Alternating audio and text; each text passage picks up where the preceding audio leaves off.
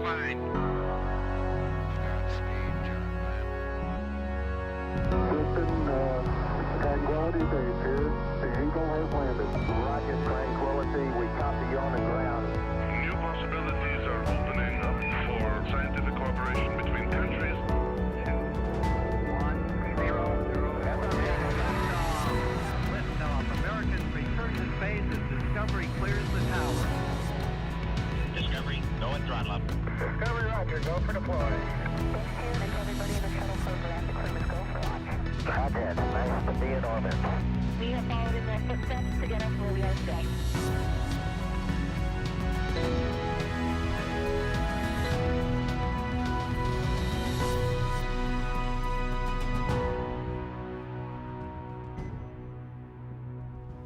You're looking live at the Crew Dragon spacecraft and Falcon 9 rocket set to launch 4 astronauts to the International Space Station in just a few hours. Today, a crew of 2 Americans, 1 European, and 1 Japanese astronaut will set off on a 6-month science mission to the world's only orbiting laboratory. Welcome to NASA's Kennedy Space Center in Florida. I'm Marie Lewis with NASA Communications. And I'm Kate Tice, Senior Certification Engineer at SpaceX. Joining us today is NASA astronaut Tracy Caldwell-Dyson. Welcome, Tracy. Thank you, Kate. Thank you, Marie. It's sure a pleasure to be here. You know, it's a busy month for human spaceflight with traffic to and from the International Space Station, and today's launch of Crew-2 is a very exciting part of that, and I'm just so pumped that I get to be right here. And Tracy, we were talking earlier about when the last time was you were in Florida for a launch. That was in 2011 for STS-135. I had just returned from my space station mission, and they needed some help in the C-squared group, the Cape Crusader, and so I came here to support. Well, we are so happy to have you back for this new era of human spaceflight. A quick note for you all, we have each been vaccinated against COVID-19, and so that's why you see us sitting here together without masks on. We want to keep everyone safe and healthy. At 5:49 this morning Eastern Time, NASA astronauts Shane Kimbrough, Megan McArthur, European Space Agency astronaut Thomas Pesquet, and Japan Aerospace Exploration Agency astronaut Akihiko Hoshide will lift off from Launch Complex 39A, which you see right there, at NASA's Kennedy Space Center as part of the agency's Commercial Crew program. This crew will relieve the 4 Crew-1 astronauts who have been living and working on station since November. This will be the first time that SpaceX reuses both a first stage and a Crew Dragon capsule. This booster supported the Crew-1 mission, and the capsule, Dragon Endeavour, flew astronauts Bob Behnken and Doug Hurley to the space station in last year's history-making Demo 2 test flight. And we have teams all around the country covering the action, from SpaceX headquarters in Hawthorne, California, NASA's Mission Control Center in Houston, and of course, right here in Florida. We'll also be answering your questions throughout the countdown, so you can send us yours by using the hashtag #LaunchAmerica on social media. At T-minus 4 hours and 5 minutes, NASA will turn the crew over to the SpaceX team. And once that happens, there are a series of key milestones to be checked off as we count down to T0. The first one is suit up. The suit up room is located in NASA's Neil Armstrong Operations and Checkout Building, or the ONC. Here, the SpaceX team will help the astronauts put on their suits and perform some key suit checkouts to ensure suit integrity. After suit up, we'll see the crew walk out. The astronauts will leave the ONC building for final goodbyes with coworkers, friends, and family gathered outside before they head to the launch pad. Following goodbyes, the crew will get in their Teslas and begin the roughly 15-minute drive to pad 39A. Once there, the 4 astronauts will ascend to the 255-foot level of the fixed service structure. That's the structure you see to the right of the rocket. Then they take the last 10 feet to the crew access arm and white room. The white room is their last stop before boarding their spacecraft, a process known as crew ingress. During ingress, the SpaceX team will run a series of checks to ensure the suits, seats, and vehicle interfaces are all functioning properly. After all the vehicle and crew checkouts are complete, the SpaceX closeout team will close the Crew Dragon's side hatch with the crew safely inside. At T-minus 40 minutes, the crew access arm, which is the long suspended walkway the astronauts use to board Dragon, will retract, followed by the arming of the launch escape system. And once the arm is retracted and the escape system armed, propellant loading on Falcon 9 will begin. At T-minus 5 minutes, Dragon will be configured for what is called terminal count. This is when Dragon's onboard computers take control of the spacecraft. And finally, at T0, Crew Dragon and Falcon 9 will lift off from pad 39A. Roughly 12 minutes after liftoff, Crew Dragon will separate from Falcon 9's second stage, enter its preliminary orbit and activation phase, and begin using its own onboard propulsion system to carry the crew to their destination, the International Space Station. So with crew suit up in about 7 minutes, let's introduce our team at SpaceX headquarters in California to show us what's happening there. What's up, Gary and Jesse? Hello from SpaceX headquarters in Hawthorne, California. I'm NASA's Gary Jordan, and thank you for joining us live for the second flight of the Crew Dragon Endeavour on a Falcon 9 rocket to the International Space Station. I'm Jesse Anderson, a lead manufacturing engineer here at SpaceX, and right next to us is Mission Control Hawthorne, where our teams are monitoring the vehicle, checking in on all of its systems, and the capsule is go for launch. Once the crew lifts off, it will take them a little more than 23 hours to reach their destination, the space station, with Dragon flying autonomously the entire way. But the crew will have the ability to take manual control of Endeavour at any time if necessary. To help make sure the crew has a safe journey, our team in Mission Control will be monitoring the progress along the way.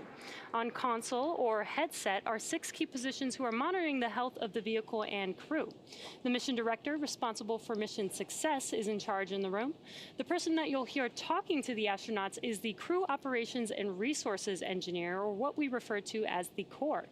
The other positions are focused on the vehicle systems like navigation and control, avionics, software, propulsion, life support, and communications with ground segments. NASA has its own team members in Mission Control Houston, where they've been preparing the space station for Crew Dragon's arrival. We'll meet several of the key players later when we check in with Houston. For now, though, let's go to John Insprucker for an operational update on the launch countdown. John. Hello from SpaceX headquarters in Hawthorne, California. I'm John Insprucker, Falcon Principal Integration Engineer here at SpaceX. We're just over 4 hours, 11 minutes to launch. We're coming up at T-minus 4 hours with the launch director's countdown briefing. But right now we're looking at weather. Everything's looking good. Now the major event getting to this point was static fire of the Falcon 9. That was performed 6 days ago. The team went through all the steps of a regular countdown, and at T0 we ignited the 9 Merlin engines on the first stage and let them run for 7 seconds before shutting down. This gave us a final integrated checkout of the rocket and ground systems. Once static fire was complete, we drained the propellants from the rocket and we reopened the pad. Since then, the Falcon 9, with the Dragon capsule on top, as you can see here in the picture, they've remained vertical on the launch pad.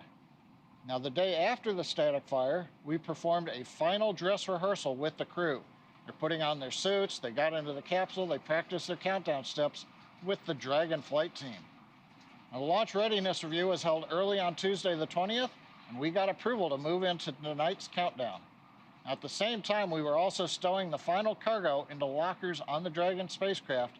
That finished up Wednesday morning.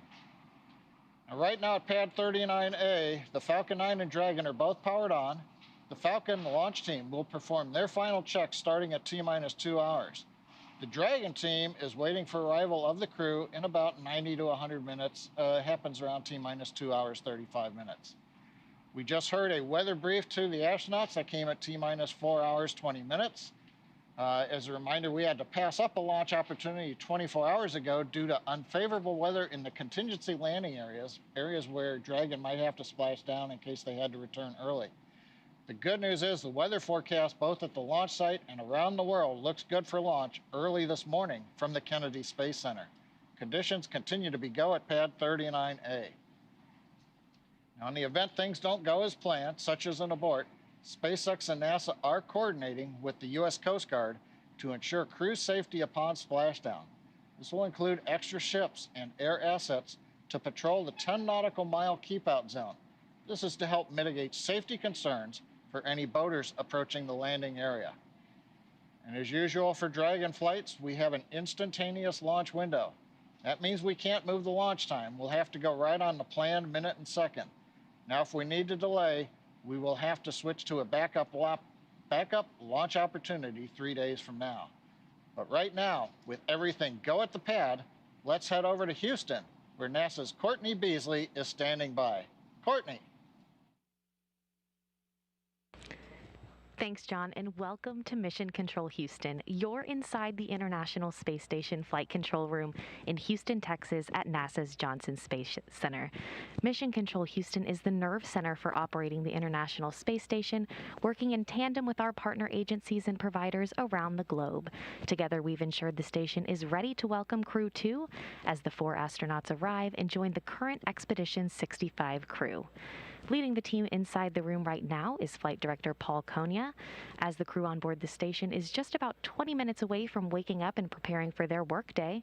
A few hours before Dragon arrives at the station, NASA Flight Director Scott Stover will take over for Dragon's approach and docking. He'll lead the joint NASA-SpaceX go-no-goes once we're in joint operations with mission controllers here in Houston and in SpaceX in Hawthorne, working in sync to bring Crew Dragon to its new home in space. A little bit later, I'll go through all the work we've been doing in space and on the ground to prepare the station for Crew-2's arrival. Until then, we'll keep an eye on today's countdown, and we'll check back in with you soon. For now, let's head back to Tracy in Florida at the Kennedy Space Center for the latest launch preparations. Tracy? Thanks, Courtney. The astronauts will begin suiting up in a minute or so. They designed the logo for the mission. The determined expression of the Dragon reflects the strength of the team and their contribution to space exploration. The 5 large stars represent the 5 partner space agencies cooperating in the International Space Station program. We're proud to have representation from 3 of those partner agencies on this mission, with a JAXA and an ESA astronaut flying on Crew-2.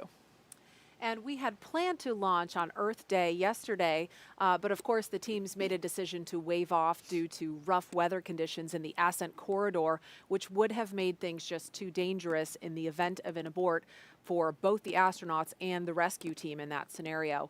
But weather looking much, much better today. And at NASA, you know, we tend to think of every day as Earth Day because of the work we do on and off the planet we call home.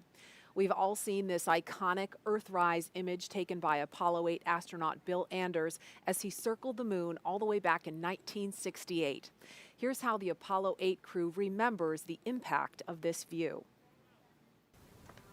I think it was Bill, too, who said, look, we went all the way to the moon to discover the Earth.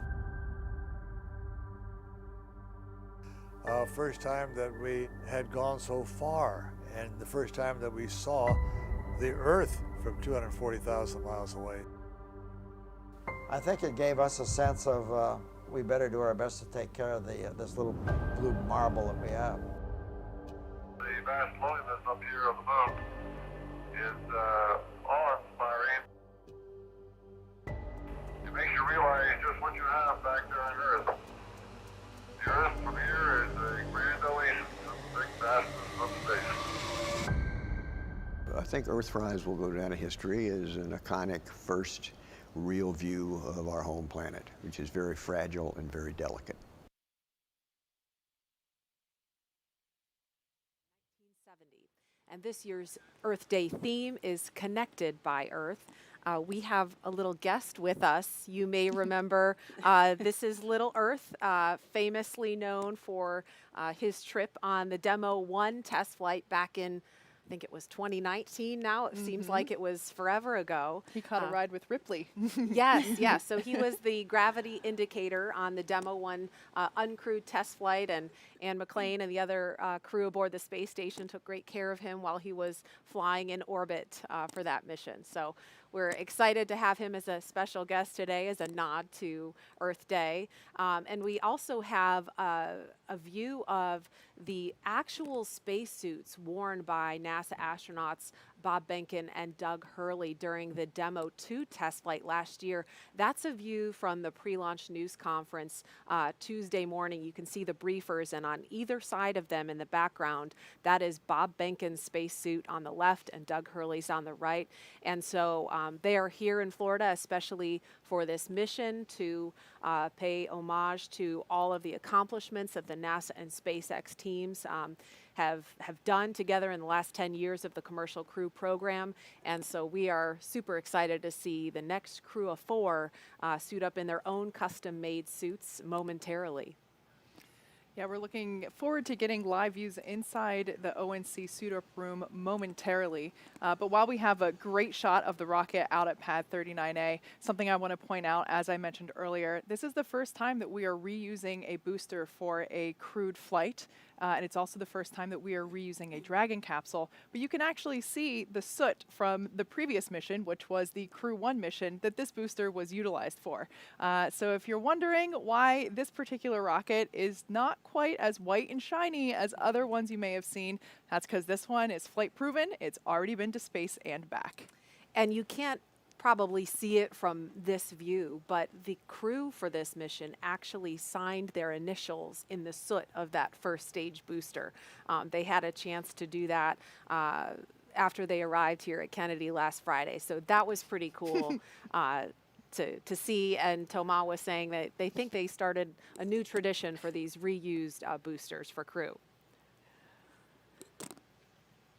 And that is an up-close look at the Crew Dragon capsule and the crew access arm extended out to the right. That is the hallway that the astronauts will walk down once they make their way to the pad a little bit later this morning. Again, we are just standing by to get our first live look inside the suit-up room, inside the Neil Armstrong Operations and Checkout Building here at NASA's Kennedy Space Center at T-minus 4 hours, 2 minutes, 20 seconds, and counting until liftoff.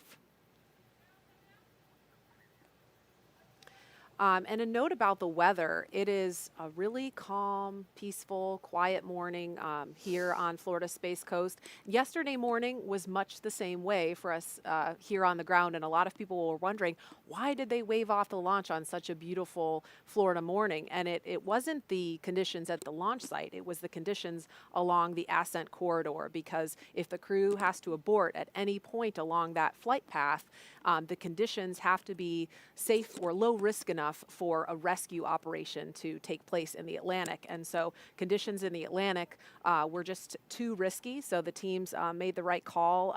If they had attempted yesterday, everyone agreed that they would have had to scrub. And the conditions look much better today. The last I heard that there was only a 5% probability of violation, which means we're 95% go for launch today. So we're very excited about that weather news. That's pretty good for Florida standards, 95% favorability. That's pretty great. Yeah, and it's much better odds than the first time Endeavour liftoff in May of last year with Bob Behnken and Doug Hurley.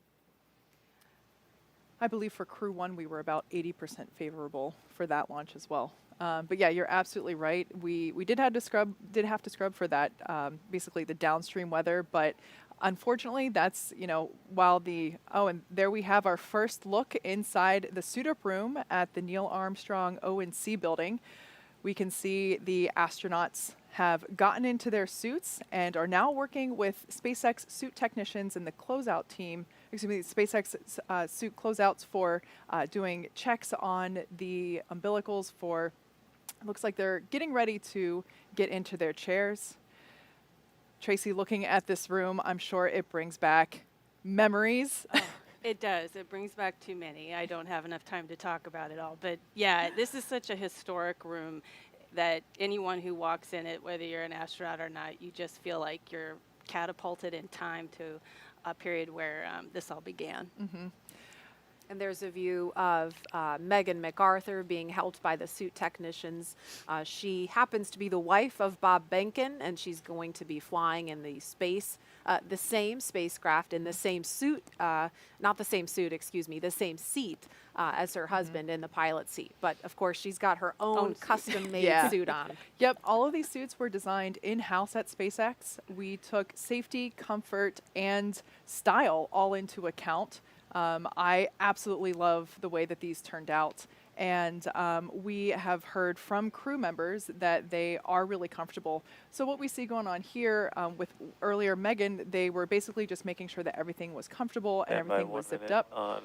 And what we see, I can't quite tell who's in that chair there, but they're basically sitting in a mock-up of the Crew Dragon capsule. And that looked, that's our commander, Shane Kimbrough. And he's basically sitting in a mock-up of the chair that he will be seated in inside Crew Dragon. So while they're seated inside Crew Dragon, they actually have an umbilical plugged into their suit that flows cool air through the suit to keep them cool and comfy, as well as communications umbilicals and power. So it's really important to make sure that we do these fit-ups here so that there really aren't any surprises once we get into Dragon capsule out on the pad. And the helmets that they're wearing are also custom printed using 3D printing technology. So that's a really exciting technological advancement since the shuttle days. In the room shot we saw just a minute ago, and there's Megan McArthur getting helped into her gloves in her spacesuit. But we saw, if we could take the wide shot of that room, we saw another astronaut. There it was in the foreground, number 38. That's Jessica Meir. She is a member of the pad closeout team. So we'll see her here in the suit up room. And she'll also be headed to the white room a little later to provide crew support. Yeah, that role for the astronaut is also pretty historic. We've had a group of astronauts in the shuttle days come down and support shuttle crews, basically pre-flight the orbiter and get it ready to go. Before that, in the Apollo days, that's where it all started with our astronaut support personnel, and it's nice to see that tradition continue, having an astronaut there to help support.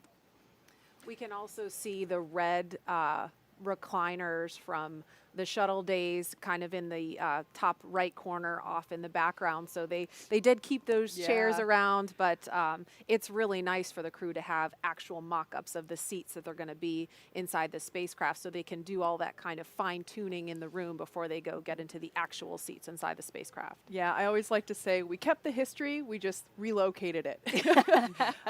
Like I said, yeah, this is an integral part of launch day is doing these initial suit checkouts in the mock-up Dragon seats, but yeah, you can even see the corner of one of those maroon chairs in the upper right-hand corner there. So yeah, those are the same recliners that the astronauts used during the shuttle days to do basically the same process that's going on now.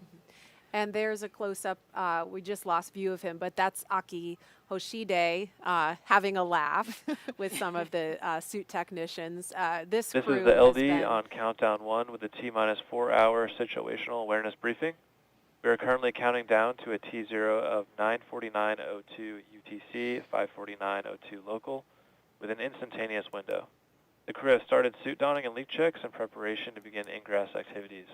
The advanced team is currently on the way to the pad to open the side hatch and prepare for crew arrival. Vehicle gases are at MEOP, FTS checkouts are complete, and Dragon prop tanks are pressed. F9 is not working any issues at this time. The team is tracking Ascent winds and pad winds for this morning's launch, but are currently go for those conditions. Expecting a final update on Ascent winds at approximately T-minus 3 hours and pad escape winds at T-minus 1 hour. Falcon 9 launch and recovery weather is not tracking any constraints at this time. In the event of a scrub, the next available launch attempt will be Monday, April 26th. Procedure 52.911 is open in the event of any crew contingency from crew ingress through launch. As a reminder, the launch escape system will be armed prior to propellant load today. Environment 4 will go into lockdown at T-minus 45 minutes and last until after spacecraft separation, where the launch escape system is disarmed. All personnel are requested to stay in their locations until lockdown is complete. CE, do you have a report on F9 health? F9 is healthy, and we are not tracking any vehicle issues at this time. COPVs are at full pressure, and we are looking good for today's op. Copy all. MD, report on Dragon health. Good evening, LD. I can report the same. Dragon is healthy, and looking forward to proceeding with count. All right, great news. This will conclude the T-minus 4-hour situational brief unless there are any further questions. All right, all good news there from SpaceX Launch Director Frank Messina and SpaceX Chief Engineer Emma France. Everything sounds like we are on track and looking really good for our on-time liftoff today for this Crew-2 mission. And just a quick note about those call-outs. Sometimes they may happen a little bit ahead of schedule from what we have on paper. And so we might be in mid-sentence, and we'll do our best to just stop talking so that you don't miss that traffic on the nets. But moving right along, this is the second rotational crew to fly on a commercial spacecraft, and they bring a diverse set of experiences to today's flight. Crew Dragon Commander Shane Kimbrough, sitting there, will be making his third trip to space. He was born in Killeen, Texas, and raised in Atlanta. He was selected as an astronaut in 2004. Kimbrough is a retired U.S. Army colonel and holds degrees in aerospace engineering and operations research. He first launched aboard the space shuttle Endeavour on STS-126, then aboard a Russian Soyuz spacecraft for expeditions 4950.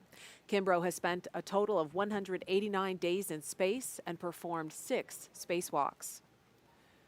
Pilot Megan McArthur will be making her second trip to space, but her first one to the space station. She was born in Honolulu, but considers California her home state. NASA selected McArthur as an astronaut in 2000. She holds degrees in aerospace engineering and oceanography. McArthur served as mission specialist aboard Space Shuttle Atlantis on STS-125, the final servicing mission of the Hubble Space Telescope in 2009. She operated the shuttle's robotic arm over the course of 12 days and 21 hours, capturing the telescope and maneuvering crew members throughout the 5 spacewalks to upgrade Hubble's science instruments, along with removal and replacement of other components to lengthen the telescope's life. Hubble continues to operate to this day, providing scientists the opportunity to make more and more deep space discoveries. Mission Specialist Akihiko Hoshide is suiting up for his third space flight today. Born in Tokyo, Hoshide was selected as an astronaut in 1999 by the National Space Development Agency of Japan, known today as JAXA. Hoshide earned degrees in aerospace engineering and mechanical engineering. He flew on STS-124 aboard the Space Shuttle Discovery to deliver and install Japan's science laboratory Kimbrough. He also flew aboard the Russian Soyuz on Expedition 32 and 33 for a 124-day visit to the space station. In 2014, he also served as commander of the 18th NASA Extreme Environment Mission Operation, an underwater expedition at the National Oceanic and Atmospheric Administration's Aquarius habitat off Florida Keys' Largo Coast. And mission specialist Thomas Pesquet will be making his second trip to space. Born in Rouen, France, Pesquet was selected by ESA as an astronaut in 2009. He has a degree in spacecraft design and control and more than 2,300 hours as a commercial airline pilot. Pesquet first flew to space on the Russian Soyuz as a flight engineer for expeditions 50 and 51. In that time, he worked on more than 50 different experiments and performed 2 spacewalks to maintain the space station with Kimbrough. He has logged 197 days in space. Pesquet will be the first European astronaut to fly in Crew Dragon, and it will be the first time a European has launched from American soil in more than a decade. Each of these 4 crew members will join Expedition 65 once they arrive at the International Space Station, with Akihiko Hoshide taking over as commander of the station right before Crew 1 departs. And of course, we will be sure to give you a closer look at each of these astronauts as we approach launch time. So we can see right now, pilot Megan McArthur is now going through the leak check portion of suit up. Aki looks very comfortable. The advanced team is in the white room on schedule. All right, the call that we heard there indicates the advanced team, which is basically the SpaceX team that just arrived out at pad 39A to start preparing Dragon capsule for the arrival of the crew and the remainder of the closeout team. Once again, Aki having some more laughs with our suit technicians there in the suit up room. You know, the suit-up room is kind of where the on happens. You know, for the crew, this is it. There's no going back to your room to get something. There's no break from this point. It's the moment that you're on. So it's kind of nice to see a little levity break out and put everybody at ease that they're still with everybody in the room. And these 4 will have about a 4-day handover period with the astronauts from Crew 1, who of course have been living and working on the space station since their launch from here in Florida this past November. NASA astronauts Mike Hopkins, Victor Glover, Shannon Walker, and JAXA astronaut Soichi Noguchi were the last astronauts to sit in this room and suit up, and they are set to return home to Earth on April 28th after the longest human spaceflight ever launched from the United States. We'll dive a little deeper into the work they've been doing later on before launch, but right now they are preparing to welcome this crew aboard station. The Crew-2 astronauts will also be arriving at the space station in the exact same capsule that first flew NASA astronauts Bob Behnken and Doug Hurley back in May of 2020. After that mission splashed down last summer, SpaceX refurbished the Crew Dragon Endeavour specifically for today's flight.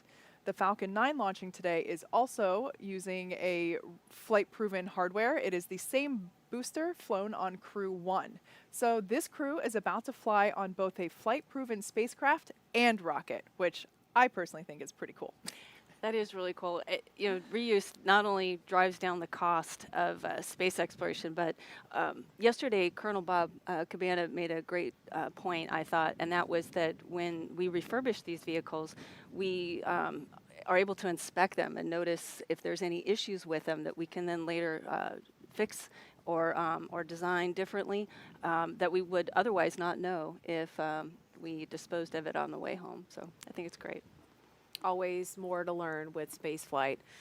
This crew has been training together since their assignment for this mission was announced this past July, and each has their own unique connection to the mission.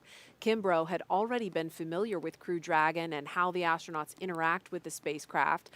Before this assignment, he was chief of NASA's Vehicle Integration and Test Office, and in that role he spent a great deal of time helping Doug Hurley and Bob Behnken prepare for the Demo 2 test flight last year. As we mentioned, Kimbrough flew on the Space Shuttle Endeavour. There he is, a photo from him on board the Space Shuttle Endeavour during STS-126. That was back in 2008. So this mission has a special meaning for him because of his connection to just the Endeavour name. He's thrilled about flying on the Crew Dragon Endeavour this time.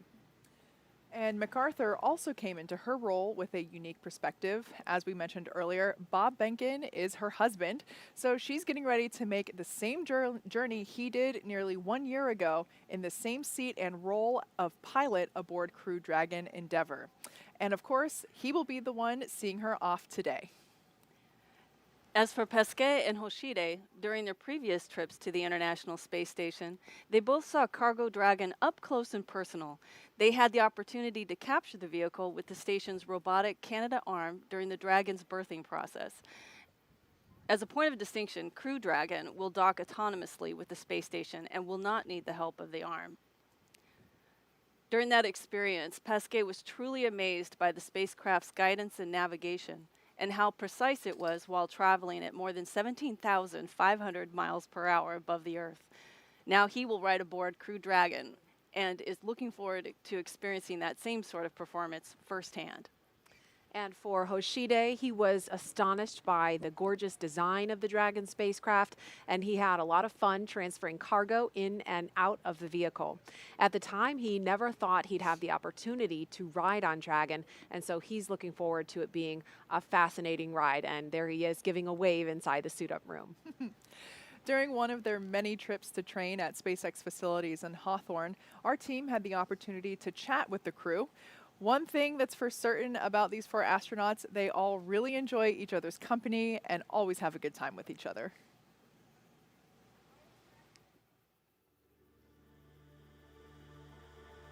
My fellow astronauts on this crew are incredible. And all 3 of these folks are incredibly brilliant, incredibly competent, so it really makes it easy for me, being the commander of the Dragon, to have these folks on board and for us to be successful.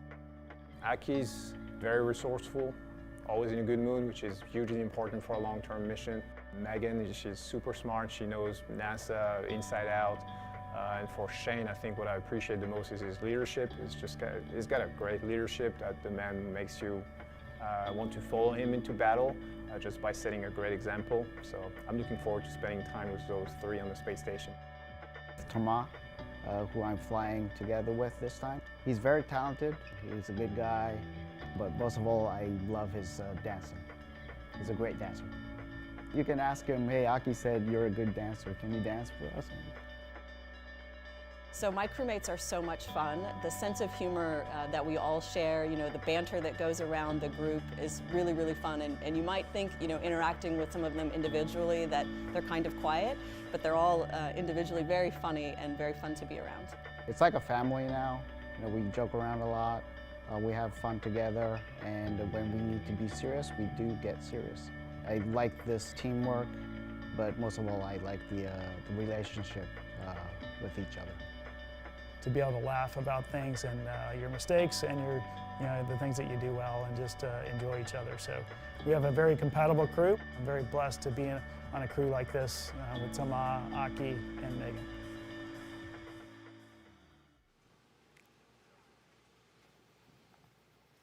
And we're looking at the crew again live in the suit-up room. They had a little bit of downtime yesterday with the wave off because of the weather. I think we have a photo that Toma posted recently. There they are, sitting on the beach. Oh, what a fantastic moment of levity for those guys. You know, I've said it before, these are some of the best personalities in our corps today, and it's fun to watch them launch. It's also fun to watch them relax just before their big mission. Yes, and now it's all business. Suit donning and checkouts complete on schedule. So we just heard the call that suit donning and checkouts are complete at T-minus 3 hours and 42 minutes. Let's go over to John Innsbrucker in Hawthorne for an update. John? Thanks, Marie. We're just inside, as she said, 3 hours, 43 minutes. All continues to go well for this morning's launch as we watch suit up finishing. We just heard the call out, side hatch is open. The advanced team is waiting for the astronauts up in pad 39A. Now to get to this point, we began clearing the launch pad of people at T-minus 8 hours.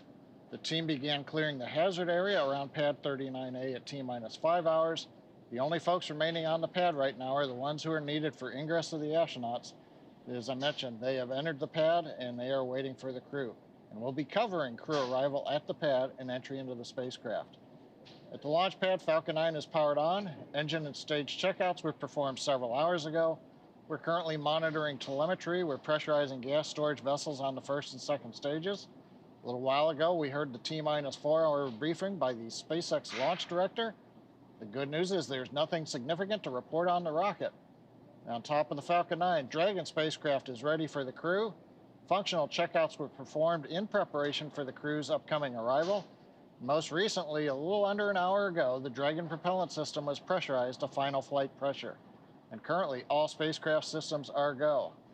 The launch range is ready to support. They're working no issues at this time.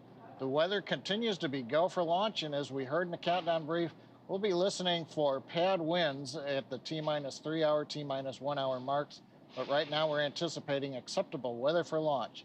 So things are looking good with both Falcon and Dragon. The weather's cooperating as we count down to liftoff. As we get ready for the crew to walk out, let's go back to our team at Kennedy Space Center. All right, thanks, John. It's now T-minus 3 hours, 40 minutes here at Kennedy Space Center in Florida. The crew woke up right after about 11:05. I guess it was last night now because it's now Friday morning. And they listened to a weather brief, which we've heard the weather is looking great. They had breakfast, and we have been watching the suit techs from SpaceX fit each crew member into their own custom-made spacesuit inside the astronaut crew quarters.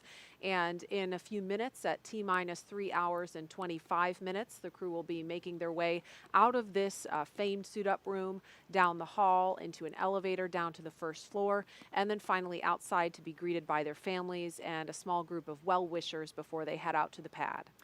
There are 3 Teslas waiting to drive the crew out to Launch Complex 39A. Riding in the first car, we'll have the spacecraft closeout lead and a couple of suit techs. In the second Tesla, we will have Shane and Megan, and they'll be sharing a ride with our flight surgeon. And in the third vehicle will be Aki and Toma and another closeout lead. Of course, we're going to try and follow the convoy live every step of the way. It is the middle of the night / morning, so there we could see the Teslas awaiting the crew to take them to the pad. But we will try to bring you as close as possible to the crew without actually being inside the car with them. Tracy, what's it like for you seeing the crew here in these moments before they walk out and remembering what your experience was like? Like I said, this is the moment where the on gets turned on, and you're looking at your crewmates, and you know you're going to be doing something pretty exciting here. But there's it seems like a long way to go before liftoff, because there's a lot of milestones to meet, and a lot of coordination that has to happen. So you're kind of in this meta state of excitement and focus. We have another guest close by for launch today who looks forward to the day when she may be also suiting up in this room. Let's go to NASA's Jasmine Hopkins at the Operations Support Building 2 to meet this guest. Jasmine? Thanks, Marie. We've seen astronauts suit up at the ONC since the Apollo days. What we don't often see is the hard work that it took to get there. I'm Jasmine Hopkins with NASA Communications, and joining me now to talk about the journey to becoming an astronaut is Jasmine Mugbelly. Thanks so much for being here today. Absolutely. Thank you, Jasmine. Absolutely. We are so glad to have you here. So you were selected to be an astronaut in 2017. Can you tell us how competitive is that process? Yes, so it was very competitive. The year I applied, there were over 18,000 applicants. And I remember going through the selection process and meeting some of the other candidates who had applied. And it was then that I was sure I wouldn't be selected because they were all so incredible. And so, I feel incredibly lucky to be here. Right. No, I'm sure there was something that made you stand out against the crowd. We know there's a lot that goes into being an astronaut. So can you tell us any of those specific requirements that got you where you are? Yeah, so we do generally look for people with STEM backgrounds, but what I like to tell people is it doesn't matter so much what you do as opposed to why you do it and how you do it. I think it's really important for people to do something that they feel passionate about and that they love. And, as for the how, you should try to excel at it and you should do your best at it. And that doesn't mean you won't fail along the way. You probably should fail. That means you're pushing yourself.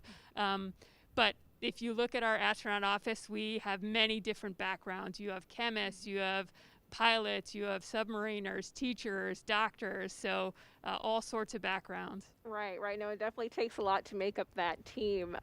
And you now have 2 years of astronaut training under your belt, and you're awaiting assignment to your first flight. So can you tell us what that process is like?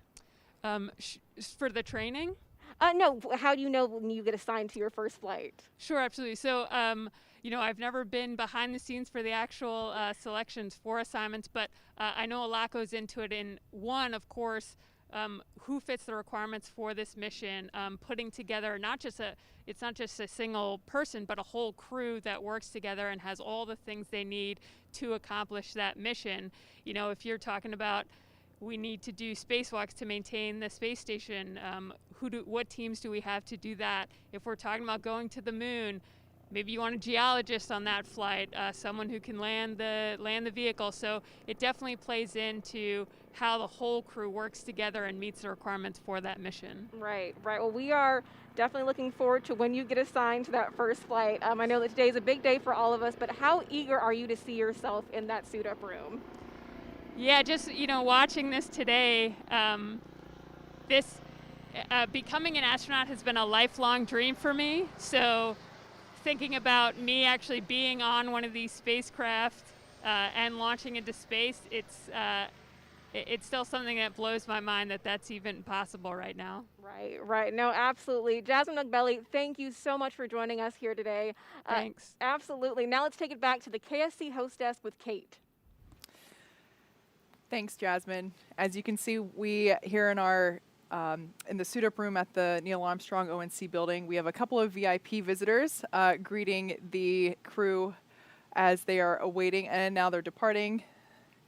And it looks like we have a couple last, probably photo opportunities prior to the crew walks out. Now, one thing I do want to point out, that specifically for the folks wearing these black flight suits, this is the suit-up team, and partially will be the closeout team for the astronauts.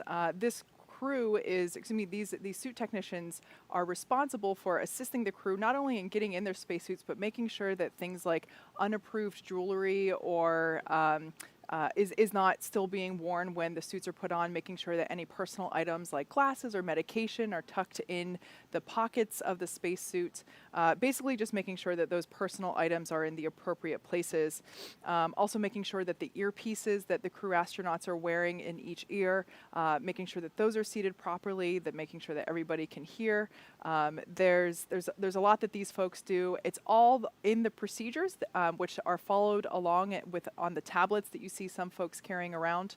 And yeah, so while it might seem a little chaotic at times, whenever during the suit up process with lots of people milling about, there's actually a very specific process. Each astronaut has a specific suit technician assigned to them, and that suit technician is responsible for communicating and relaying basically status to that person's assigned crew member. And I do want to mention the visitors that we saw a few minutes ago, and they were just departing after the interview with Jasmine. But that was Elon Musk of SpaceX in the room, and also NASA Acting Administrator Steve Jerzik in the room to have some private words with the crew. You may also have noticed that we don't hear ambient sound. We don't have audio from inside this room, and that is by design to give the crew, the suit technicians and the visitors in there some privacy before they go out to the pad.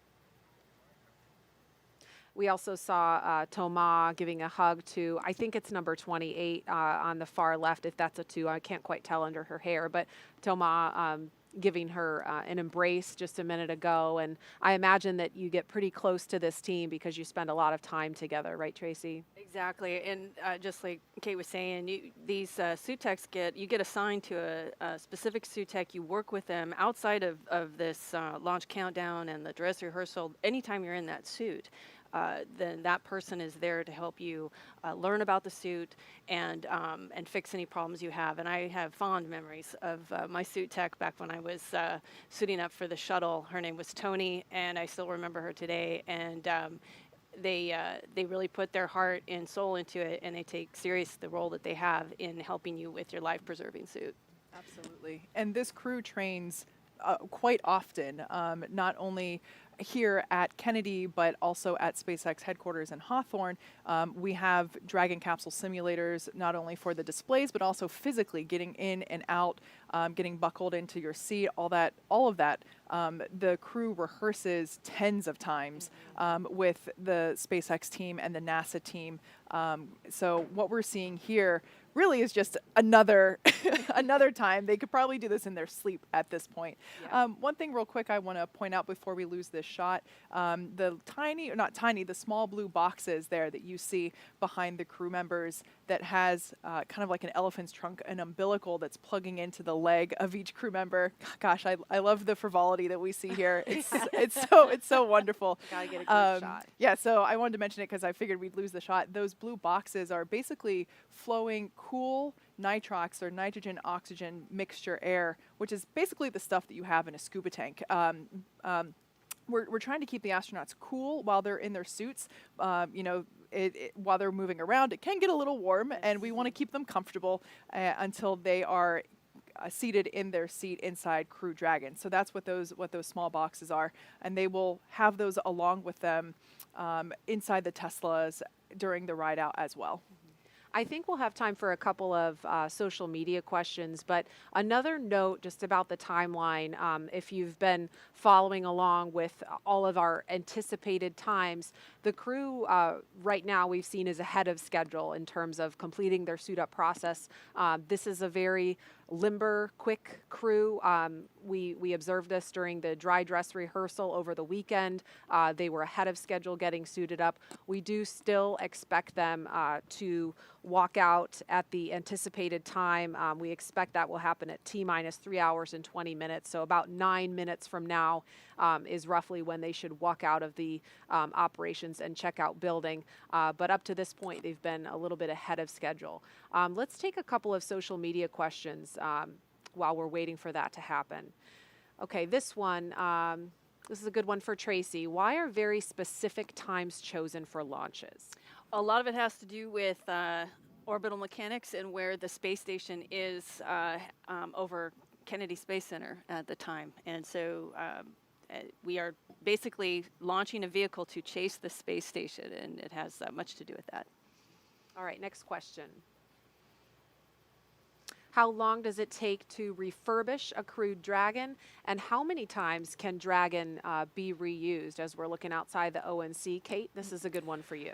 Yeah, that's a great question. In terms of how long, it's hard to say right now because this is the first time that we did it, and the first time that you refurbish something, or really the first time you do anything, is generally the longest it will take you to do something. We have been working on the refurbishment of this Crew Dragon capsule since it splashed down in August of last year. So just under a year, basically to get it in a state and launch ready.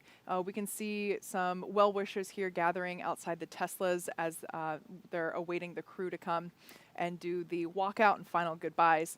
But getting back to the question, the second part of the question was how many times can a Crew Dragon capsule be reused? We are certified for 5, but there might be plans in the future to try and increase that. That's obviously a discussion that happens, but down the road. But at this point in time, we're shooting for 5 reuses. All right, we have time for another question from social media. And this one, when will the astronauts on the International Space Station return to Earth? Great question. So the Crew-1 astronauts, of course, that launched from here in Florida this past November, they are scheduled to return on April 28th, and they will be splashing down off the Florida coast. SpaceX hasn't narrowed down a specific location just yet, but they will be splashing down somewhere either in the Gulf of Mexico or along the eastern coast of Florida about 12:30 Eastern Time on April 28th. And we see a few more folks coming outside in anticipation of the crew walkout. It looks like Elon Musk and Steve Jurczyk, the NASA administrator, taking their spots to the right of your screen. We also can see astronaut support crew members and some suit technicians gathered outside there. We can also see some of the crew members' families. I recognize some of them there in the background. Those blue suiters, those astronauts that are there are the unsung heroes. They are there as family escorts, personally selected by the crew members to care for their family, both immediate and the extended family and friends that are here. So hats off to those guys because they are there to care for the families. And Tracy, how meaningful is it for the families to have this opportunity to see the crew walk out? You know, I'm glad you asked that because this is the first time that we allow family to be at this point, so the crew members get to see their family. During shuttle, that was mainly employees and our families were elsewhere, either on the roof of LCC or at Banana Creek. And so it is so important, and it will be vital for the crew to see their families and their families to see them just before they head out to the pad. Like we mentioned earlier, pilot McArthur is married to NASA astronaut Bob Behnken, who flew on the Demo 2 mission last year, and so we expect to see Bob. I can't quite tell which one he is from this angle, but I'm sure we'll see it up close later. And it's just, I think it is so awesome that, Megan was seeing him off a year ago, and now he's seeing her off to do the same position, and I just think that's really cool. They are a power couple, and I love it. Yeah, ultimate power couple. Yeah. And Tracy, I remember you saying, we were talking about this earlier, and that it's the harder job of the family member to say goodbye to their astronaut when it's their day to fly. Oh, yeah. I'm sure Bob is keeping it together on the outside, but inside he's way more nervous, I bet, today than he was on the day he was sitting on that seat on the launch pad. Just a guess. And so it is T-minus 3 hours, 24 minutes and counting. And any moment now, we expect to see the crew leave the room and start walking down the hallway. We'll see them get into an elevator, and here is a shot of the elevator. So, the hallway. And so where those, that is Joe Acaba to the left. And Jessica Watkins, one of our newer astronauts there. They both are part of the VIT team, the Vehicle Integration and Test team office. And we'll see the crew walk out. There's a doorway to the left of your screen where Joe and Jessica are facing, and we'll see the crew walk out of that doorway and come straight down towards where the camera is pointing any moment now. And here they come. There they are. Commander Shane Kimbrough, pilot Megan McArthur in the front. Megan blowing kisses. Thomas and Aki ready for their ride to the space station. And inside the elevator there is a poster you can see in the background. It has the signatures of folks who have worked on this mission. So this is the first of 2 elevator rides that these guys will be partaking in today. The second, of course, being the elevator ride to almost the top of the structure next to the launch pad. And we will see the crew walk out in just a moment, but first we want to hear a performance of America the Beautiful by preeminent jazz and classical saxophonist, composer, band leader, and 3-time Grammy winner, Branford Marsalis. Crew walkout in progress on schedule.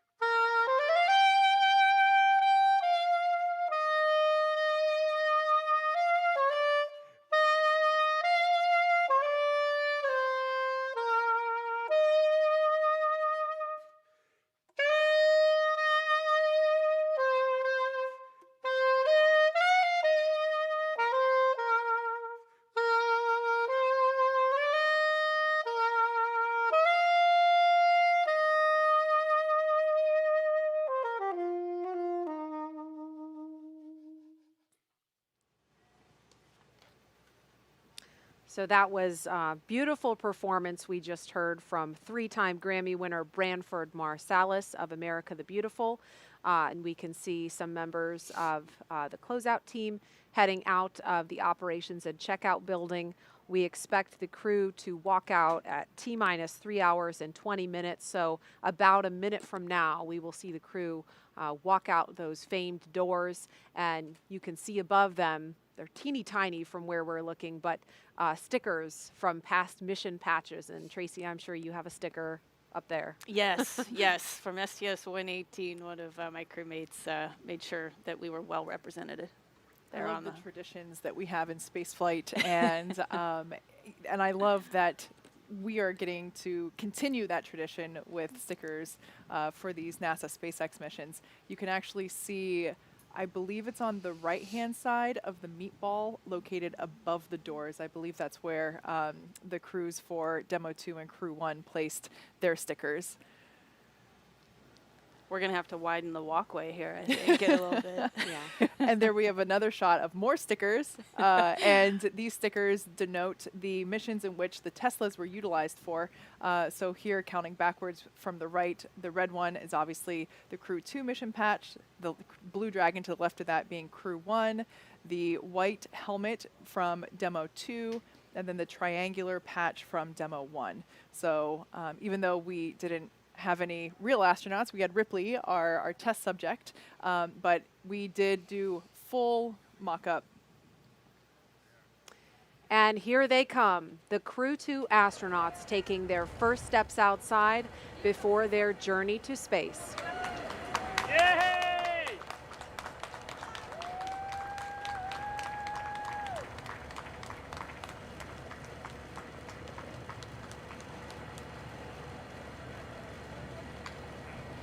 I love this moment. They're now going to have the opportunity to wave goodbye from a safe distance. The distance is normal protocol for spaceflight this is not a result of the COVID-19 pandemic. This would be in place even if we didn't have that situation going on.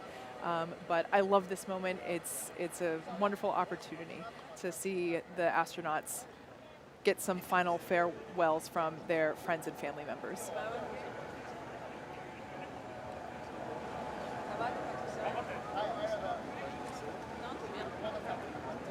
And we've got Shane and Megan to the right of your screen, Thomas and Aki to the left.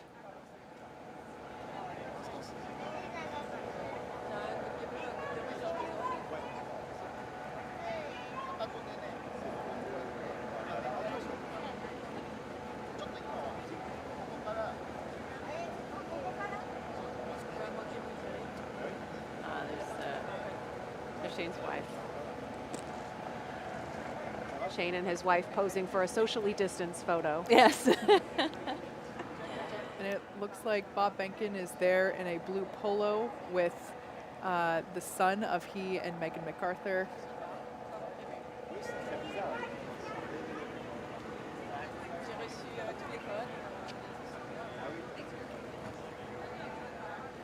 Yeah, there's a better shot of Bob, Megan, and their son.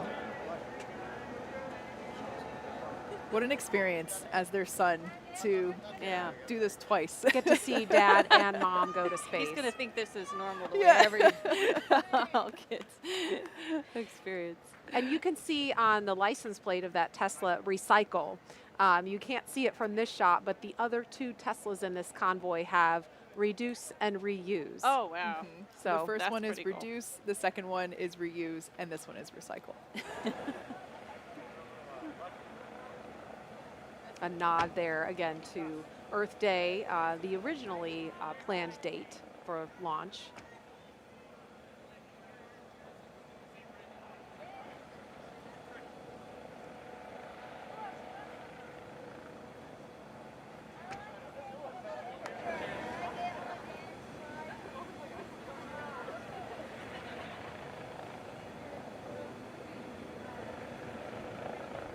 People are more impressed by the Teslas than by the rocket.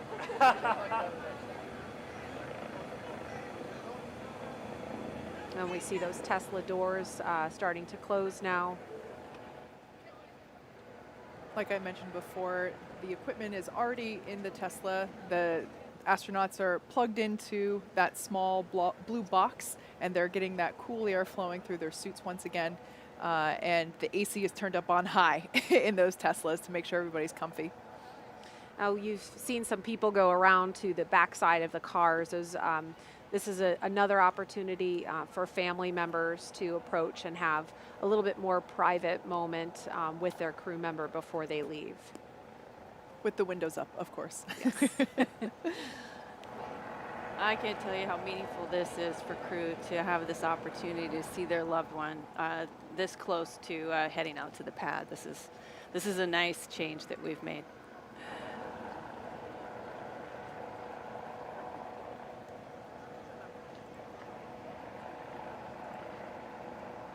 And this is the car carrying Shane Kimbrough on the right rear passenger side, and Megan McArthur is on the left rear passenger side. And then this the third Tesla in the convoy here with the recycle license plate has Thomas sitting on the back rear side and Aki sitting on the left rear side.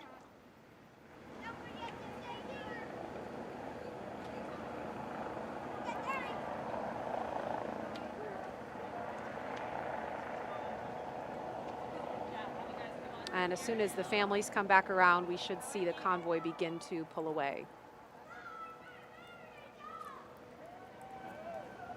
Right on schedule.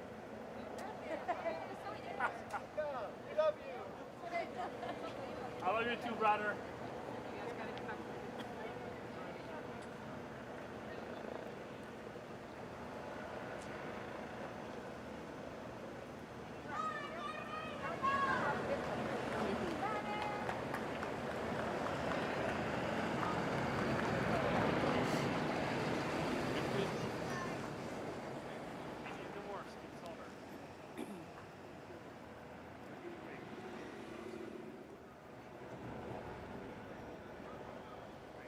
ONC departure on schedule. All right, so we just heard that announcement that the crew has departed the operations and checkout building on schedule. They are now on their way to Launch Complex 39A, scheduled to lift off at 5:49 a.m. Eastern Time this morning. It will be about a 15-minute drive with a full security escort across NASA's Kennedy Space Center and out to the launch pad. And as we follow the convoy, we'd like to share some words from the teams working so hard day and night to get this crew to the International Space Station.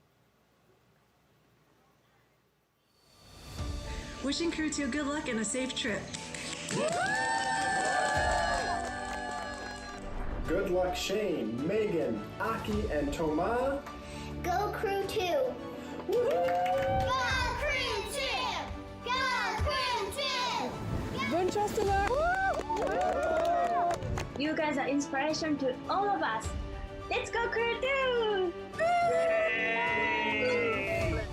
We want to wish you a safe and successful mission. Go Crew-2! Go Crew-2! As a female aerospace engineer in progress, I just wanted to say I'm beyond inspired by you and your family's endeavors. And we want to wish the Crew-2 astronaut a safe trip to the International Space Station, aboard Dragon.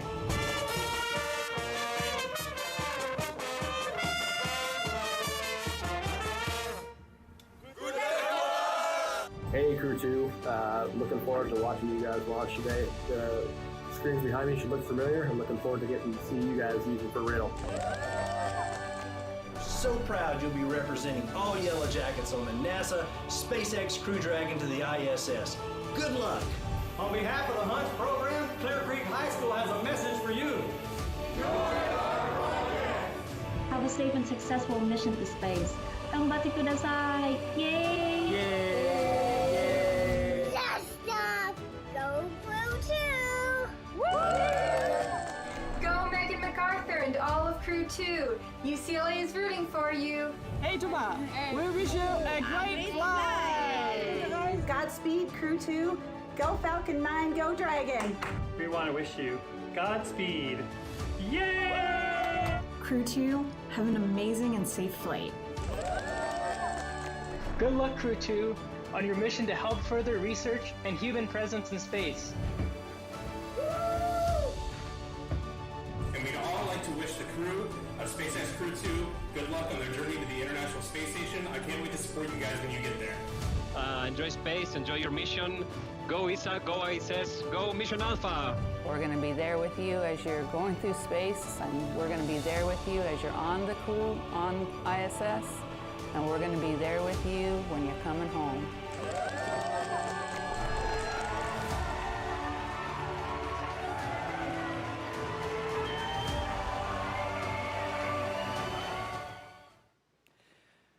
So the convoy will be making their way just behind us here at the press site. But for right now, a closer look at the Crew-2 spacecraft commander riding in this convoy. Here is two-time spaceflight veteran NASA astronaut Shane Kimbrough.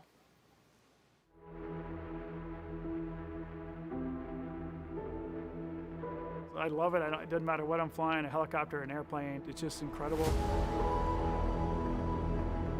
The views we get are great, the sensations you have. Helicopter flying to me is really a lot of fun because generally we're down in the trees. It's very challenging, and now learning to fly jets around here at NASA has been pretty incredible too. Had to hang up the helicopter keys, but pulled out some jet keys, and it's pretty nice.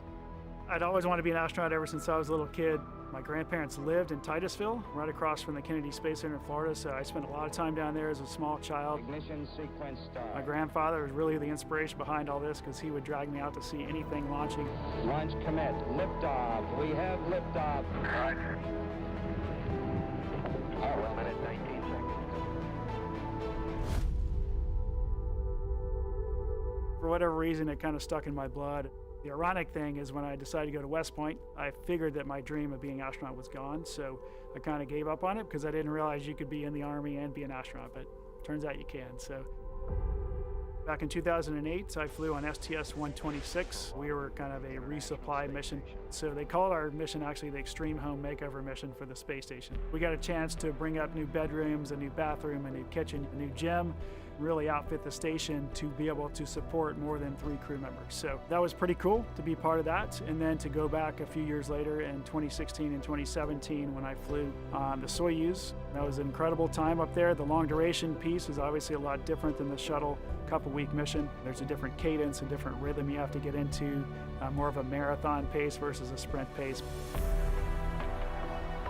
Space shuttle for me was you're kind of rocking and rolling for the first couple minutes while the solid rocket boosters are on, and then it smooths out and it's pure acceleration. The landing coming back in is super smooth because you're landing on a runway.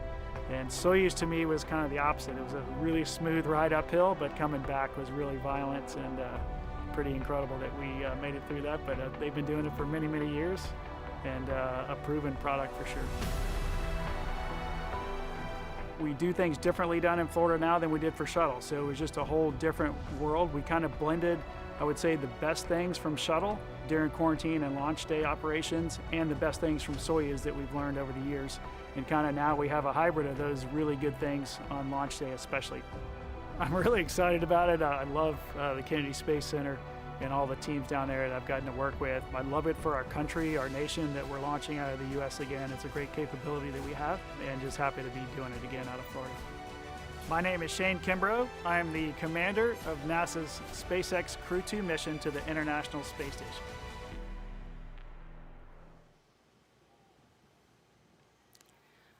Riding in the same car as Kimbrough is Crew Dragon pilot and NASA astronaut Megan McArthur. She's about to embark on her second space flight, and this will be her first trip to the International Space Station. My name is Megan McArthur. I'm the pilot for NASA's SpaceX Crew-2 mission to the International Space Station. I first thought of becoming an astronaut when I was in high school. So my dad was a Navy pilot, and so I first thought, I'd love to be a pilot. We lived at Moffett Field Naval Air Station, which was connected with Ames Research Center. We'd hear the wind tunnels going, at all hours of the day and night.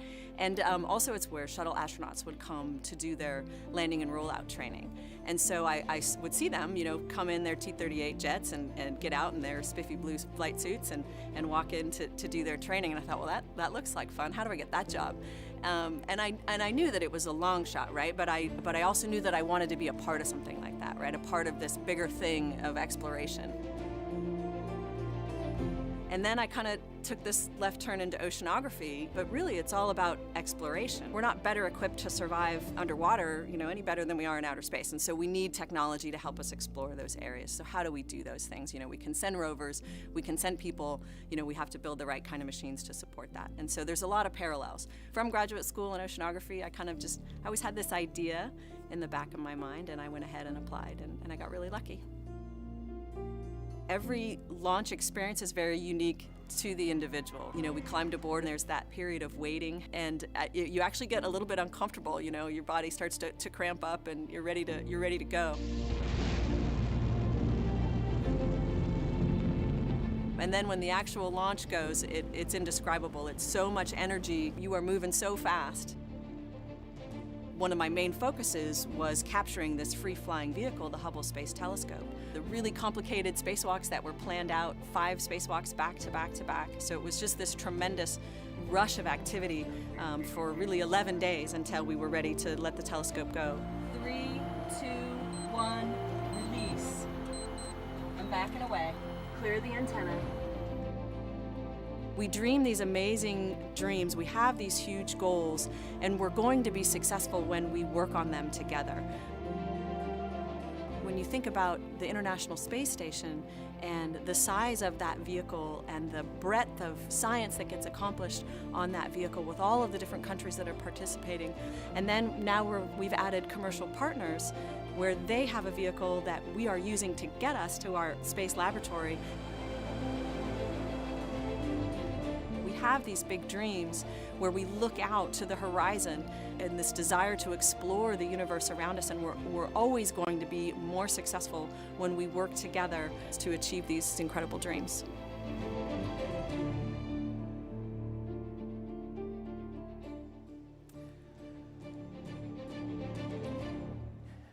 So there's the Convoy there on your screen. They just passed behind us just moments ago, on their way to pad 39A. Now, if you're wondering what the crew is listening to. Oh, first let's look at this Twitter comment. It's so cool seeing Bob. It's so cool seeing Bob see his wife off for this mission. Crew-2 almost a year after she did the same for him for Demo 2. I just love that. Like I said before, they are a power couple, and I can't get enough of it.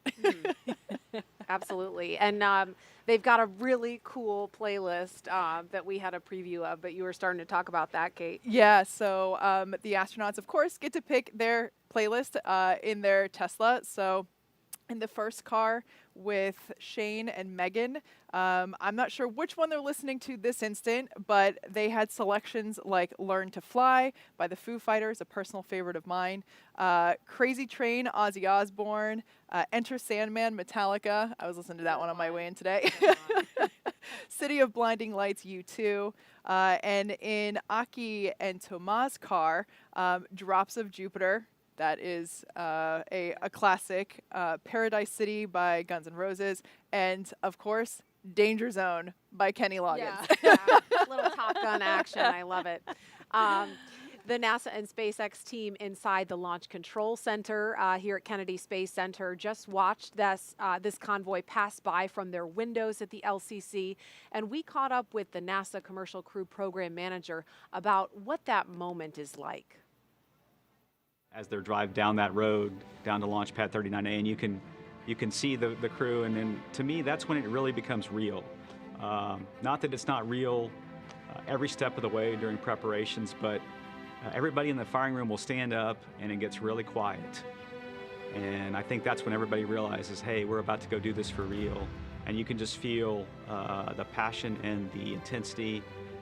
Everybody in that room and everybody in Houston and Hawthorne, you know, I think they're standing up too, watching, because they know, hey, this is going to be a great mission, but it's about to get really serious. And now the crew is approaching Pad 39A and entering what is known as the Blast Danger Area, or BDA, and now approaching the base of the pad. But the teams have conducted internal go, no-go polls to make sure that this area was safe before they entered. And as they are approaching the base of the pad, we have some more messages from those with some personal connections to this crew.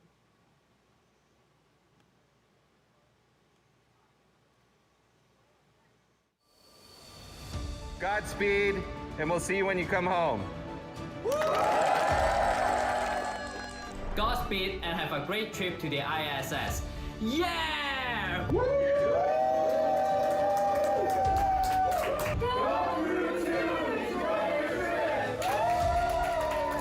Crew-2! We're ready for you! Thank you for flying with SpaceX! Good luck from the bakery and Simco Logistics team. Go Crew Dragon! Someone to wish Crew-2 happy flight. When I say crew, you say two. Crew. Crew. Two. Go Dragon! Go SpaceX! Go NASA Crew-2! Crew-2 is launching. There's 10 seconds for this cheers. So good luck to the astronauts and Dragon engineers. Go Shane! Go Megan! Go Thomas! Go Aki! Go Falcon! Go Endeavour! And go Crew-2! We are wishing you guys a safe mission to the ISS. Good luck and Godspeed, Megan, Shane, Akihiko, and Thomas. So I'm here to wish Crew-2 a successful launch on the Falcon 9. Launch America!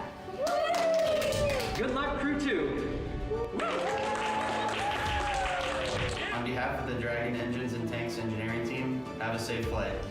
Wishing Shane, Megan, Tama, and Akihiko a safe flight and a productive stay at the ISS. Go Falcon, go Dragon, and go Crew-2! Crew-2, Godspeed, and thank you for flying SpaceX. Have a safe flight! And it is an honor and a privilege to be a part of this and contribute in some way. And I couldn't be more excited to see you on this mission.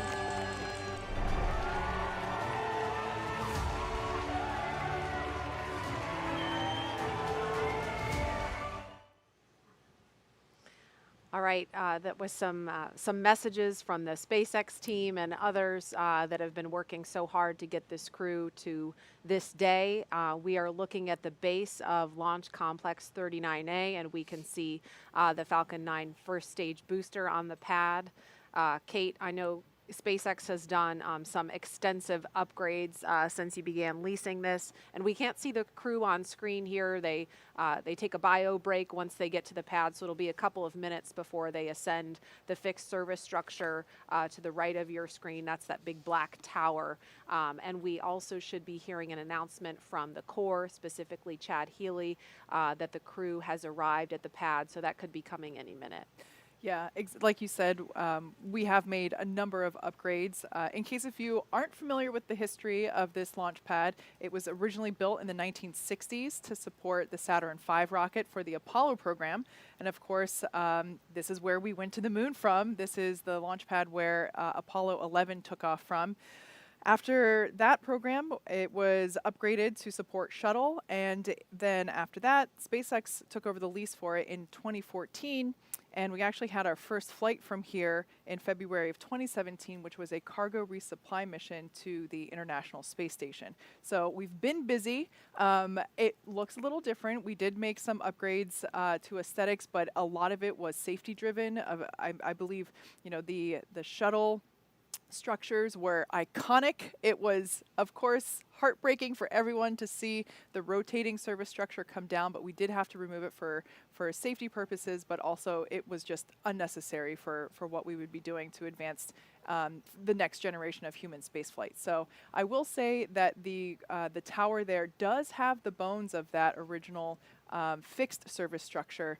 And so there are many things that are still original in there, like the telephone, which we will see later on. I think we'll save that for later, but also it's the same elevator that the shuttle astronauts rode up in as well. Yeah, so Tracy's got her hand on her heart here. It looks different, but there we have a shot of those elevators there. Yeah, elevators that don't have floor numbers, but rather foot numbers on them. Yeah.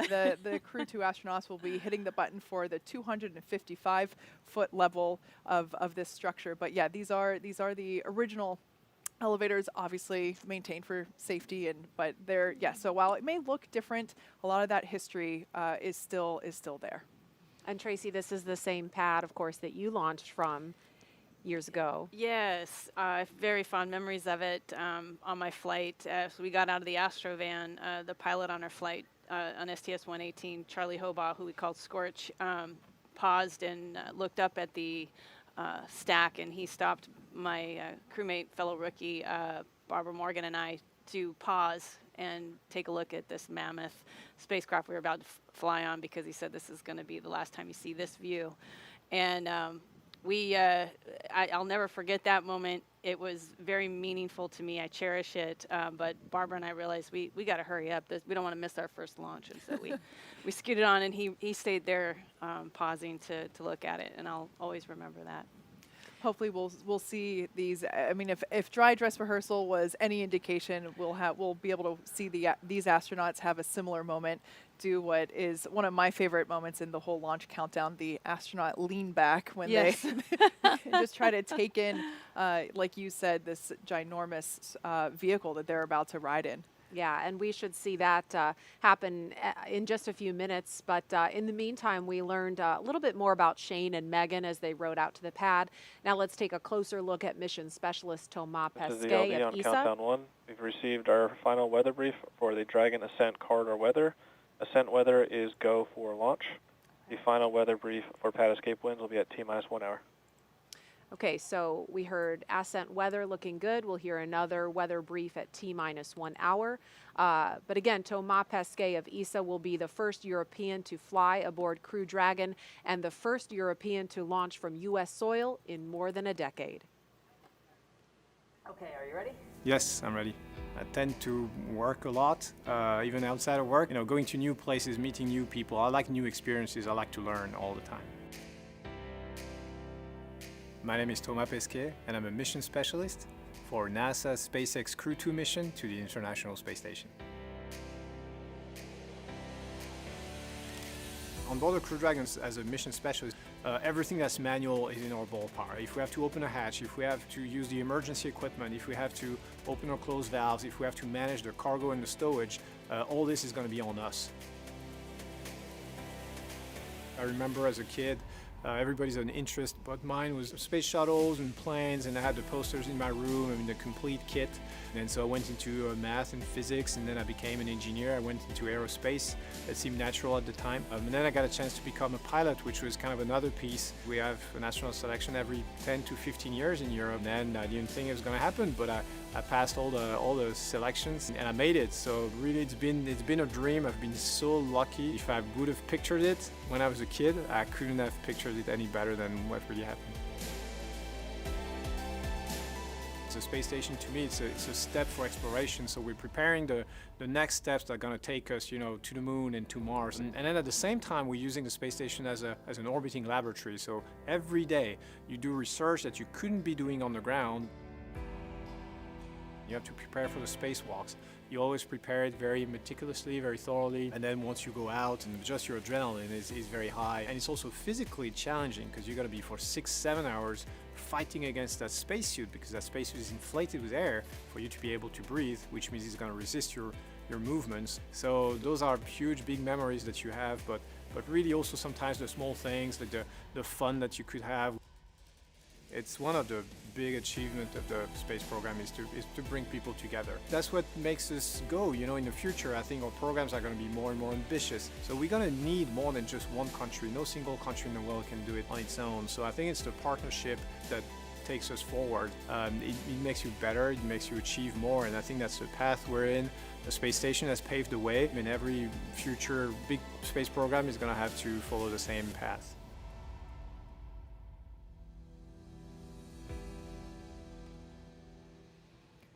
So there we can see Shane and Megan have made their way up the tower. They're now climbing the stairs to the level where the crew arm is located. Before Aki and Thomas make their way to the elevator at the ground level of pad 39A, let's get a look at mission specialist and JAXA astronaut Akihiko Hoshide. Once at the space station, he will be part of the first ever direct handover from one Japanese astronaut to another.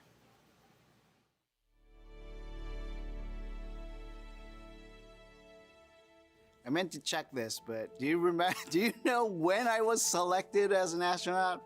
1999, thank you. I always get mixed up there. So I was born in Tokyo, Japan, and then from age 3 to 7, I actually lived in New Jersey because of my dad's job. In high school, I went to Singapore for 2 years. Went to Keio University in Japan. Got my degree in mechanical engineering. And then right after college, I joined the Japanese Space Agency. I have dreamt of becoming an astronaut since my childhood and tried a couple times in astronaut selection. And on my third try, got selected as an astronaut candidate in 1999. So on my first mission on STS-124 on the Space Shuttle Discovery, that was my first flight, so I thought I would be nervous, but my crewmates were already like my family, so we were just chit-chatting inside the cockpit. 6, 5, 4, 3, 2, 1. Booster ignition and liftoff of Shuttle Discovery.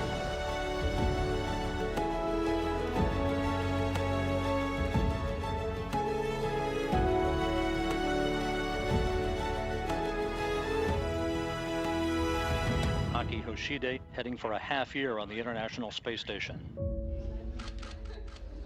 My second flight was a long duration flight. We launched on a Soyuz capsule, docked to the space station, and did a lot of science and spacewalks. Flying on 3 different vehicles, that's going to be amazing. The new spacecraft, Crew Dragon, it's a new technology, new layout, new operation, and I can't wait to actually experience it. So I guess the difference would be it's a brand new vehicle, a lot less switches. It's like a smartphone, I would say, which felt uncomfortable initially because as an astronaut, you're like where are the switches? Which button do I have to push? So initially I felt a little, I would say a little awkward. Then after training, you get adjusted and you understand, hey, this is how the system works and how can I, as a crew member, help out the mission.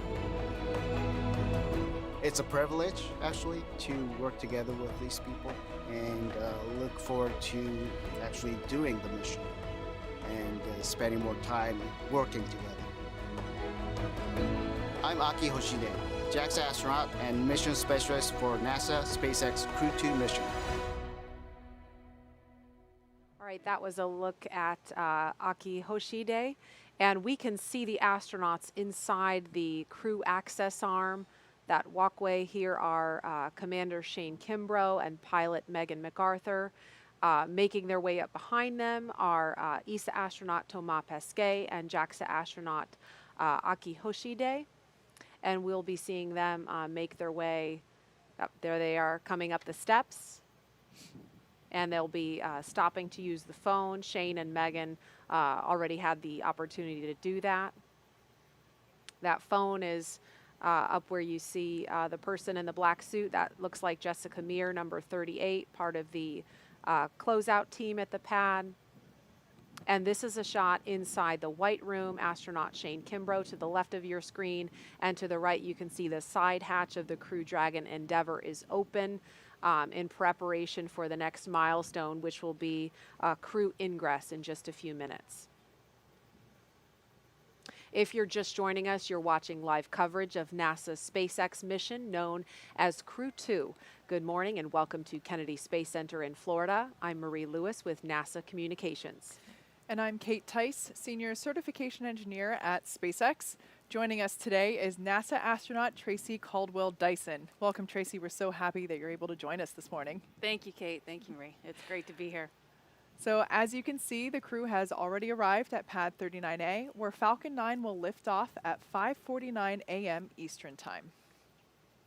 We can see that Megan and Shane are in the white room here, undergoing final checkouts and just comfort checks with the suit and closeout team. One thing that we'll see them do momentarily is the closeout lead there on the right-hand side with the tablet will provide them with a black Sharpie, and they're going to actually add their signature to the wall to their right of this white room. We named it the white room to keep, again, in space tradition. From previous human spaceflight programs, but something different this time. We're actually having all the astronauts that fly on Crew Dragon sign their names. And there's a shot inside the crew tower. It looks like where Aki and Thomas are now using the telephone for a final goodbye. Now, Tracy, do you want to talk a little bit about the significance of that particular telephone? I think. It's a great way to surprise your family and friends on launch day. I know that my parents were not expecting it, and it was probably one of the more emotional moments for them.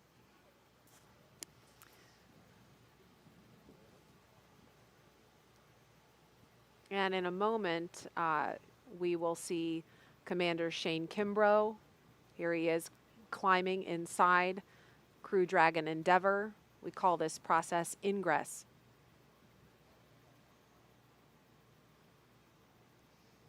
And pilot Megan McArthur following. So we can see the closeout team assisting the crew. Crew ingress has started on schedule. Announcement there that we are on schedule with our activity here of crew ingress. Like I was saying, you can see the closeout team assisting the crew as they enter the capsule to assure that they don't ding their helmet or any part of their suit on the hatch as they're entering. There's also some protective coverings around the hatch itself, but just to make sure that there's a clear path to entry, we now see suit technicians assisting the crew getting settled and will help the crew members get buckled in. The harness that we see coming into the picture here is not just your normal seat belt, although it does function in that purpose. It's a five-point harness, and the crew will start to buckle themselves in. And kind of like when you get on a roller coaster, like you get your initial fit up, and then your safety team member comes over and makes sure that you're locked and loaded and ready to go. This is a great shot because we can actually see the touch screen, the LCD display screens above the crew. They might look in an awkward position right now. That's just because the seats are actually in a rotated downward for crew ingress. After everyone is all buckled in and the communications and leak checks have been performed, the seats will rotate back so that the crew has easier access to those display screens. But in addition to those display screens, they also have a tablet either on their side. You might see some of the crew members have it Velcroed on one of their legs, and they're also able to follow along with what's going on in the action using those tablets. And again, we see Commander Shane Kimbrough in the foreground of your screen. This is a shot from inside the Crew Dragon Endeavour. Pilot Megan McArthur sitting to his right. And momentarily, we will see ESA astronaut Thomas Pesquet, who's on the phone right now, and JAXA astronaut Akihiko Hoshide in the background, ingressing Dragon. And so we're going to go over to Hawthorne, California for our NASA and SpaceX friends there to take us through the rest of this action. Gary, Jesse? Hey, Marie, great to be with you here from SpaceX headquarters in Hawthorne, California. We're following along on all the action going on over at the Cape from here in California. The SpaceX flight control team monitoring the progress as the crew is ingress. Again, right now we're watching crew ingressing the Dragon capsule, which is just a spaceflight term for climbing aboard. You'll hear a lot of these space terms in the coming hours and days. Ingress is just what we use when crew members are getting into a spacecraft or an airlock, while egress means the opposite. They're exiting. Before climbing into the capsule today, the crew completed a foreign object debris check, or FOD check. That means they themselves have to be inspected for any substance or debris that isn't supposed to be on them or their suits, which could potentially cause damage to Dragon. In fact, we also heard an informal comm check. We heard the voices of Shane Kimbrough and Megan McArthur in the seats right now. They'll do a more formal poll as we get later into the ingress procedures. And we got some really cool views of the second two astronauts walking through the crew arm, making their way to the Dragon capsule. And to help protect against debris, the crew has covers on their boots as well as on their umbilical port on their suits that need to be removed before they can ingress. And once the FOD check was complete for the first two astronauts, Commander Shane Kimbrough ingressed first, followed by Megan. And then next up, we will have Aki and Thomas, who just made it to the white room that you can see on your left-hand screen. And Megan and Commander Shane Kimbrough are now strapped in. They're getting all hooked up to their umbilicals, and the umbilicals allow the crew to have their comms through their suit, air to help keep them cool, as well as delivers nitrox for suit pressurization. And as we mentioned earlier in the broadcast, the suit's primary function is to protect the crew in the event of a cabin depressurization. Now, there are 4 seats configured right now inside Dragon. They're numbered 1 to 4 from right to left. When you're looking at the seats, you can see Shane Kimbrough now positioned in seat 2, or the commander seat. Megan McArthur beside him now in seat 3, which for Crew Dragon is the pilot seat. Akihiko Hoshide will take the seat number 1, which is on the far right of your screen, and it's the left seat. Thomas Pesquet will be in seat 4, the left of your screen. That's called the right seat. Now, it's worth noting that Megan is sitting in the same seat in the same capsule that her husband Bob Behnken sat in during the Demo 2 test flight to the space station last year. Directly in front of the crew members, you can see sort of to the top of the panel that's on the right there, there are 3 displays that they'll use throughout the flight, getting insight into Dragon systems, seeing any alerts or issues with the vehicle, and if required, taking control and manually flying Dragon. Coming up, the crew will do a comm check, and Megan and Shane Kimbrough actually did an unofficial or informal comm check, but there will be a formal comm check once all 4 astronauts are in their seats. And that is to make sure that they can hear mission control, mission control in Hawthorne, and then their seats will be rotated into position for launch once those comm checks are complete. So what you're seeing right now is, I believe that is Aki ingressing the vehicle. On the far end, it looks to be Thomas. Thomas taking the right seat, the left from if you're looking directly through the side hatch, but it is the right seat. He and Aki both have the same role as mission specialists. They're just far enough away where they don't necessarily have access to that display panel that Kimbrough and McArthur will use as soon as the seats rotate. Mission Specialist 2 from the capsule, come check. Hey, bienvenue au Dragon, Thomas. Got you loud and clear. How me? I got you loud and clear, Chad. Thanks a lot. Good to be here. I love how fast that happens, Jesse, as soon as they get into the seat. They do have those umbilicals that they were carrying that was providing air, some conditioned air to their suits, and was able to pressurize it when they were in the ONC building. Those suits will provide pressure to the suits when that comes later in the countdown. First is the comm check. So yeah, Thomas plugged that in, and that's that informal comm check. They're going to do a formal poll with all the launch support teams as well as the mission control teams here in Hawthorne, California.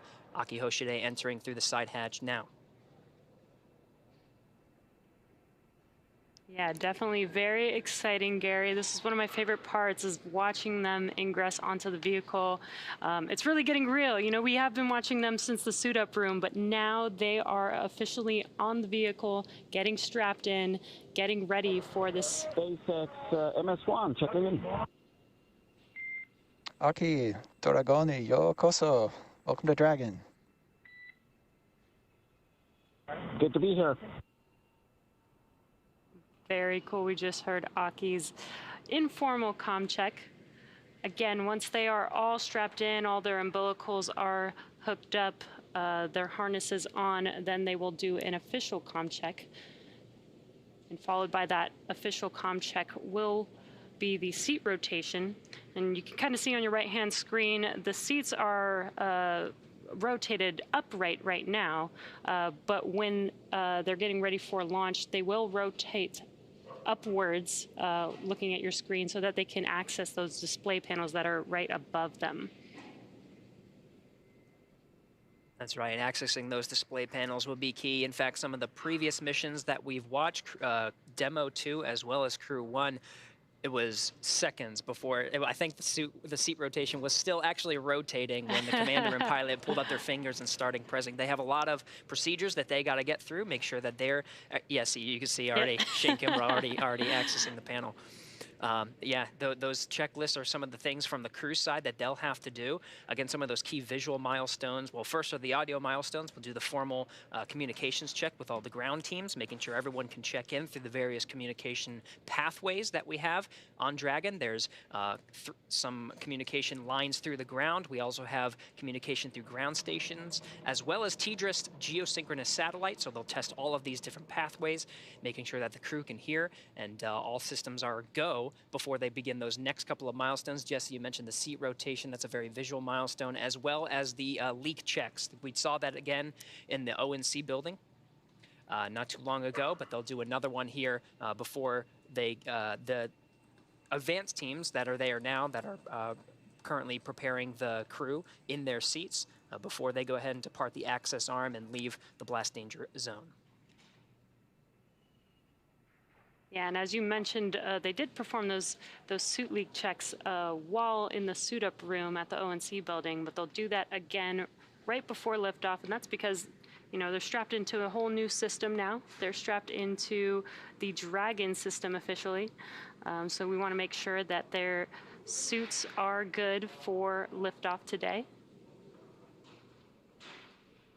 And again, we have all 4 astronauts on Crew 2 sitting in each of their seats. These are custom seats with their custom suits for each astronaut. And it's almost like its own entire system. It's almost like they are inside of a vehicle inside of a vehicle. A spacecraft within a spacecraft. Right. That's exactly right. That suit will hold pressure.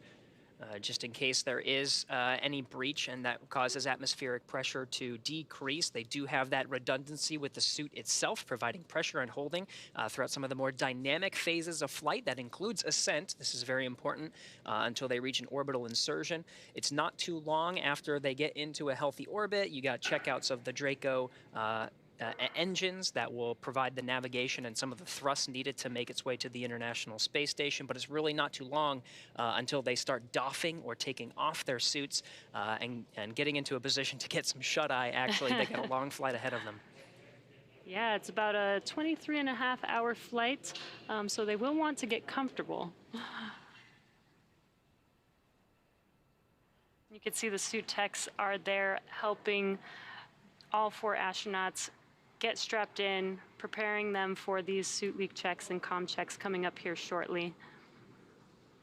And you may have seen some of them holding a tablet. That is so that they have access to those procedures. Each procedure has very specific and intentional steps that they need to follow.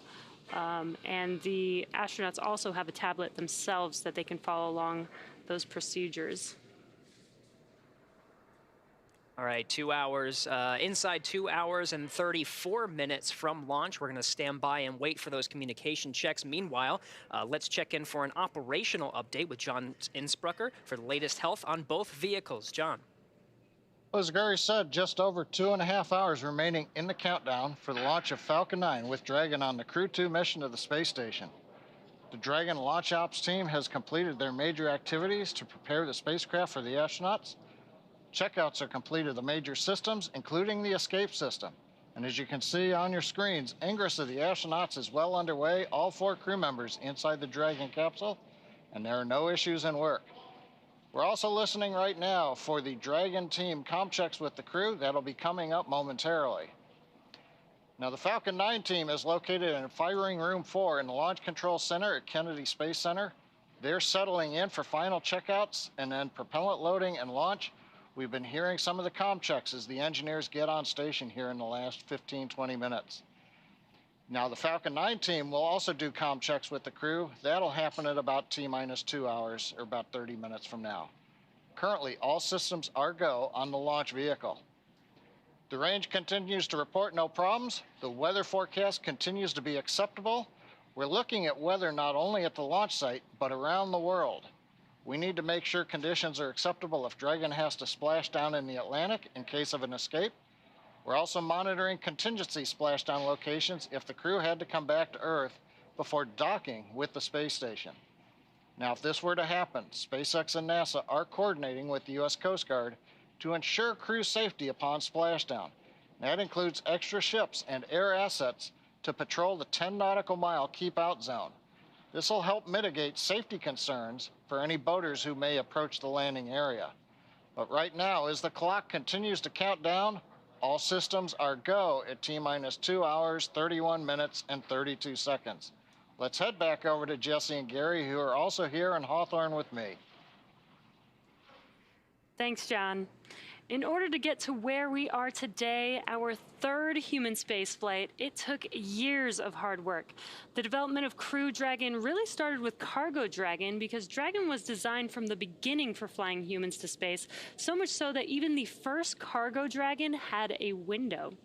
Our teams implemented a number of design upgrades to make sure both Dragon and Falcon 9 are suitable for flying people, and then put both vehicles through thousands of tests to prove their safety. At SpaceX, we believe in a process of continued iteration that allows us to continuously improve the designs of all of our hardware. Now, with that said, Dragon underwent a few improvements since it last flew people. That's right. Components have been added to the Dragon propulsion system that increases pad abort performance by over 10%, which increases launch availability by more than doubling the onshore wind limits. A fly-around capability was also added, which will allow Dragon to circumnavigate around the International Space Station post-undocking in order to take pictures and document the condition of the station. As you might recall, this was a maneuver the shuttle used to perform, but since its retirement, there hasn't been any spacecraft that has been able to provide detailed imagery around the space station. You could equate this to being able to walk around your house and check on it to make sure nothing is in need of repair. We've also added and improved some interior cargo stowage locations to make it easier for the crew to access items that they will need during free flight. And lastly, the paint on the mud flaps and Super Draco cartridges were changed from silver to white. While this may seem like an aesthetic change, it actually results in a lower equilibrium temperature on orbit for a given solar input. This has the advantage of increasing return availability by improving structural margins during splashdown. So a lot of preparation has come into ensuring the safety of these missions, and we're really excited to see Crew-2 lift off from the Kennedy Space Center later today. Still standing by for those communication checks. You can see some of the suit technicians getting them situated.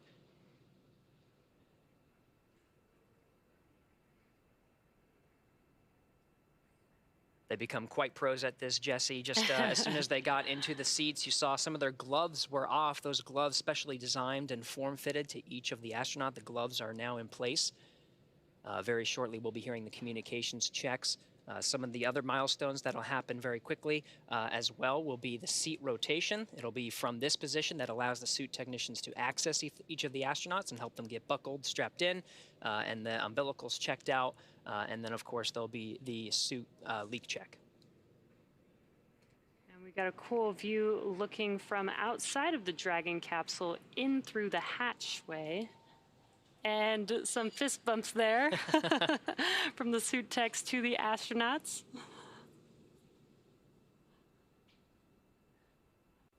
It's an exciting day for everyone, really. The anticipation, I can't even imagine. You want to, just seeing the pilots and the commanders from previous missions accessing the panel, wanting to get through their checklists. You know they're really soaking in this moment, but at the same time, they are thinking about those next steps. What do I have to do to prepare to make sure we're ready to launch on time today? Exactly. They must be so excited, but this is their job at the moment, right? They're actually... SpaceX Endeavour, we're in section 1.3, ready for comm checks. SpaceX copies. Stand by for umbilical comm check.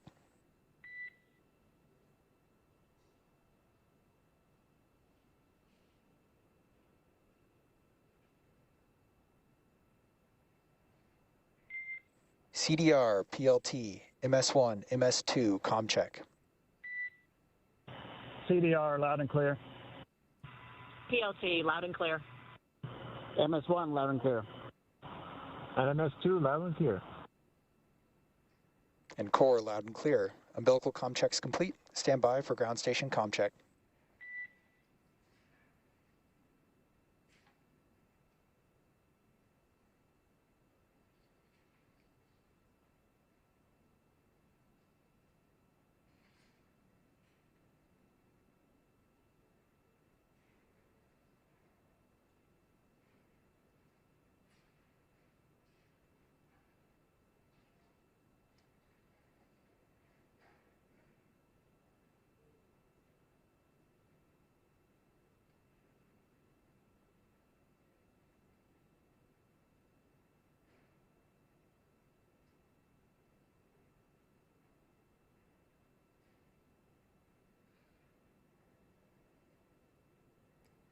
If you're just now joining us, they are performing comm checks right now, so that is what we are waiting for. They've done a couple so far.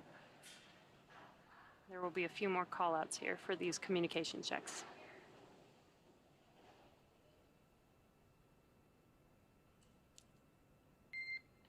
Dragon, SpaceX, comm check. Endeavour has you loud and clear. And core, loud and clear. Ground station comm check complete. Stand by for TDRS comm check.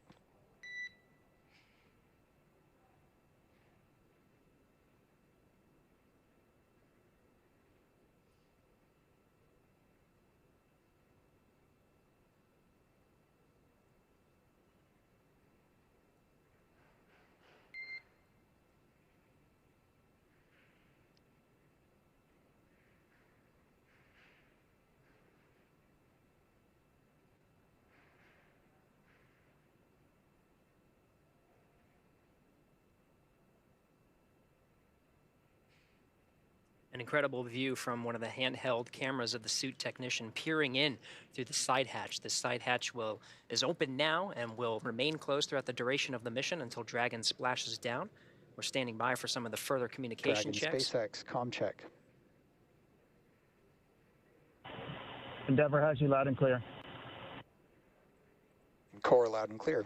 Teeters comm check complete. Stand by for comm checks with MD and LD in the launch configuration.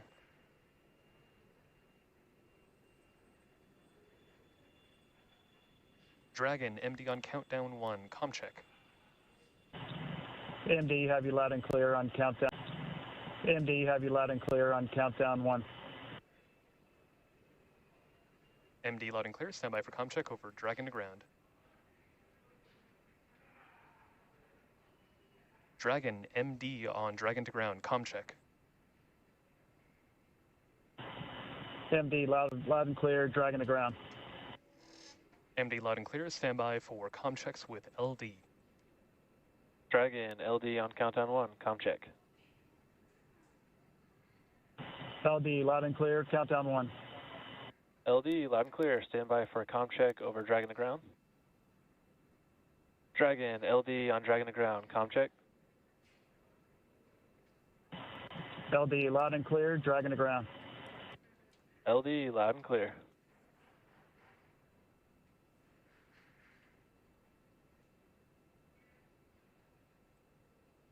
And Dragon SpaceX launch configuration comm checks complete. Report when ready for seat rotation per section 2 of 4.100.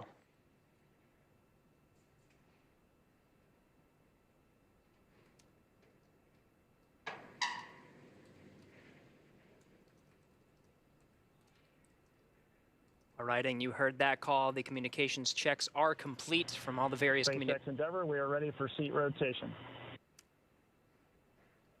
Copy. Will report when initiating. Excellent. The communications checks are complete. The next step will be the visual milestone of seat rotation. So again, those communication checks were through some of the various paths of communication to Dragon, including through some of the ground lines as well as ground stations.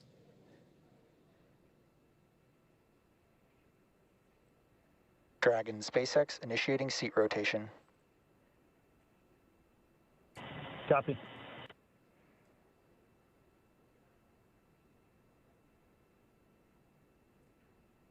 And you can see on your screen that seat rotation has now begun. They are rotating from upright to the recline launch position.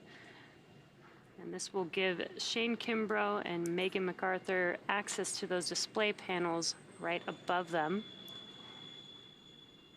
And it's very slow and steady, but this is a pretty cool view that we have here on our screen. An amazing view, really. You could see how much cargo space we have under those seats as well.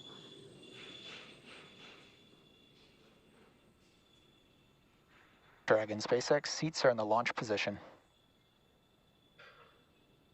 Copy. Great news.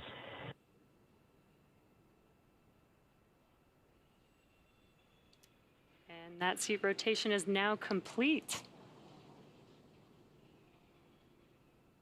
You can already see them getting their hands on that touch screen. Dragon SpaceX, you are go for section 3, suit leak check preparation. Copy. Go for section 3.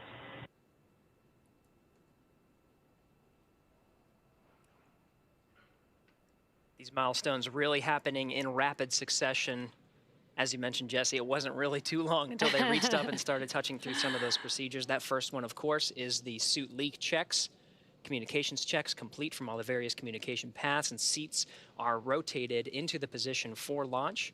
Those seats specially designed for each astronaut. Not only it allows them to access that display panel. Chair complete, ready for leak check. Copy Endeavour, we see the same. Your go for section 4, suit leak check. Section 4 in work.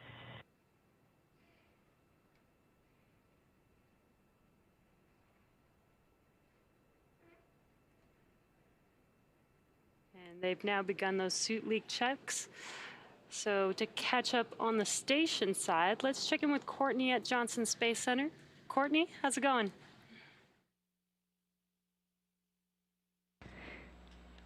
Thanks, Jesse. As we said earlier, the team here in Mission Control Houston is actively controlling and monitoring the space station as they await Dragon's arrival.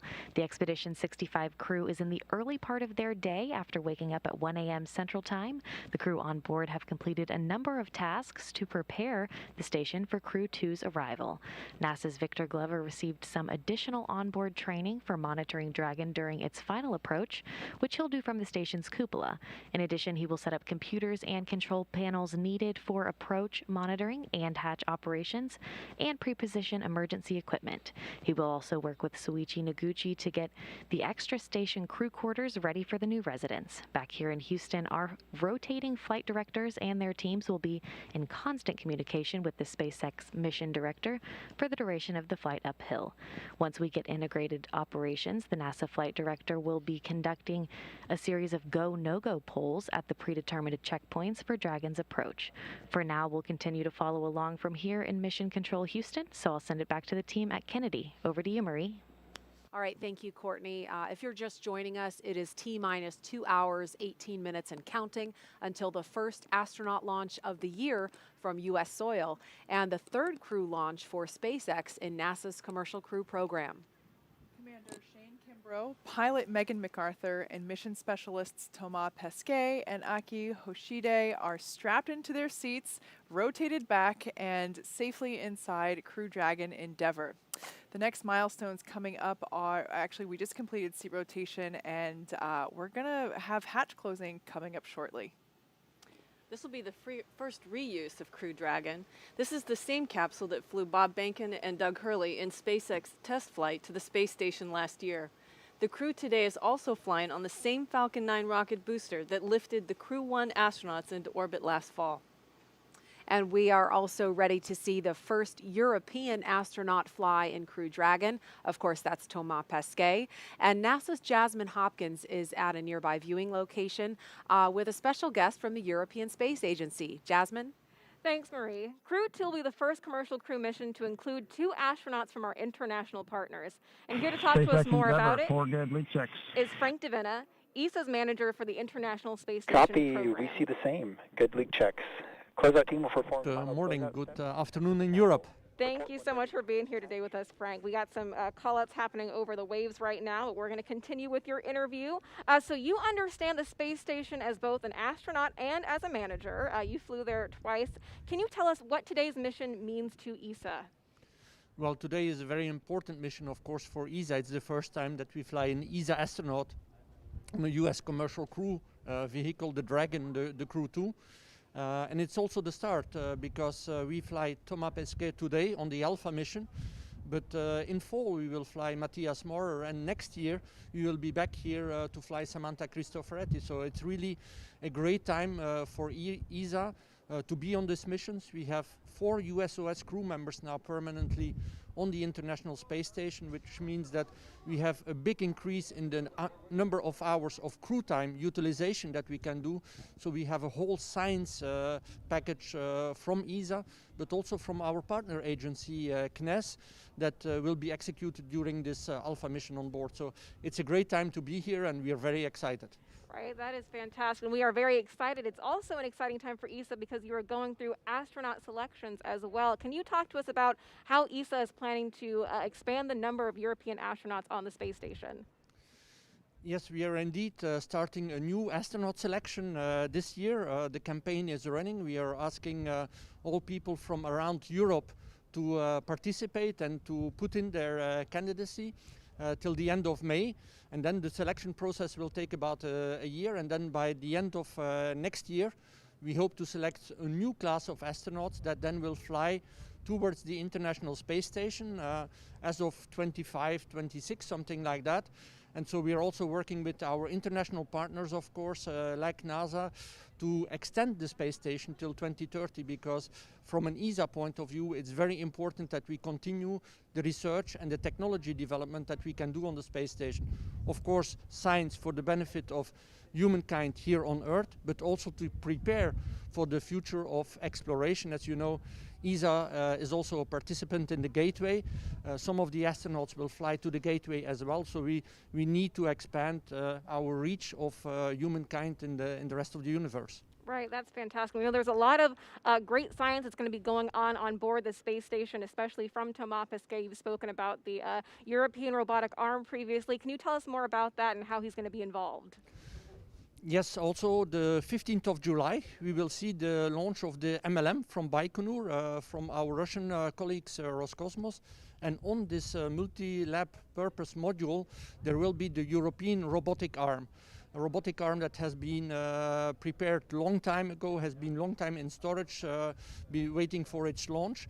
And now finally we will be able to commission the European robotic arm during the flight of Thomas Pesquet, the first part of the commissioning. The second part will happen during the flight of Matthias Maurer, and then hopefully we can start using this arm also to enhance the capabilities of the space station on the Russian segment, to place, for example, experiments on the outside of the Russian segment, or to relocate some modules. So we are very excited as well to also work with our Russian colleagues of Roscosmos and Energia to get finally this European robotic arm launched to the space station. Right. No, that's very exciting. We're glad to see some of those specifics of what he's going to be working on board. Can you tell us about the importance of our commercial and international partnerships with ESA? Well, it's very important that we have this partnership going, of course, in the International Space Station. At one day, the ISS will come to an end, but for sure the partnership will continue. And that is already clear in the Gateway program now, and we hope to extend that further to the lunar surface with the astronaut, with the Artemis program, and also have European astronauts one day walking on the surface of the moon. So the partnership for us is extremely important to be able to execute our exploration program. But also the commercial partnership is very important because ESA wants to continue to fly astronauts to low Earth orbit even after the ISS. We want to be able to do research in low Earth orbit after the ISS, do technology development that we will need for further exploration after the ISS. But most probably it will not be the same configuration anymore as we have today. It will be in a partnership with the commercial sector. It's what we call the LEO economy.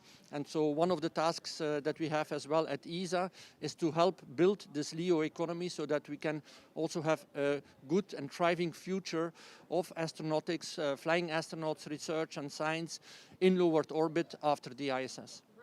We have a lot to look forward to then from ESA. Frank DeVena, thank you so much for being here with us today. Now we're going to take it back to the KSC host desk.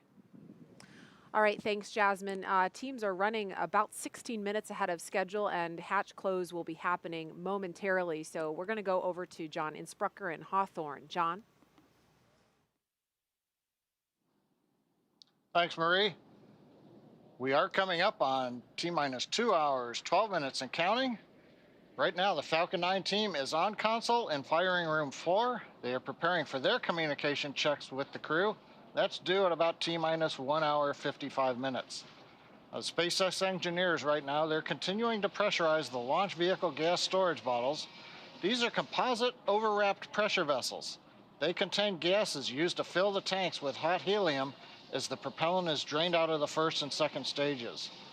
We're also storing helium and nitrogen gases on the vehicle. We use those to spin the Merlin engine turbopumps when we start an engine in space. For example, when we light the second stage engine after it separates from the first stage. We're also using gas for attitude control systems. Both the first and second stages of the Falcon 9 have an ACS system. And finally, the landing systems use the gas to help with the grid fins and then deploying the legs right before touchdown on the drone ship. Now, currently for Falcon 9, the countdown is proceeding nominally at this point. On board the Dragon spacecraft Endeavour, we heard the comm checks just a little while ago between Dragon team and crew. We've seen the astronauts rotate their seats to the flight position. We've successfully completed the suit leak checks, and we're watching right now as the hatch is coming down as part of the closure sequence of events. And then once we get the hatch closed, the SpaceX support team will perform a final leak check of that hatch. Now, once that leak check is finished and it passes, the team will then begin the steps to ready the access arm for retraction. Once they've got everything configured, the team will leave the pad by T-minus 1 hour at the latest. Now, T-minus 2 hours coming up here very shortly. Kennedy Space Center personnel will begin final sweeps of the flight caution and hazard areas. Right now, the only people that are inside the roadblocks in a perimeter around pad 39A are the crew and the SpaceX support team that you see on your monitor.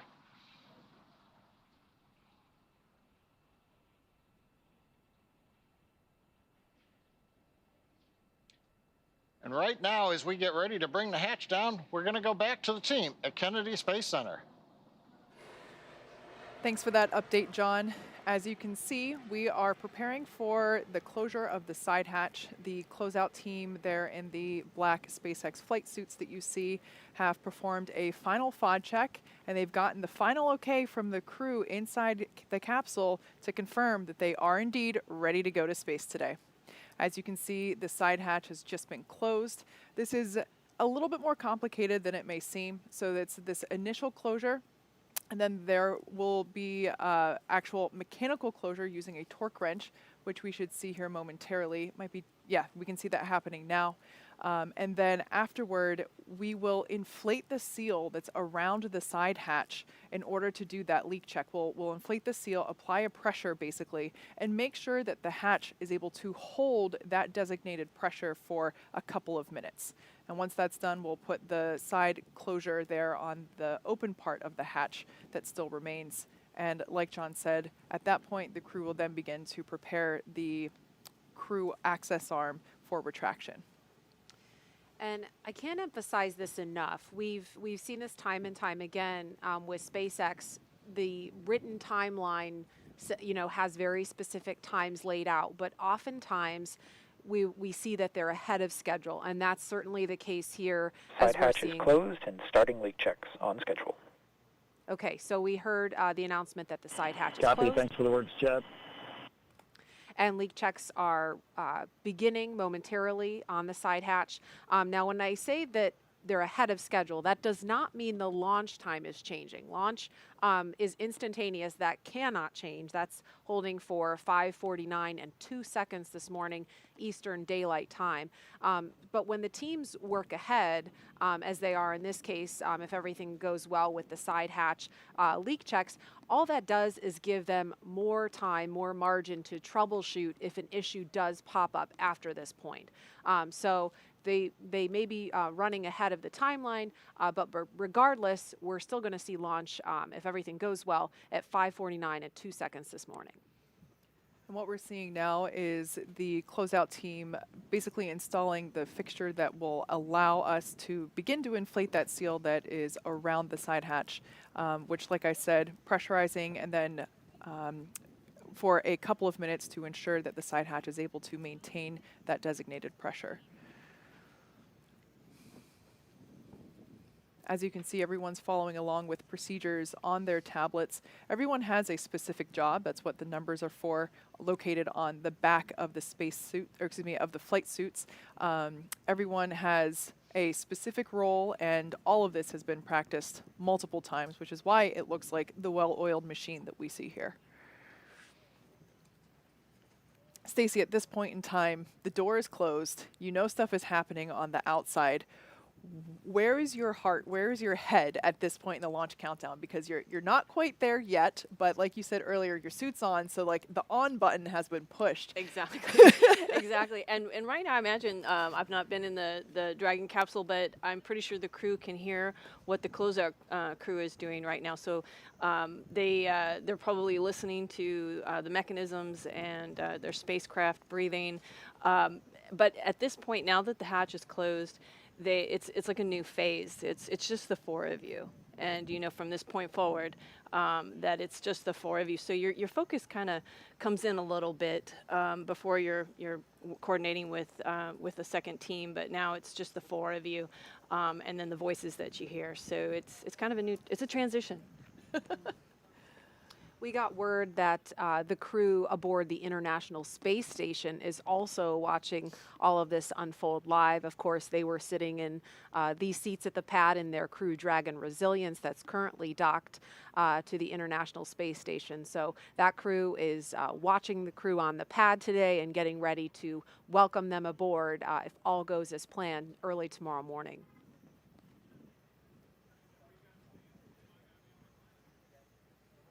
And again, if you're just joining us, the side hatch of the Crew Dragon Endeavour on the launch pad has just closed, and leak checks of that side hatch are in progress. This is a view of the White Room with members of the SpaceX pad closeout team you see in the black flight suits. And the shot we saw just before this was from inside the Crew Dragon Endeavour capsule. Like I mentioned earlier, it's not as simple as just closing the door on your car or to your house. We do inflate the seal around the side hatch. Oh no. They're playing rock, paper, scissors. Double-fisted rock, paper, scissors. What's the prize? What's That's the what I want to wager? know. I know. What's the end game here? Yeah, what's at stake? So, like I said, this process takes a couple of minutes. We inflate the seal around the side hatch and make sure that it's able to maintain that pressure for a couple of minutes prior to actually performing the rest of the physical preparation of the side hatch itself. Which at that point, after the successful leak check, will mostly just involve removing the remaining ground support equipment away from the area and installing the tiny hatch on the hatch. The rock, paper, scissors shoot with the Crew-2 crew continues on. I was going to say, yeah, let's get back to the technical part of the rock, paper, scissors. They did this during dry dress, and we wondered what was going on. And it may be that they're just making up for lost time. I don't remember seeing them do this during the suit up. And so they're getting in their rock, paper, scissor now. It's critical. It's totally critical. But in all seriousness, I think that, you know, when we see the joke, that we see the crew kind of joke around and have those moments of levity, they can do that because they know these procedures like the back of their hand. It's Exactly. all like muscle memory at this point because they've rehearsed it so many times. Yeah, this is definitely a good sign. They have a moment of levity.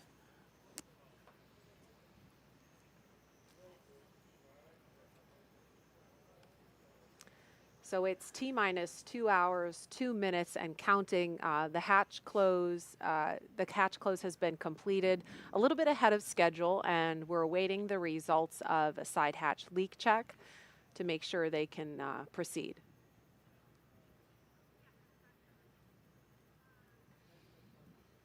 I'd love to know what the winner gets in this rock, paper, scissors game that we see. This will be probably a question, the first opportunity. They have to answer questions after this.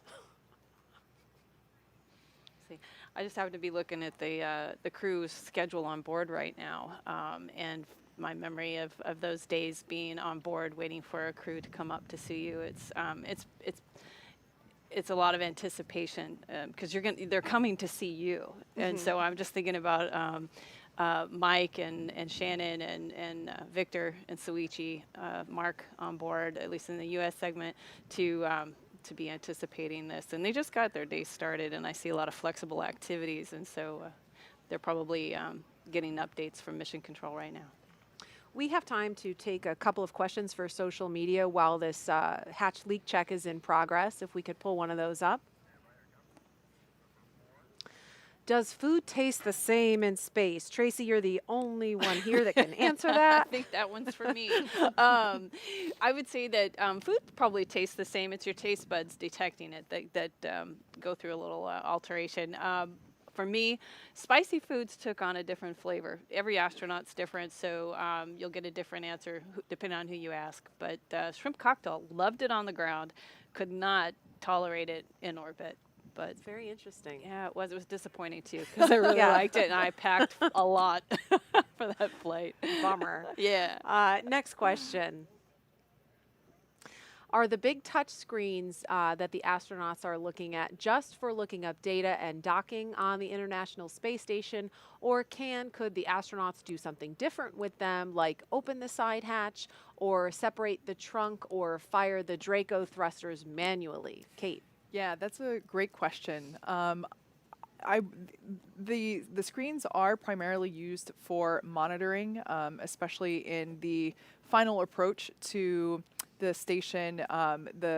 Everyone can actually see which thrusters are thrusting when, as Dragon is slowing itself down and steering and basically positioning itself to dock with the International Space Station. But for the actions that are like that were mentioned in the question, there are actually a number of hardwired buttons located below the screens there. They're a little difficult to see, so there are some commanding buttons that are located there that would be used in the event of an emergency. I'm not quite sure what each and every button is, but there are also actually a couple of buttons located on the left armrest. You might be able to see it there just under Commander Shane Kimbrough's left arm. There's actually a small control panel that allows them to basically turn the volume up and down, turns on their task light, which is a little personal light there inside the cabin, and of course transmit their communications. So there are a couple of different buttons located around. The ones used most often are certainly there on the side of their arm. Next question from social media. Why did the other Crew Dragon capsule have to undock and redock on a different space station port? What prevents Crew-2 simply from docking at that other port to avoid all of the repositioning? So that's a great question, and I'm going to try to explain it in a simple way. So the shorter answer is the Crew Dragon Resilience could dock to either the forward port or the zenith port. They're going to be docking to the forward port.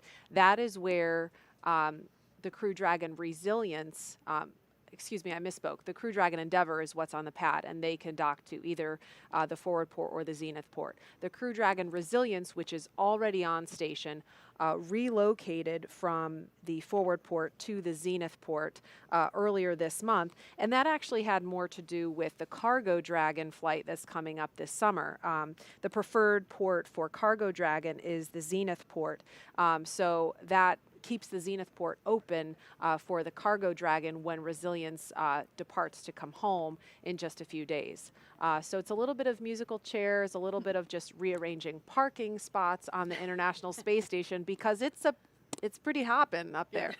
What a great problem to have, though. Too many dragons. We got to move things around. One thing that we did learn that came out of that activity, so in order to perform that port relocation. Side hatch leak check complete and access panel install has started. Okay, great information there. Sounds like that. Copy, thanks. That leak check was successful, and now they're going to install the final plate there on the side hatch. So this is essentially the last buttoning, the last. Dragon SpaceX, we're commencing health check for the launch escape system. Expect a momentary flight computer change, followed by transition back to pad hatch closed. Copy, thanks for the heads up. As I was saying, this is the last physical buttoning up of the Dragon capsule. Basically the last bit of crossing the I's or dotting the I's and crossing the T's that the vehicle itself will undergo prior to liftoff. And we can see the team working to finish uninstalling the hardware there that was utilized for that leak check. And so we've got a little over an hour now until the pad team wraps up its final checks and clears the white room. That's when the action will really pick up with the retraction of the crew access arm, the arming of the launch escape system, and propellant loading on the Falcon 9 rocket. So we'll keep a live view of the crew here as they're sitting tight for the next hour or so and provide you with some more context about this mission. Now let's head over to Houston for a closer look at what the crew will be doing once they reach their destination. Courtney? Thanks, Marie.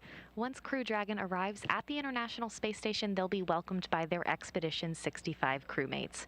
We're doing something called a direct handover, which just means a new crew of astronauts arrives at the station before another crew departs. It will only last a few days, but we'll have 11 people on board the station. The record for the most astronauts aboard the station was set several times during the Space Shuttle program when we had as many as 13 for short periods of time.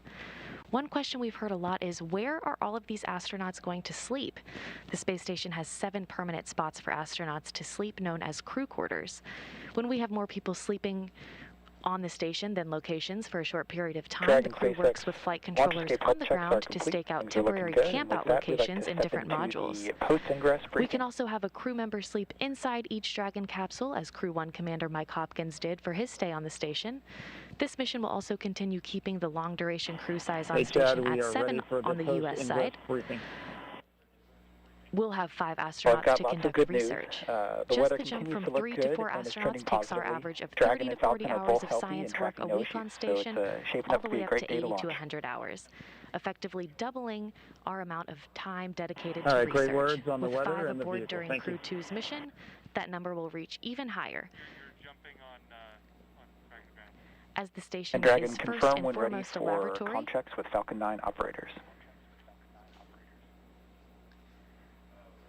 Ready for the crew will comm jump checks with right into Falcon 9 conducting operators. experiments.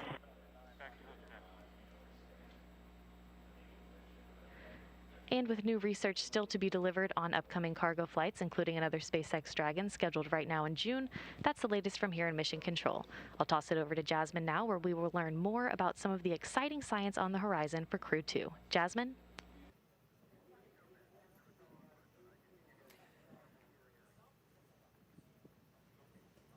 All right, we are actually at the Kennedy host desk at the Kennedy press site. We are currently at T-minus 1 hour and 53 Dragon minutes. GNC on countdown 1, comm check. GNC, loud and clear, countdown 1. GNC loud and clear, stand by for comm check by propulsion. Dragon prop on countdown 1, comm check. Prop, loud and clear, countdown 1. Prop loud and clear, stand by for comm check with avionics engineer. Dragon avionics on countdown 1, comm check. Avionics, loud and clear, countdown 1. Avionics loud and clear, stand by for comm check by ground segment engineer. Dragon ground segment on countdown 1, comm check. Ground segment, loud and clear, countdown 1. Ground segment loud and clear, stand by for comm check by launch control. Dragon launch control on countdown 1, comm check. Launch control, loud and clear, countdown 1. Launch control loud and clear, stand by for comm check by the chief engineer. Dragon CE on countdown 1, comm check. CE, loud and clear, countdown 1.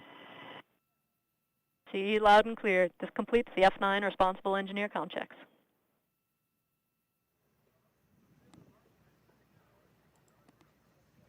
All right, so we just heard comm checks from the Falcon 9 team and the Crew Dragon Endeavour crew sitting inside the capsule. That was the voice of Chief Engineer Emma France that we last heard, and everything sounded great.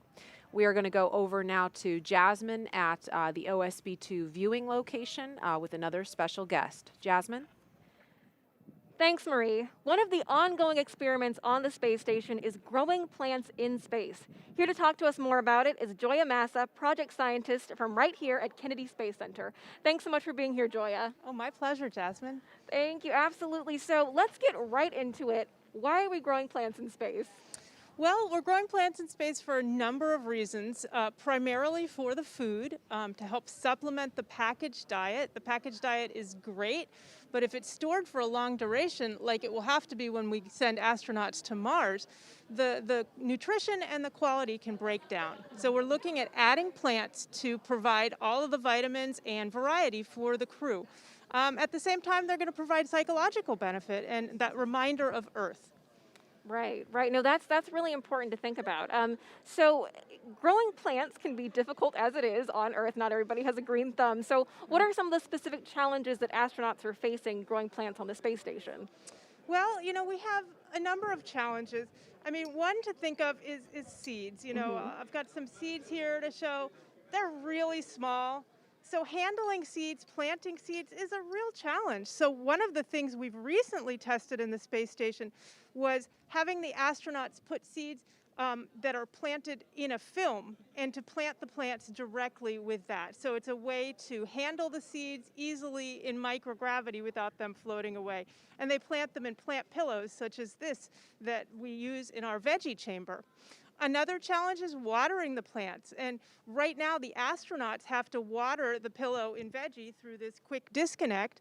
It's a fair amount of labor, and it's not as sustainable as we need to be in the future. So we're looking at methods like this porous ceramic tube, where plants could be grown multiple times, harvested, the tubes could be cleaned off, and then replanted.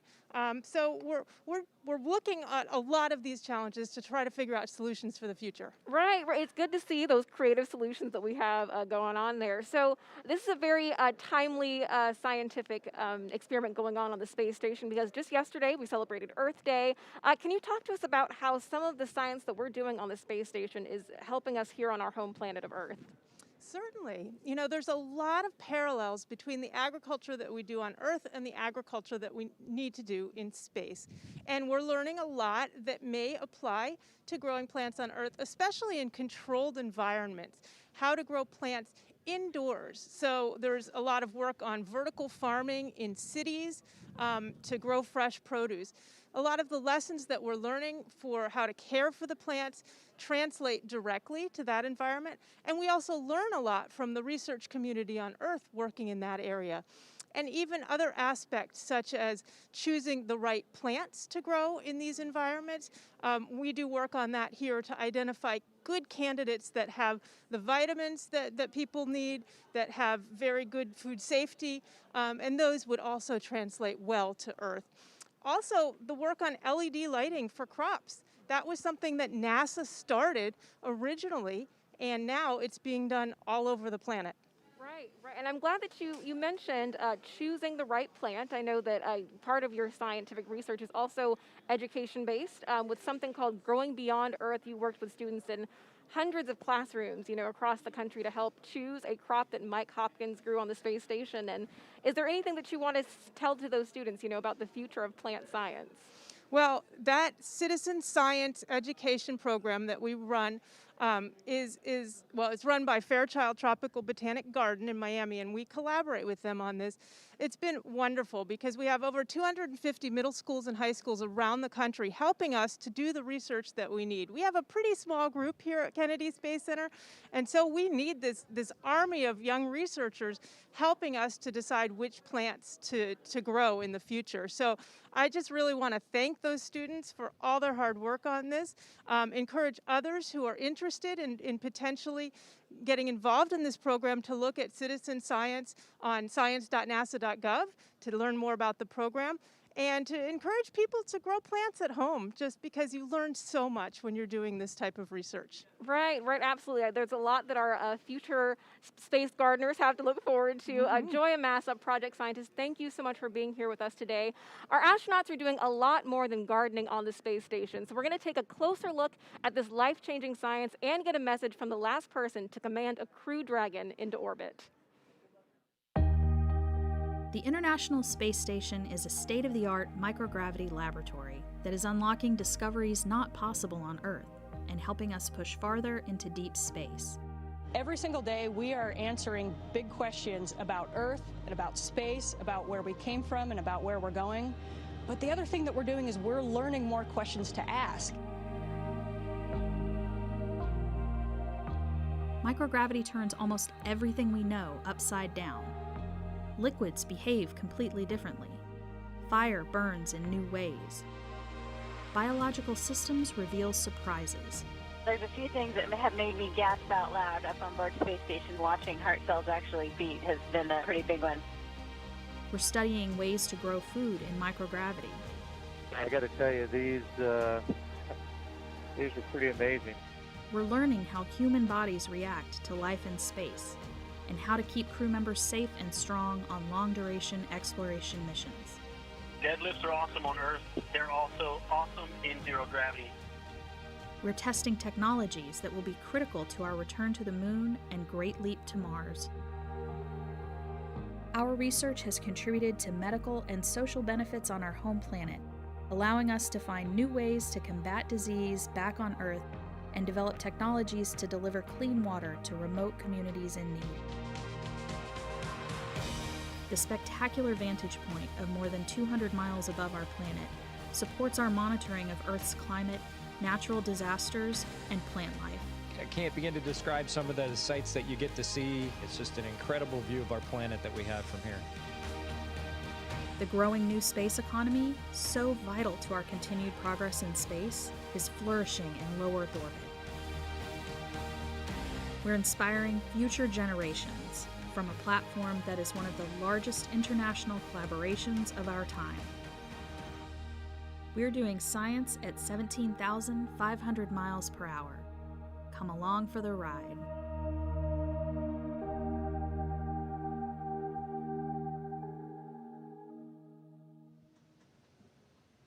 Hi, I'm NASA astronaut Mike Hopkins aboard the International Space Station and a member of Expedition 64.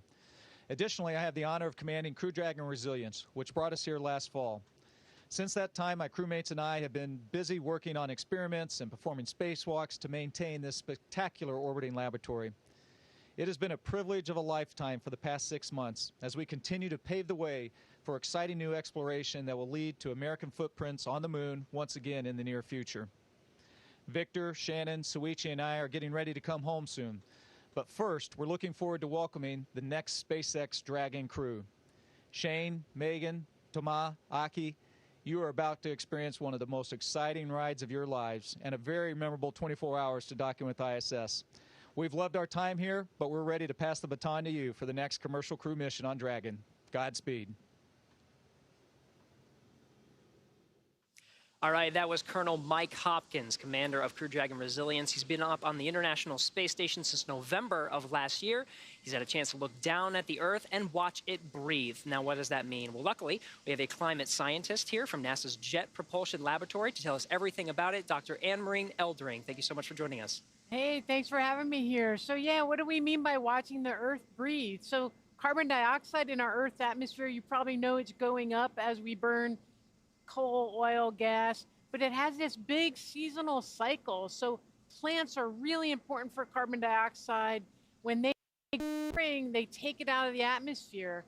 And there's so many plants in the land of the Northern Hemisphere. Northern spring reduces the carbon dioxide in the atmosphere. In the fall and the winter, those leaves are falling off, decomposing, it goes back in and out of carbon dioxide from plant activity every year. All right, so why is the International Space Station a good place to monitor all of that? The International Space Station was actually really well designed for us to do science on it. And two features we love. One is the way it orbits around the Earth, it passes overhead at different times of day. For like LA, you'll see it change during the week. And that's really interesting with plants and these other things that respond to sunlight. You want to see them at different times of day. You can sort of learn about that part of the change. So the OCO3, Orbit Carbon Observatory 3, has been up on the International Space Station since 2019. It launched on SpaceX Dragon. What have you seen so far? What sorts of data have you seen coming in? We've been really having a great time making measurements. I brought my little plastic model of what we have loaded up there. And one of the things on the bottom, it has this pointing system, and we can look everywhere very quickly. So I brought a graphic along that's a measurement over Los Angeles. We looked at carbon dioxide. In just 2 minutes, we mapped the city.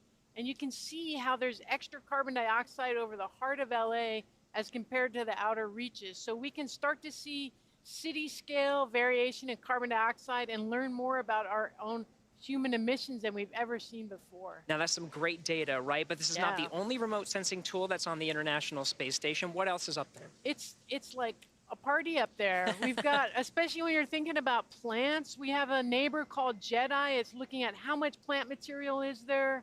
There's another neighbor called EcoStress. It says what happens to plants when they're hot and dried out. And then this other instrument from the German Space Agency, DSIS, that's figuring out what types of plants are in different places. So when you get all those measurements from the ISS, same time, same place, really powerful for science. All right, Anne-Marie Eldering, thank you so much for joining us. Really glad to be Project here. scientist for Orbiting Carbon Observatory 3. We have a lot more of climate science information that you can find on our website. That's nasa.gov/Earth Day. Now let's get back to the action with Crew-2 with John Innsbrucker here at SpaceX headquarters in Hawthorne, California. John? That's right, Gary, just upstairs from where you are down on the floor. We're coming up on just over 100 minutes before launch. The Falcon 9 launch team began their final activities at T-minus 2 hours. Now, the launch engineers are located in Firing Room 4 in the NASA Launch Control Center on Kennedy Space Center. They've got a view through their large windows of Pad 39A, located just 5 kilometers east of where they're sitting. Now, the Falcon 9 team is loading helium and nitrogen gas into storage bottles on the launch vehicle. Radio frequency checkouts have also been completed, and a final review of launch vehicle testing performed earlier today is underway. Now, the SpaceX chief engineer will check with the team at T-minus 80 minutes to verify we are good to continue the countdown. Now, the next major activity is going to be flowing a small amount of fuel onto the first stage to prime the Merlin 1D engines for ignition. The team is also monitoring fuel and liquid oxygen loading preparations. We're ensuring that the propellants in the ground tanks are correctly chilled prior to loading onto the Falcon at T-minus 35 minutes. Now the view you've got here, the Dragon capsule at the end of the crew access arm. Well, the crew's been busy this early morning. We've got all 4 of the astronauts are in the capsule. The hatch is closed. The comm checks with the SpaceX launch team are complete, both with the Dragon flight crew as well as the Falcon 9 launch crew. We've also done a leak check, and that confirmed the hatch is correctly installed. It was completed with no leaks. Now, at about T-minus 1 hour, the support team will be clear of the crew access arm and the pad.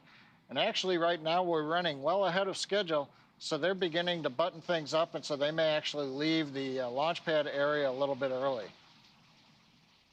Now, the range will begin their final sweeps of the flight hazard and caution areas. And for the weather, the good news right now is that everything continues to look good. The weather possibility of bad weather is only 5% right now. What we're mostly looking at is in case a cloud with some rain in it pops up along the flight trajectory, but that doesn't look to be a big issue right now. We are waiting at T-minus 1 hour for some last weather data that'll tell us the Dragon weather conditions if they are go for launch. In the case of an abort, we need to make sure that it's not too windy. If Dragon had to do an escape maneuver from the Falcon 9, we don't want the winds to be too high as they come down into the ocean. But right now, everything looks good, both at the launch pad as well as the downrange and contingency landing locations looking good weather-wise. So right now, everything's looking go at T-minus 1 hour, 37 minutes, 28 seconds. And Jasmine, back to you in Florida. Thanks, John. This mission is demonstrating our partnerships across the country and around the globe. Joining me now is Hiroshi Sasaki, Vice President of JAXA and Director General of the Human Spaceflight Technology Directorate. Thank you so much for joining us today. Welcome. Thank you very much. Of course. So Crew-2 will be the second commercial crew mission to include a JAXA astronaut. Can you tell us what the commercial crew program means to JAXA? Commercial crew program is very important for also us, that our Japanese astronauts on board. And Aki, as well as the Japanese folks, is so excited that Japanese astronauts Soichi and Aki will meet each other in the space stations. And it is a symbol of the Japanese astronauts are active in space. And it inspires and gives hopes to the Japanese young people.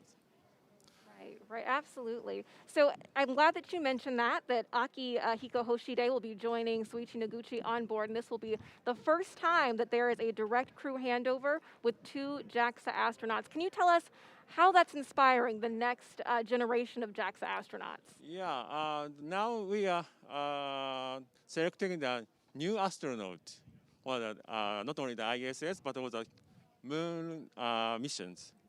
And these activities very inspires people to want to go to the space and even the moon, I think. Right, absolutely. There's a lot of inspiration, of course, coming from the two of them. And like Soichi, Aki has had a lot of experience. He's flown on Shuttle, Soyuz, and soon a Crew Dragon, which is very exciting. Can you tell us what unique skills he is bringing to Crew-2? Yeah, he has lots of experience, and I think that he is very relaxed to the launch. So maybe he will lead the other astronauts to the relax and good mind. I think so. Yeah, no, that's good. We're glad that he's relaxed today, that he's ready to go. We're all ready to watch him and cheer him on. So can you tell us what is next for JAXA and the Commercial Crew program? Yeah, the next we already assigned McArthur, very famous astronaut, and also Furukawa, his second flight. And we want to send a Japanese astronaut every year. That's fantastic. We're looking forward to that cadence of JAXA astronauts going to the space station. And you also mentioned the moon, inspiring people to go back to the moon. So last year, JAXA signed the Artemis Accords, which is speaking to our continued partnership in space. Can you tell us more about that? Yeah, Japan is signed not only the Artemis program, but also the Gateway MOU. And we want to contribute using our expertise, such as ecosystem or transportations, and even astronaut. Right. And we want to go together to the moon with international partners. Exactly. No, it's all about partnership. It's all about going together. Is there anything that you can tell us that Aki will be working on station? Any specific science that he'll be doing? Yeah, he will conduct lots of science research and technology demonstrate, such as protein crystal growth for the medicine design, contributing the people on the ground. And a demonstration was an enhanced water recovery system for the future explorations. Right. That's fantastic. We know that he's going to be doing great work, and I'm sure that you are excited to see today's launch. Can you tell us where you'll be watching from later on today? Yeah, I'm looking forward to seeing the beautiful launch. Fantastic, wonderful. Hiroshi Sasaki, thank you so much for joining us today. We are honored to have you here. And now we're going to take it back to Marie at the KSC host desk. All right, thank you, Jasmine. We are currently at T-minus 1 hour, 32 minutes and counting until Crew Dragon flies its next 4-person crew to the International Space Station with the astronauts you see live inside the Crew Dragon Endeavour spacecraft. Commander Shane Kimbrough, pilot Megan McArthur, and mission specialists Thomas Pesquet and Akihiko Hoshide.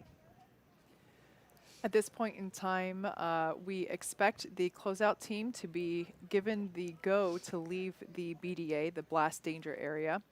We're waiting to hear that call out. They're just doing final inspections. So all good news proceeding to an on-time liftoff this afternoon.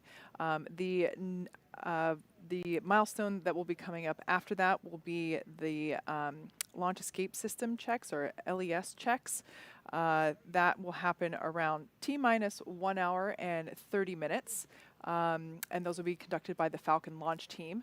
Those checkouts are a standard part of the launch countdown and critical to make sure that everything is in working order before arming the launch escape system, and which, of course, there we see the closeout team leaving the Dragon capsule, walking down the crew access arm.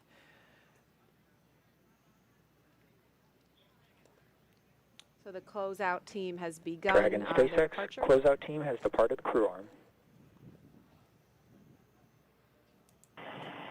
Copy, thanks.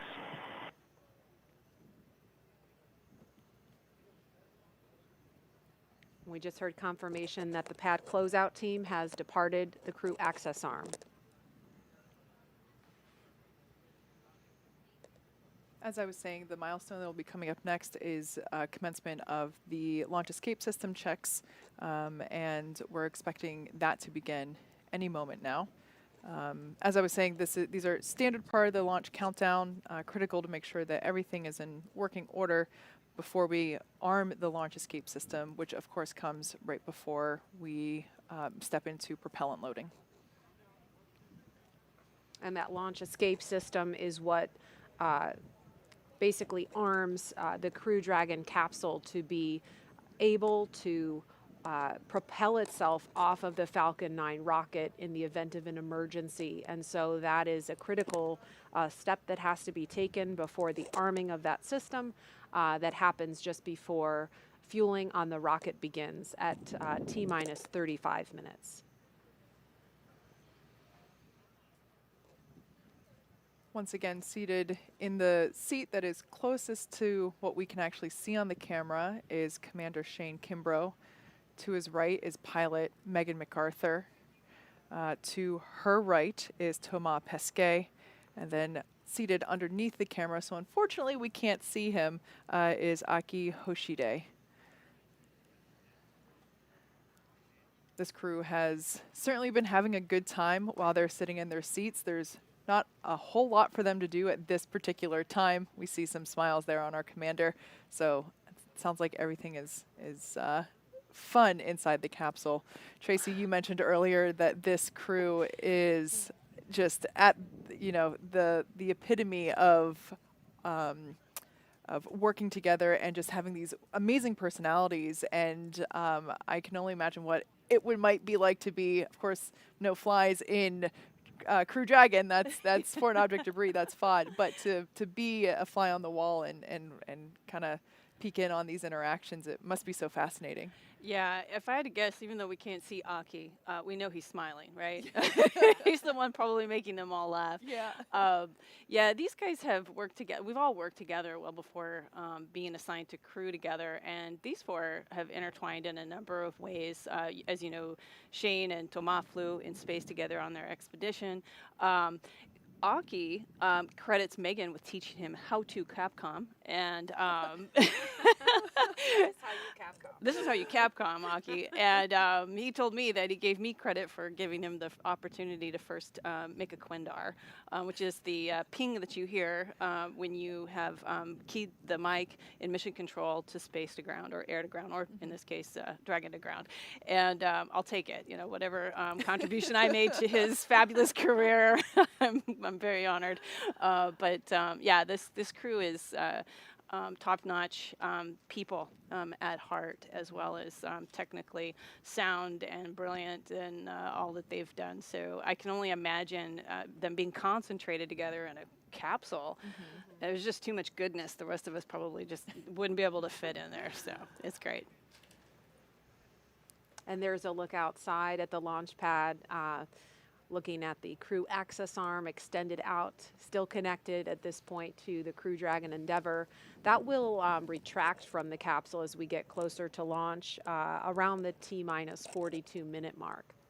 So again, we've just been standing by to listen to the launch escape system health checks.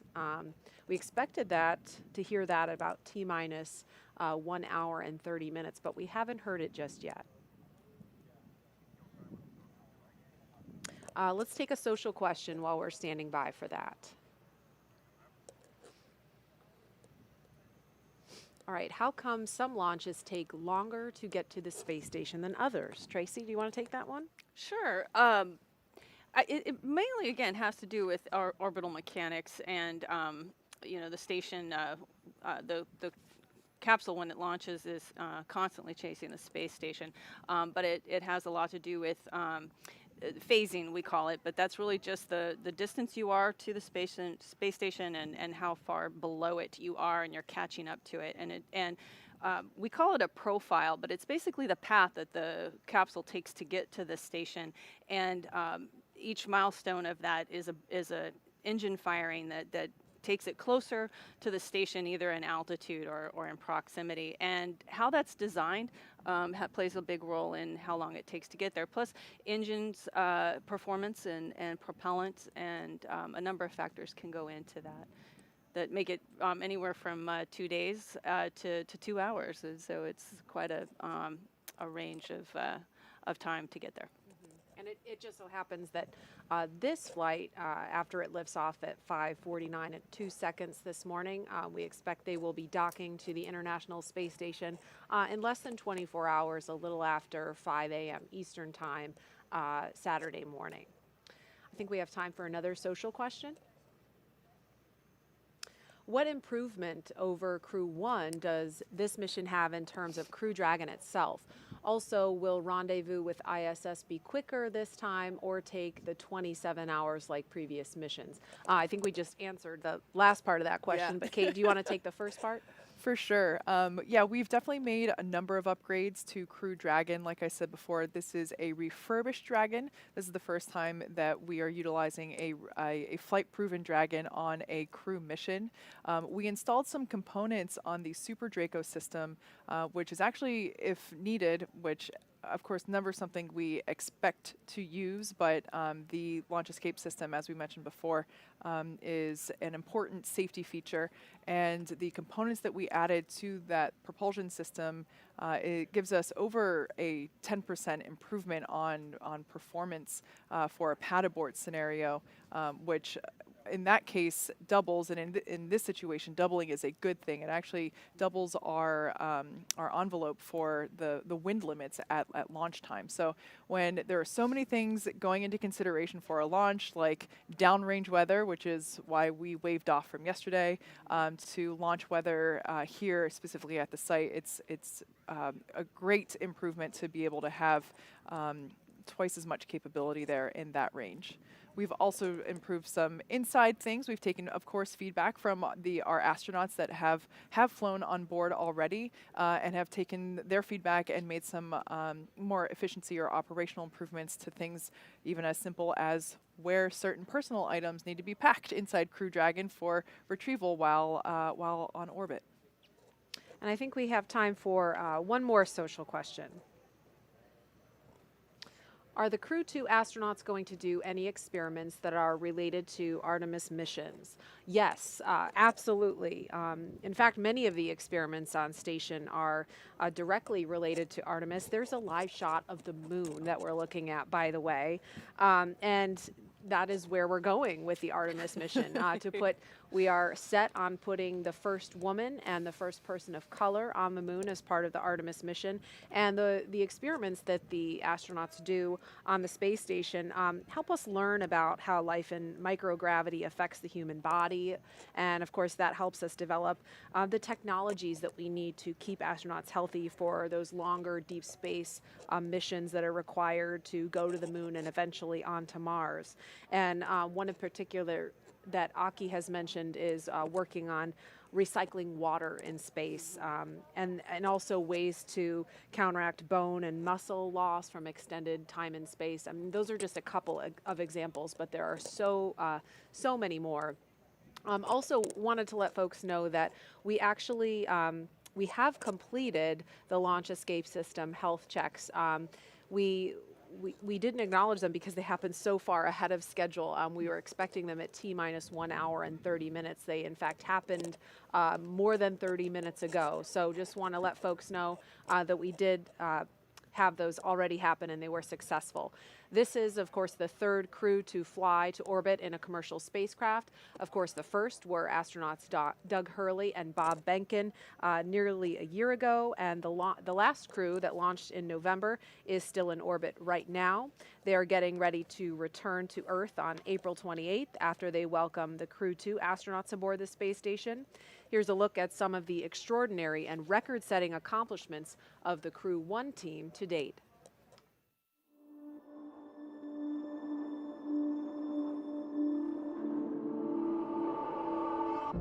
You know, it feels great to be a part of this transition from a test program, a demonstration program, to an operational program. After NASA certified Crew Dragon, Crew-1 is the first mission to the International Space Station. I feel very honored to be a part of this great mission. Dragon, SpaceX, go for launch. When we're sitting on the launch pad, I think what's going to be going through my mind is I want to be in the moment. and enjoy the experience. There is just an electricity in the air as that countdown is happening. The engines light and liftoff occurs. 3, 2, 1. Ignition. Liftoff. Vehicles pitching downrange. Falcon 9 is supersonic. Stage separation confirmed. Dragon separation confirmed.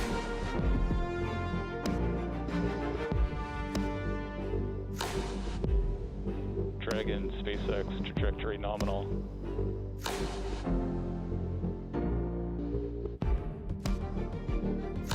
It's really hard to explain living and working in zero-G. It's fascinating how normal it becomes so quickly. It just feels like you've done it your whole life.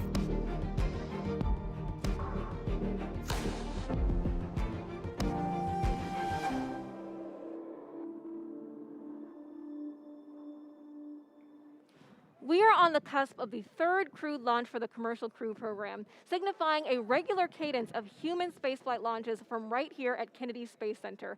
Joining me now is Center Director Bob Cabana. Thank you so much for being here today with us. Absolutely, my pleasure, Jasmine. What an awesome morning. Right. We're up before the sun. Yep. Yeah, we are so glad to have you here. What's your reaction to this return to regular human spaceflight launches? All I can say is it's about time. It was so great last May when Bob and Doug launched for the first time in 9 years humans to space on a U.S. rocket from U.S. soil here at the Kennedy Space Center. Then to get Crew-1 up there last November. And now this is really cool because Megan's flying in the same capsule that Bob, her husband, went to space in last May. I mean, it's awesome to have this regular cadence again. Yeah, absolutely. We're thrilled to be here. We're thrilled to see, history being made. And in addition to the excitement from today's launch, we are also coming off our celebration of Earth Day. Can you talk to us about how we launch from Earth for Earth? What is Kennedy Space Center doing to benefit our home planet? Kennedy Space Center has an absolutely excellent environmental program. First off, our 144,000 acres here, it's a national wildlife refuge managed for us by the Fish and Wildlife Service. I've been out and seen the sea turtles. I've helped count eggs, look at eggs, see the nest. It's awesome. It is so cool. We just signed an agreement with Florida Power and Light.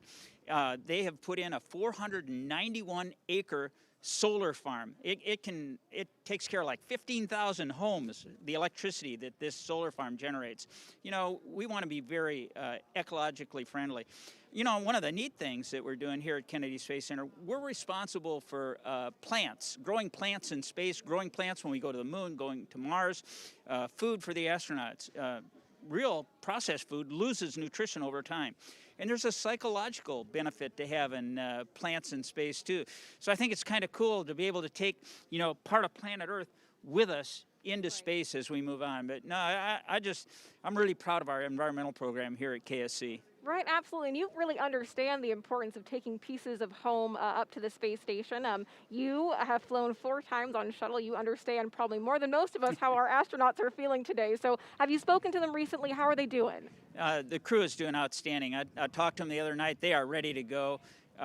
Everything's tracking well on the launch. I can't wait to see those guys blast off. I got to see them come out of crew quarters and get in their Teslas and drive out to the pad. They're all looking great. Their families are great. But, I know they're really focused right now. This is once you strap into that spaceship, you're just thinking about doing everything right, making sure that you do your job to get safely to space. Right. No, and you have seen, how this spaceport has changed over time. You were recently recognized as the longest-serving center director, so congratulations on that. Can you talk to us about how it's evolved over time? Absolutely. The shuttle paid for everything at the Kennedy Space Center. And, of course, that program came to an end in July of 2011. We had about 15,000 contractors and civil servants working here at the end of the shuttle program. When Atlantis landed on a Thursday in July, on Friday, 2,000 contractors got pink slips and walked out the door. We went from a workforce of 15,000 down to 7,500. Then we took a look at, hey, what do we need to support the future? And the future was SLS and Orion, but it was also enabling commercial operations. And we got a lot of stuff off our books that we had no need for, that didn't support commercial operations or the SLS Orion Artemis program. And then what was left, we said, hey, how can we enable commercial operations with this? We went out for notices of availability on this extra facilities that we had. And look at us today. We've got Boeing and SpaceX. Boeing's building the CST-100 Starliner in a facility right over here. The Air Force X-37 orbital test vehicles operating out of these former shuttle facilities over here.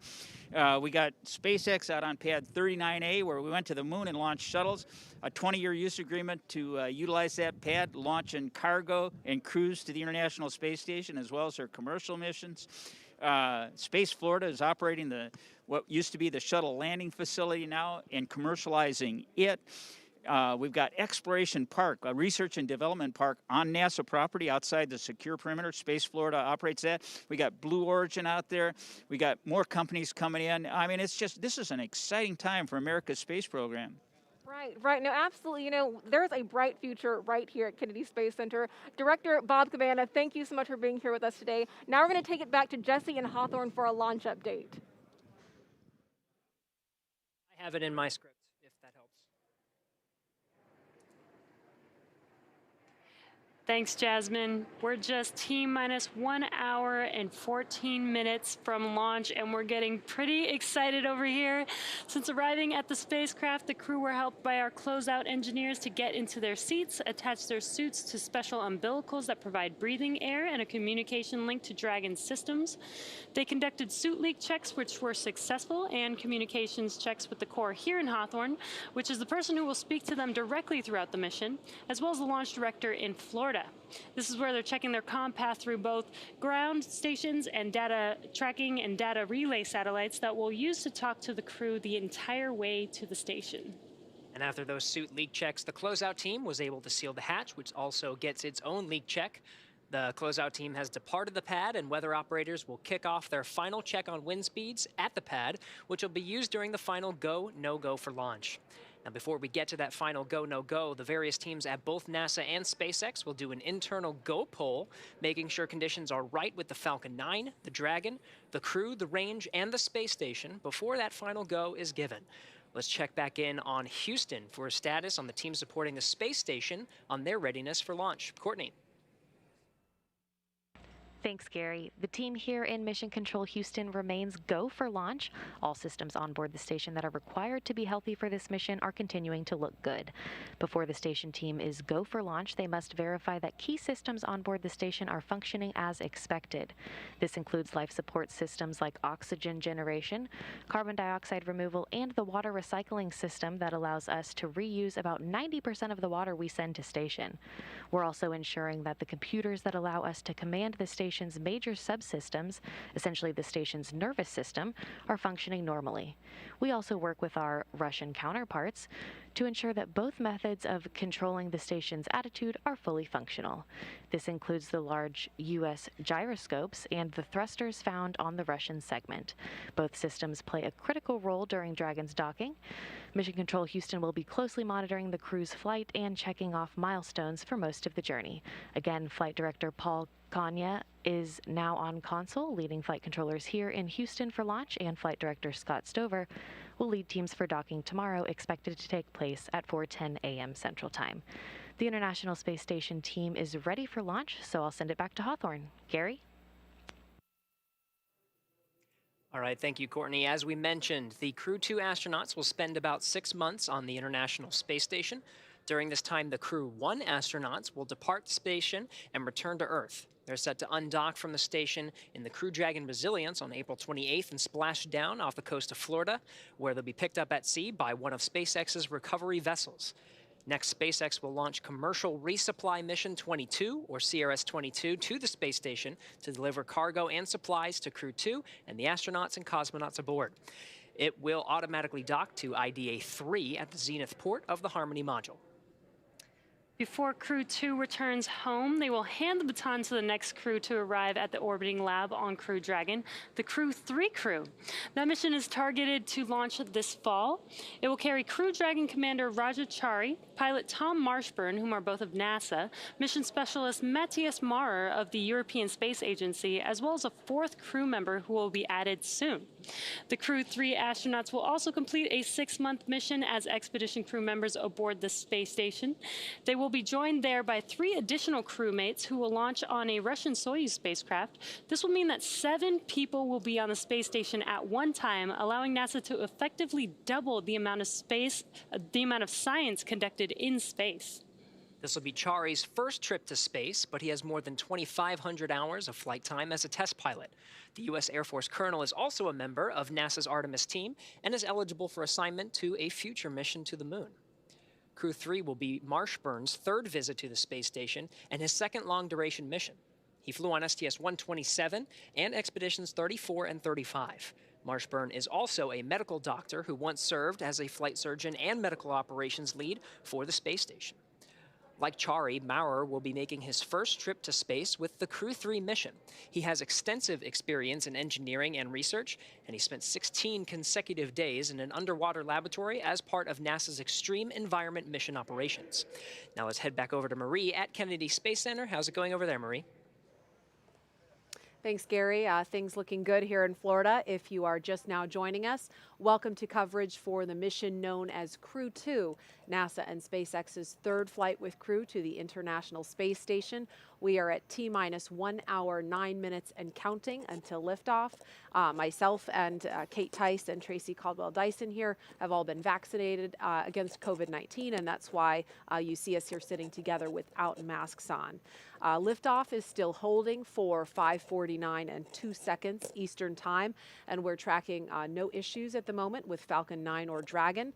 The range is green, and weather is looking good. Over the last 3 hours, our crew of Shane Kimbrough, Megan McArthur, Thomas Pesquet, and Akihiko Hoshide donned their SpaceX suits in the historic crew quarters suit-up room.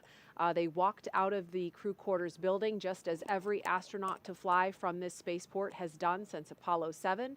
And then they were transported to the pad where they climbed inside the SpaceX Crew Dragon Endeavour, which we are watching live on your screen. While this is SpaceX's 3rd time flying astronauts in Crew Dragon, it will be the first time a European astronaut will fly aboard Dragon. If you remember back in November, we launched NASA astronauts Mike Hopkins, Victor Glover, Shannon Walker, and JAXA astronaut Soichi Noguchi to the International Space Station, and those 4 are nearing the end of their 6-month science mission. They are scheduled to return home to Earth just a few days after the Crew-2 astronauts arrive on station. Over the next hour, we will conduct a series of polls to get ready for launch, have the crew arm the launch escape system, and begin fueling Falcon 9. Launch is set for 5:49 a.m. Eastern Time. This will include a 12-minute flight to orbit and then a 23.5-hour flight to dock with the International Space Station tomorrow at approximately 5:10 a.m. Eastern Time. So we're approaching T-minus 1 hour till launch. Tracy, what is going through the astronauts' head right now as they're seated in their capsule and they're ready to go? They still have another 60 minutes to go. Can you give us any insight into what they may be experiencing right now? Well, normally I would say, building off of experience, that inside an hour, it seems like eternity before those engines light. You're in there chatting it up with your crewmates, but watching these guys, they're having a little party in there. Hand signals are flying. I understand they're playing a game that we thought was rock, paper, scissors. I'm learning from friends that it's actually a game that Thomas knew when he was a kid and has shared it with his crewmates. And so I guess there's no better way to bond than through childhood memories and that are being recreated in the capsule right now. But all kidding aside, these guys are probably glancing back and forth at their monitors, like you see there, and just checking systems, making sure that they're keeping track of what's going on with the vehicle, listening to the sights and sounds, maybe a little bit of chit-chat, but inside an hour they're listening up for what might be coming in through their ear from the teams on the ground. Sure.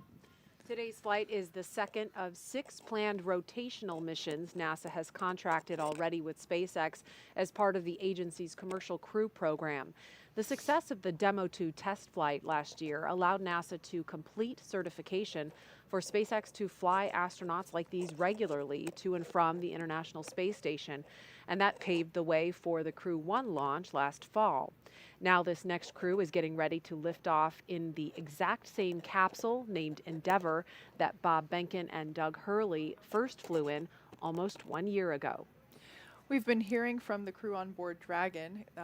Like you can see there, they're currently strapped into their seats, and they've already gone through all of their communication and suit leak checks. They're able to follow all the milestones that they still have ahead of them on the displays there just above them, which allow them to gain insight into all of the Dragon and Falcon 9 systems as we continue to proceed towards launch. So right now, as we're coming up to the T-minus 1 hour and 5 minute mark, let's check in with Hawthorne for a status on both vehicles. John, what updates do you have for us now? Okay, we've had, as you've been saying, a smooth countdown.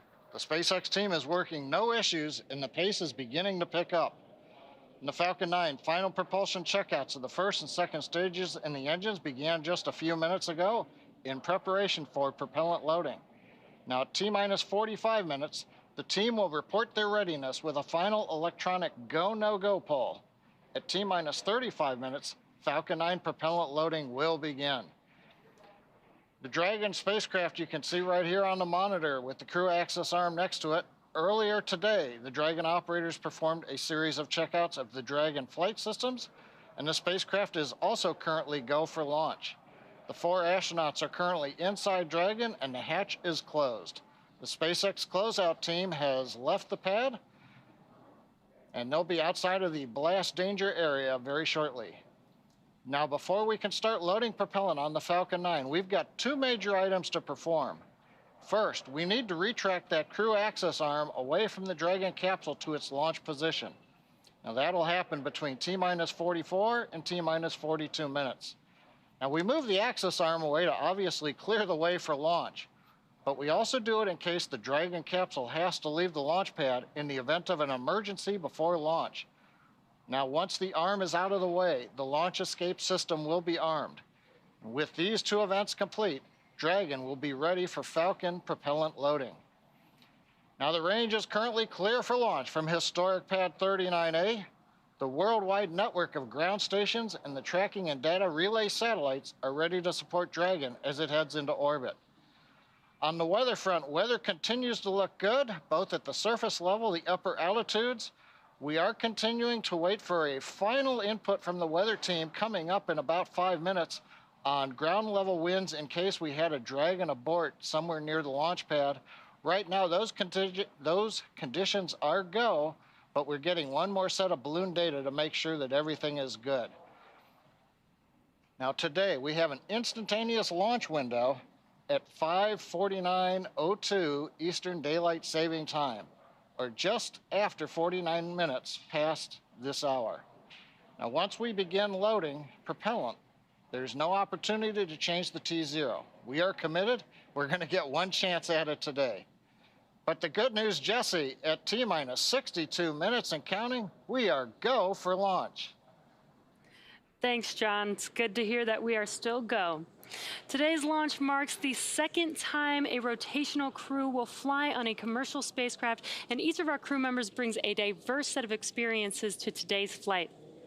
Crew Dragon Commander Shane Kimbrough will be making his 3rd trip to space. He was born in Killeen, Texas, and raised in Atlanta, and was selected as an astronaut in 2004. Kimbrough is a retired U.S. Army colonel and holds degrees in aerospace engineering and operations research.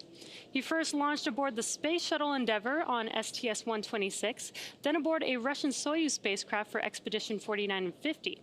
Kimbrough has spent a total of 189 days in space and has performed 6 spacewalks. Pilot Megan McArthur will be making her 2nd trip to space, but her first one to the space station. She was born in Honolulu, but considers California her home state. She holds degrees in aerospace engineering and oceanography, and was selected as a NASA astronaut in 2000. McArthur served as a mission specialist aboard Space Shuttle Atlantis on STS-125, the final servicing mission of the Hubble Space Telescope in 2009. She operated the shuttle's robotic arm over the course of 12 days and 21 hours, capturing the telescope and maneuvering crew members throughout the 5 spacewalks to upgrade Hubble's science instruments, along with removal and replacement of other components to lengthen the telescope's life. Hubble continues to operate to this day, providing scientists the opportunity to make more and more deep space discoveries. Mission specialist Akihiko Hoshide has suited up for his 3rd space flight today. Born in Tokyo, Hoshide was selected as an astronaut in 1999 by the National Space Development Agency of Japan, known today as JAXA. Hoshide earned his degrees in aerospace engineering and mechanical engineering. He flew on STS-124 aboard the Space Shuttle Discovery to deliver and install Japan's science laboratory, Kimbrough. He also flew aboard the Russian Soyuz on expeditions 32 and 33 for a 124-day visit to the space station. SpaceX. Things continue to progress nominally. Next up is cycling the orbit tank isolation valves to equalize low flow pressure here in about 15 seconds. Copy. We'll be listening. Got some good call-outs there. In 2014, he also served as commander of the 18th NASA Extreme Environment Mission Operation, which was an underwater expedition at the National Oceanic and Atmospheric Administration's Aquarius habitat off of Florida's Key Largo coast. Mission specialist Thomas Pesquet will be making his 2nd trip to space. Born in Rouen, France, Pesquet was selected by ESA as an astronaut in 2009. He has a degree in spacecraft design and control and more than 2,300 flight hours as a commercial airline pilot. Pesquet first flew to space on the Soyuz as a flight engineer for expeditions 50 and 51. In that time, he worked on more than 50 experiments and performed 2 spacewalks to maintain the space station. He's logged 197 days in space. Pesquet will be the first European to fly in Crew Dragon, and it will be the first time a European has launched from America in more than a decade. Each of these 4 crew members will join Expedition 65 once they arrive at the International Space Station, with Akihiko Hoshide taking over as commander of the station right before Crew 1 departs. All right, we're inside 59 minutes from launch. The day is a continuation of regular crew flights to space station from U.S. soil. This will be the 3rd Crew Dragon flight with crew and its 2nd long-duration mission to the International Space Station. The Dragon astronauts... SpaceX, you are go for Section 6. When ready, report go for launch. Copy. Section 6, in work.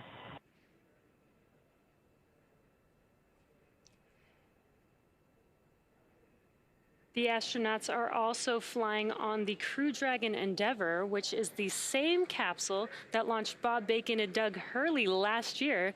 And today, Bob's wife, Megan, is the pilot on this flight, sitting in the same seat that he did. It's been an awesome countdown so far. Weather is still looking good, and the excitement is picking up as we get closer and closer to that T0. That's right, Jesse. We had a great countdown today, starting with suit up just over 3 hours ago. The SpaceX team helped the crew put on their suits and conduct initial checkouts before crew walkout. Crew walkout was where Shane Kimbrough... Go for launch. SpaceX copies, go for launch. All right, the crew reporting go for launch real time. This just comes right after crew walkout, where Shane Kimbrough, Megan McArthur, Thomas Pesquet, and Akihiko Hoshide gave final goodbyes with friends and family gathered outside the operations and checkout building before they began that roughly 20-minute ride out to pad 39A. And though it was early morning before dawn, we did still get some awesome views of those Teslas heading down the NASA Causeway before the crew arrived at the pad. And once they arrived, they all took a brief moment to enjoy the view of the vehicle that they will be taking flight on. And then they headed up the fixed service structure to begin a process known as Crew Ingress. That is where the astronauts entered the vehicle, and the SpaceX team performed a series of checks to ensure the suits, seats, and vehicle interactions were all functioning properly. About 30 minutes ago, the team closed Dragon's hatch with crew safely inside. So now, in, let's see, less than 57 minutes to go until Dragon starts breathing fire, things will pick up as we get close to the go, no-go pole to arm the launch escape system and begin propellant loading. The crew poll for readiness was completed at T-minus 60 minutes, and we did hear those call-outs. And the Dragon poll for prop load will occur here in just about a minute at T-minus 55 minutes. After that will be T-minus 45 minutes will be the internal mission control Hawthorne poll, and then the launch director's poll for propellant loading. And when we get to about T-minus 40 minutes, the crew access arm will retract, and the crew will get the call to close their visors and arm the launch escape system. Now, this is the automated system in place that can fire the 8 Super Draco thrusters on Dragon to quickly separate the crew from the rocket, either on the pad or during the flight on the ride uphill. And then once we reach about T-minus 35 minutes, propellant loading for the Falcon 9 will begin. Throughout the countdown, we've been getting some pretty incredible views of the astronauts. You see there on the right, making their final preparations, as well as some close-up views of the suits. The teams have often described the suits as an extension of the Dragon spacecraft, almost a mini spacecraft inside of a spacecraft. So we're hearing that the SpaceX teams are go for launch, and we'll wait for that call for propellant loading.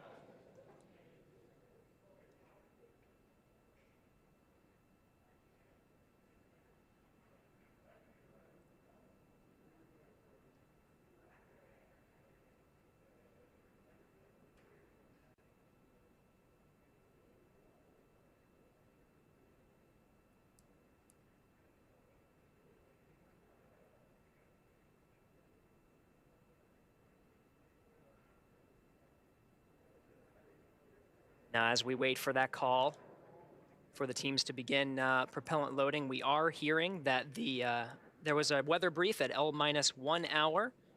We're still looking go for today's launch. Pad escape winds are go. The weather up the Ascent corridor is go. Everything tracking as we're inside now, 55 minutes to launch.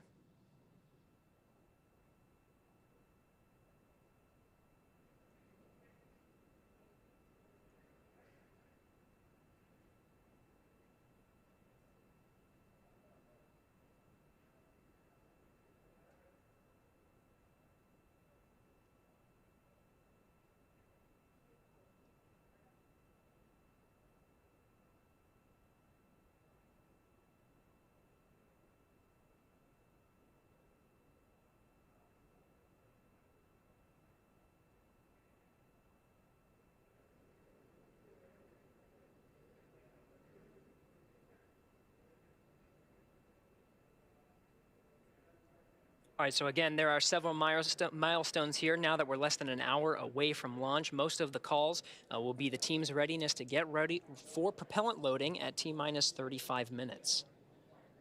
Once we reach that mark, propellant loading will begin. Some of the RP1 refined kerosene will start to fill the tanks of both the Stage 1 and Stage 2 elements of the Falcon 9 rocket. Stage 2 is smaller and expected to fill up just about 20 minutes prior to launch. But RP1 refined kerosene will continue to load into the rocket, as well as liquid oxygen on both the first and second stages, filling up just about 3 minutes before launch for the first stage and 2 minutes before launch for the second.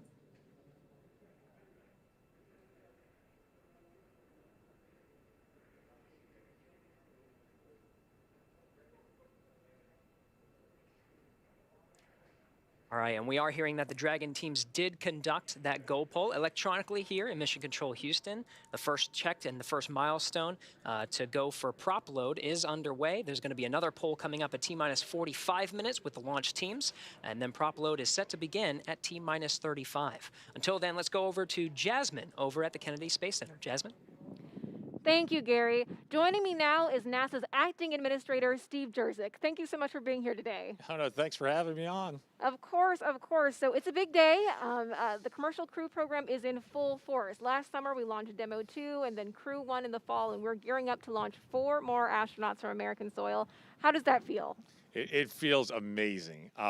If you would have told me a year ago that we would get 3 crew flights launched in less than a year, I would have just been ecstatic, and I am ecstatic today for the third flight with SpaceX.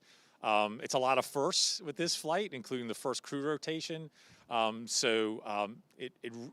that 4 crew on station in the U.S. segment continuously with the commercial crew program transportation capability is going to accelerate the research and technology development we're doing on station, both to benefit folks here on Earth as well as prepare for our Artemis missions. Right, right. And with this mission today, we're looking at the space station. But of course, with Artemis, we're going even further to the moon. NASA just announced that they selected SpaceX to develop the first human lunar lander since the Apollo days. What does that mean for our sustained return to the moon? Yeah, so that kind of completes all the systems we need to develop for the first astronaut landing on the moon under Artemis. So we have the SLS, the core stage test. Was successful a month ago at Stennis, and so that core stage for SLS for Artemis 1 is on a barge and headed to Kennedy Space Center as we speak. It'll arrive here next week, and that'll mean all the components of SLS are here at Kennedy for integration for the Artemis 1 mission. Orion is ready to go for Artemis 1. The Gateway, we did a review of the Gateway the other day, and the Gateway's starting to come together, and then of course the last piece is the human landing system, which will transport astronauts from lunar orbit to the surface and back to lunar orbit. So it's really exciting to have the landing system in full development. It's the last piece that we need for our first Artemis missions. And later this year, hopefully, we'll conduct the first Artemis 1 mission, which will be an uncrewed test flight around the moon. Right, right. So that is exciting. You know, as we are looking at going to the moon, we're also looking at even further to Mars. We made history just this week with the first flight of Ingenuity. There's also the MOXIE experiment that is converting the Martian atmosphere into oxygen. So what does that mean for our hopeful one day putting people on Mars? Yeah, so the science missions, the robotic missions are really important because they fill knowledge gaps for us that we need to fill to plan out eventually human missions to Mars. So for example, there's a weather station on Perseverance.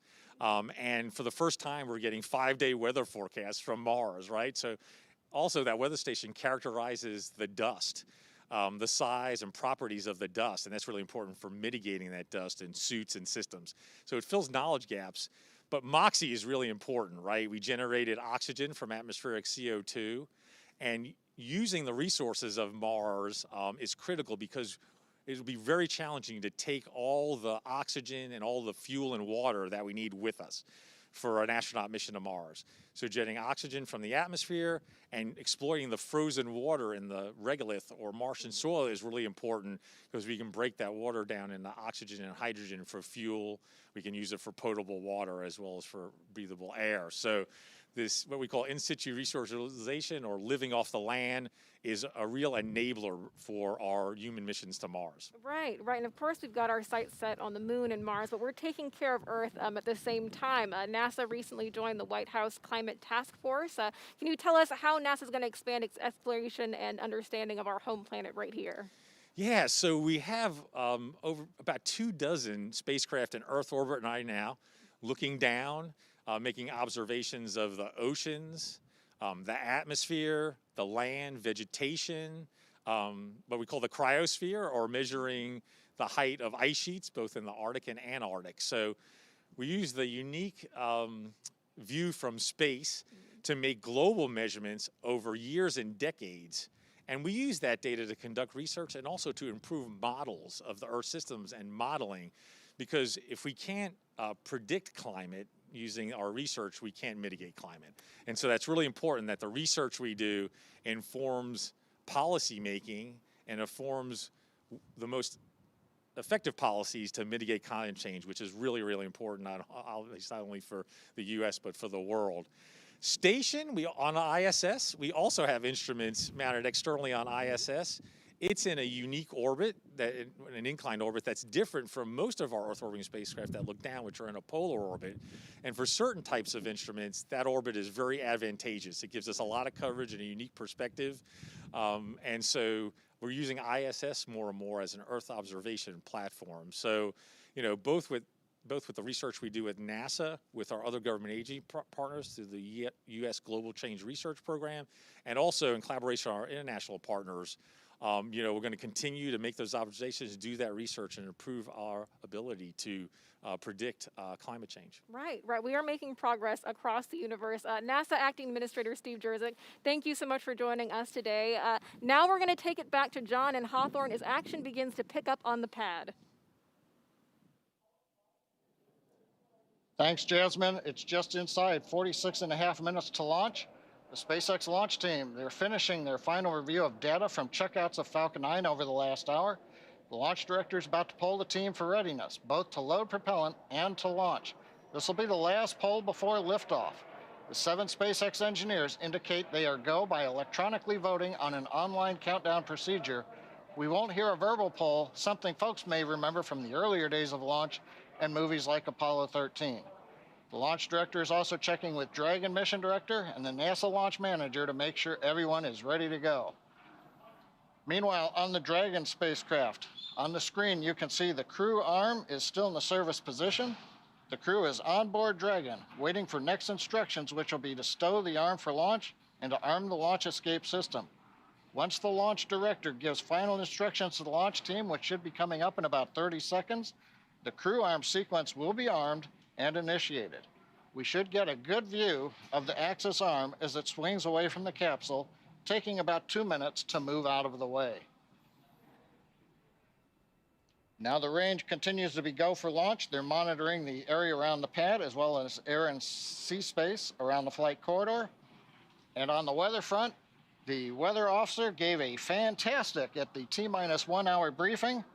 The winds for all conditions of flight, liftoff, contingencies, getting into space, everything looks good both at ground level and upper altitude.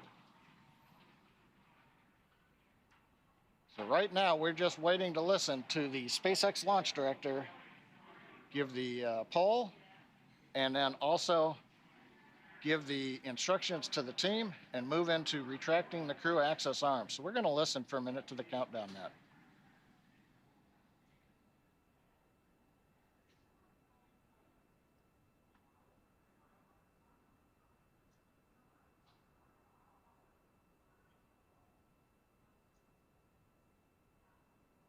Poll is complete and team is ready for propellant load and crew access arm retract. For non-urgent no-go conditions, brief the CE or LD and they'll approve aborting the launch auto sequence and proceed into launch abort. For urgent issues affecting the safety of the countdown, operator shall call hold on the countdown net. Launch control will abort the launch auto sequence immediately and proceed into the launch abort auto sequence. Operators advise launch director whether structural breakup or fire is imminent or occurring per Dragon manual escape flight rules. In the event of a fire alarm, key operators will man their post while the alarm is evaluated. In the event that personnel safety is threatened, evacuate to the south-facing emergency exit, which leads directly outside. Launch control, you may proceed with arming the crew arm for movement.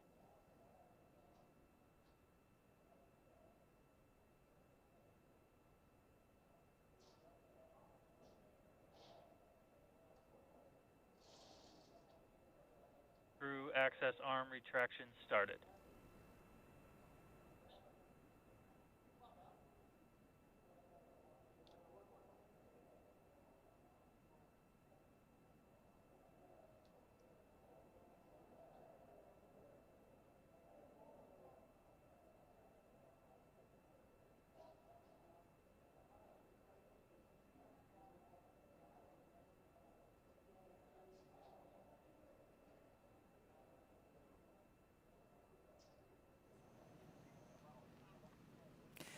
There you see a live view of the crew access arm retracting away from Crew Dragon in preparation for launch. The countdown clock continues to tick, and we're now at T-minus 42 minutes and 33 seconds. We're standing by for the completion of the crew access retraction. This is one of the last major visual milestones that we'll see in preparation for liftoff. Shortly thereafter, we should hear the call out that the launch escape system is armed, and from there, we'll hear that Falcon 9 prop load has started, which is one of my favorite milestones of the launch countdown. We just saw a beautiful shot from inside the White Room as the crew arm was moving away. There it is.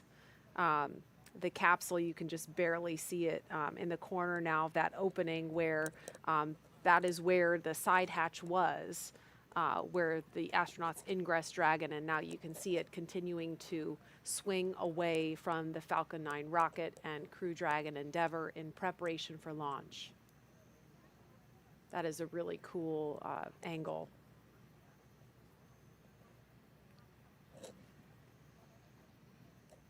And Tracy, as we're watching the crew arm still retracting here, we are about to have the International Space Station fly over us, right? We are, yes, here at KSC, Kennedy Space Center. It looks like in another minute to the southeast, traveling across east-northeast, the station should be visible overhead.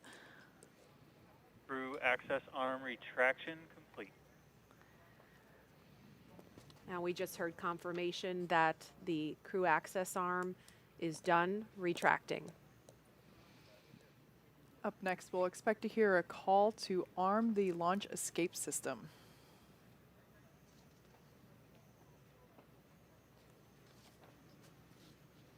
Dragon SpaceX, you are go for Section 7. Close visors and arm launch escape system.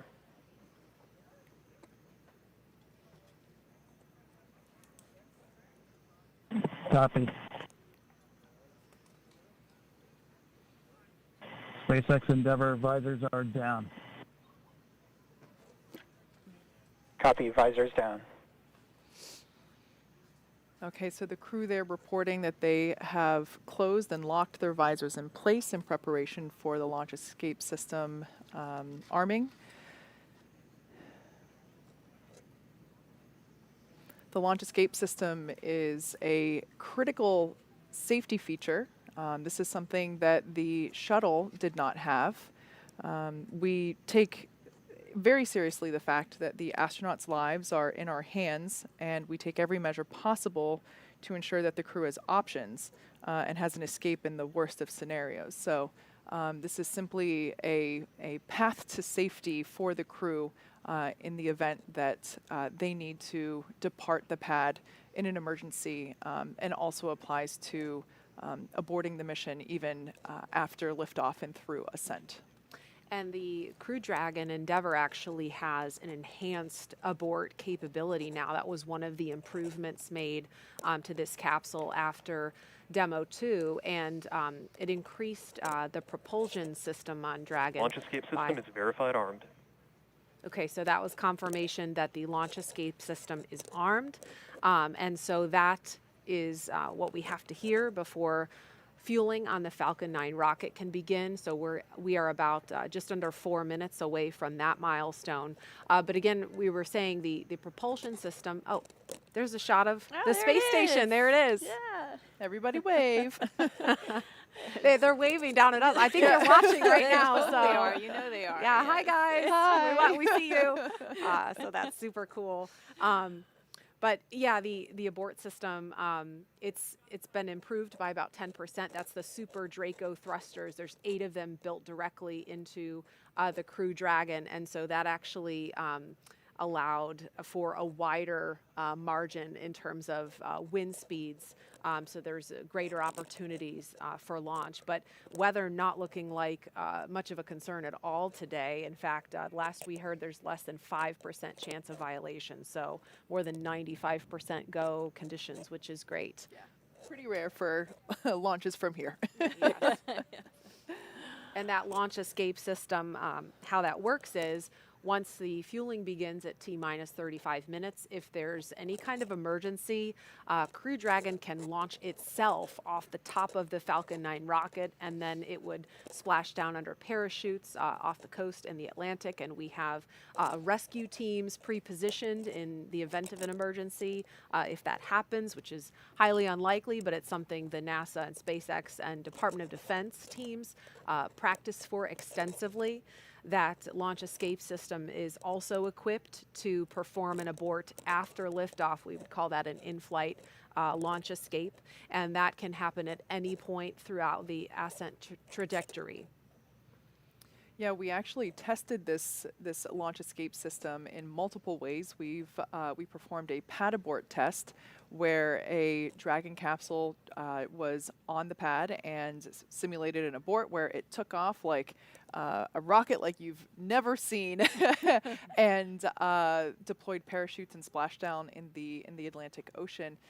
We also conducted an in-flight abort test, which was incredible to witness. I mean, it was a test unlike any other that we'd performed before, and where we launched a Falcon 9 rocket with a Dragon on top, and about 100 seconds into flight, simulated an anomaly. Dragon took off and deployed parachutes, splashed down, and so this is a system that we have tested, but never expect to utilize. Once again, the booster that you're looking at now, if you're wondering why it looks a little dirty, that is actually soot that was left from re-entry after its last mission. This particular booster supported the Crew-1 mission very recently, and we have, there we can see a photo of our Crew-2 astronauts. Actually, they're holding up their fingers because they have soot. They signed their initials, their names into the soot there in the background. So I've said before, I love the human spaceflight traditions that we have, and I think this is a new one. Tracy, you said it earlier. Yeah.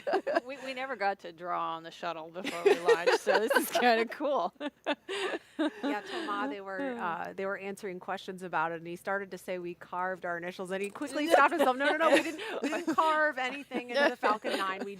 We traced our initials in the side of the rocket, and so you could see closely in that photo, if you look, you could see the initials of each astronaut. So that's really cool and something that we look forward to seeing on future reused boosters. This one is set to land. Load has started. Okay, we just heard confirmation that fueling has begun on the Falcon 9 rocket. And this first stage booster is set to land on a SpaceX drone ship at sea after liftoff.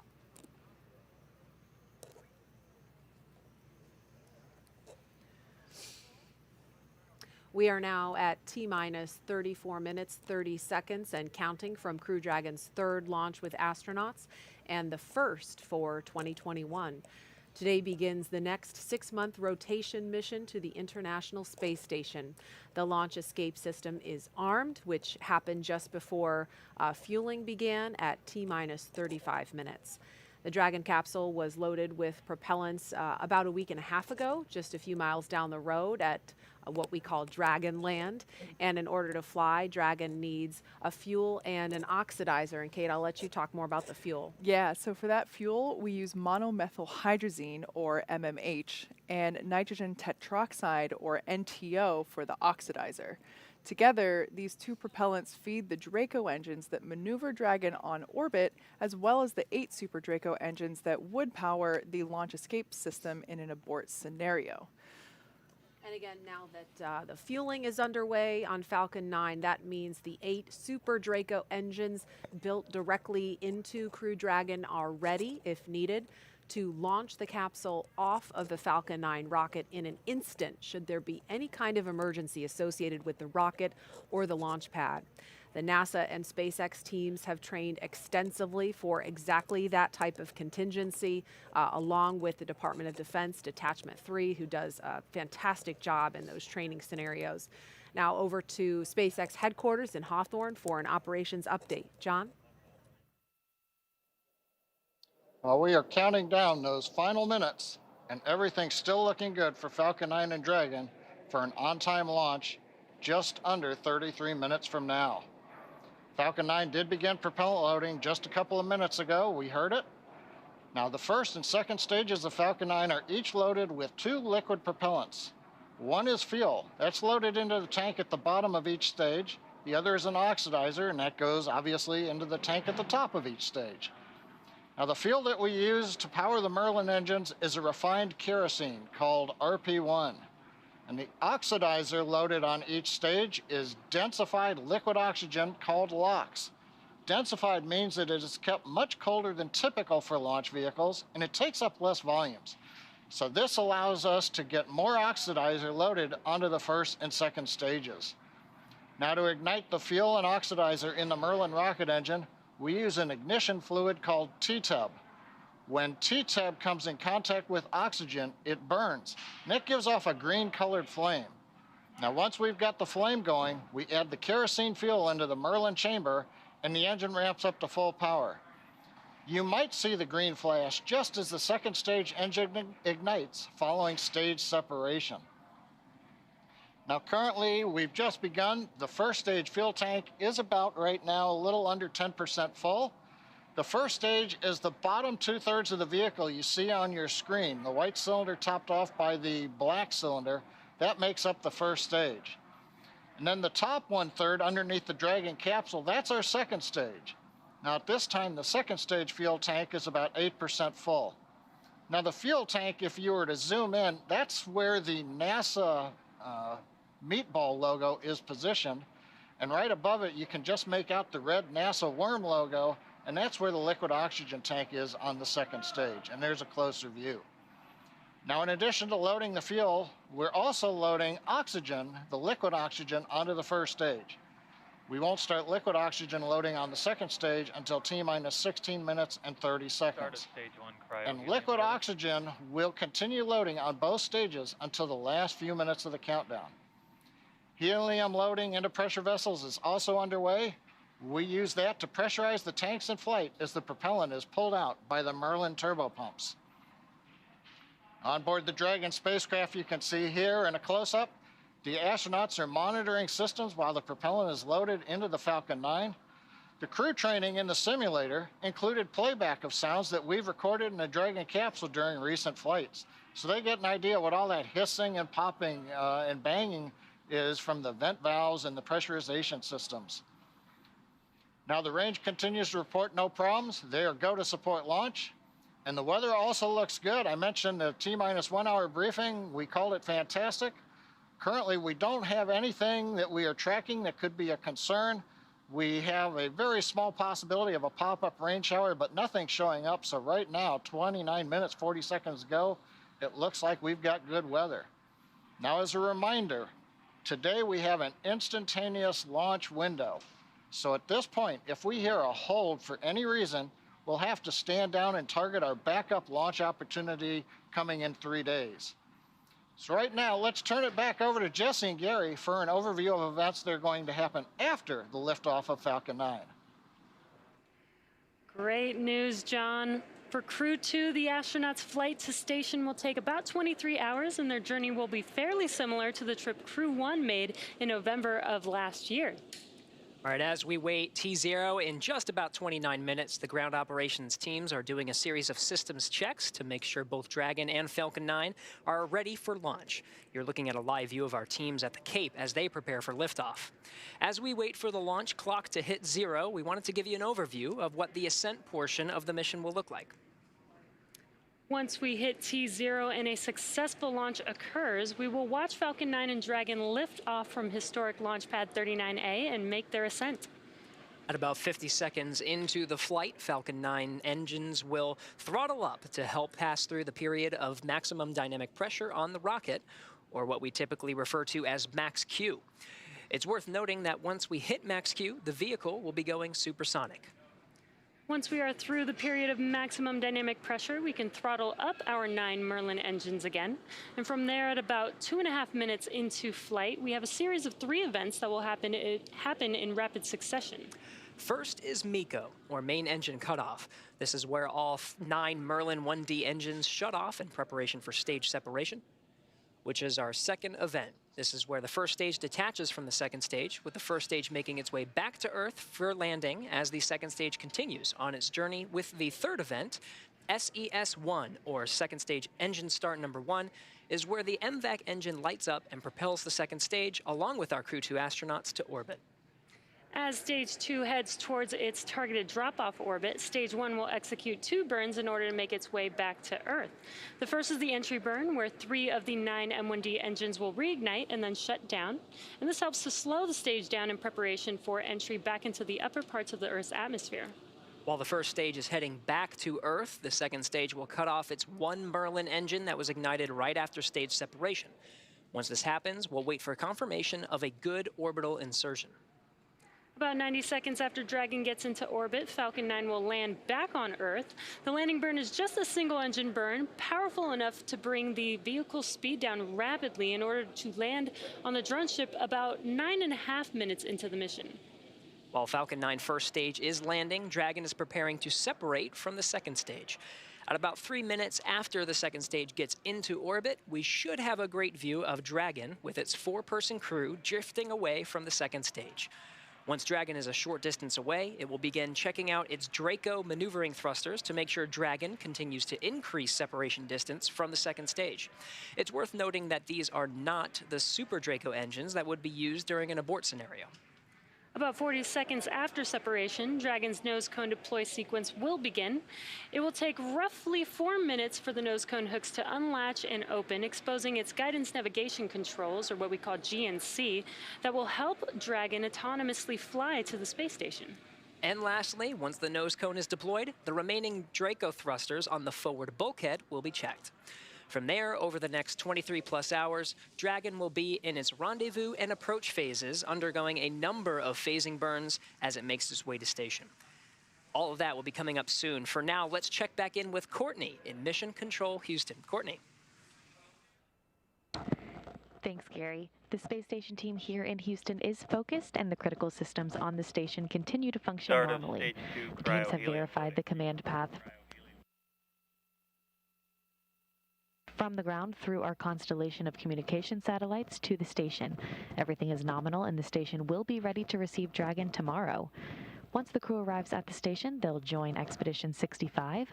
While on board, their official designation will be flight engineers, except for JAXA's Akihiko Hoshide, who will take command of the space station from NASA's Shannon Walker just before Crew 1 comes home. He'll be the station commander until the fall, when he'll hand the reins to European Space Agency Thomas Pesquet for the final part of their mission. Flight Director Paul Kanya is on console now, leading flight controllers in Houston for launch, and Flight Director Scott Stover will lead teams for docking tomorrow. Just a reminder that a launch today will take about 23.5 hours to get to station, with a docking to the Node 2 forward port scheduled tomorrow at 4:10 a.m. Central. Once Dragon is docked to the station, the team here in Houston will assist Dragon and space station astronauts with leak checks, as they will work to open hatches on both Dragon and the inside of the station's pressurized mating adapter. We expect hatch open to take place approximately 2 hours after docking. That's it for us here in Mission Control Houston. I'll send it back over to the team in Florida. Marie? All right, thanks, Courtney. You're looking live at the Falcon 9 rocket and SpaceX Crew Dragon, and we can see liquid oxygen venting off the rocket. That is normal and expected. It is now T-minus 23 minutes, 50 seconds and counting from the 3rd astronaut launch from U.S. soil in the past year, and the first with 2 international partners aboard.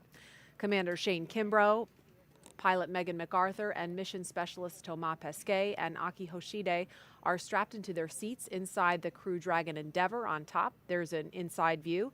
We can see them live as the Falcon 9 rocket fueling operation is well underway now.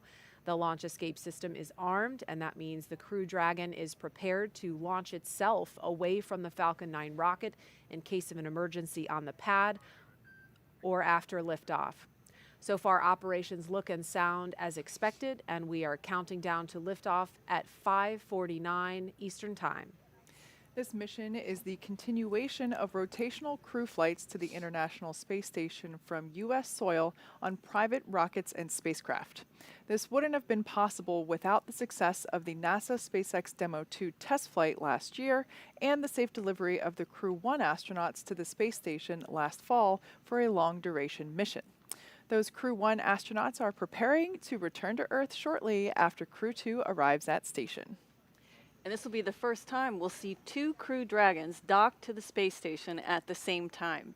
Crew 1's Resilience and Crew 2's Endeavour, that's on the launch pad right now.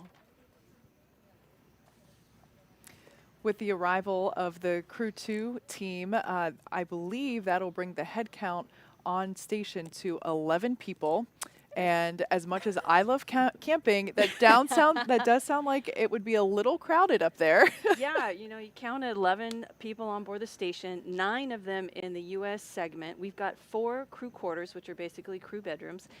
We've got both commanders of the Dragons sleeping in their vehicles. That leaves 3 people needing a place to sleep. That's Suichi, Shannon, and Victor. They'll be in the gym, the Columbus, and the airlock, respectively. So you could say it's quite a full house. They'll be camping out, rolling out their sleeping bags on rack fronts. So it'll be tight. What a great benefit to being commander. You have your own private suite. With windows. And yeah, it's a nice place to be. Yeah, and that's honestly the window shots that we have been receiving from the crew have been one of my favorite things from the Crew-1 team up there, and even Bob and Doug whenever they were up there as well. Just the view outside of the Crew Dragon window, it's actually my phone background right now. And it's just incredible, and I love that we get to, that they share their perspective with us from above. Let's give you a quick recap of who the astronauts are sitting inside the capsule here. In the foreground, sitting closest to the front of your screen, is Commander Shane Kimbrough. He is commanding the Crew Dragon Endeavour today, and he is a native of Texas, making his 3rd trip to space. The retired U.S. Army colonel first launched aboard the Space Shuttle Endeavour on STS-126, then aboard a Russian Soyuz spacecraft for expeditions 49 and 50.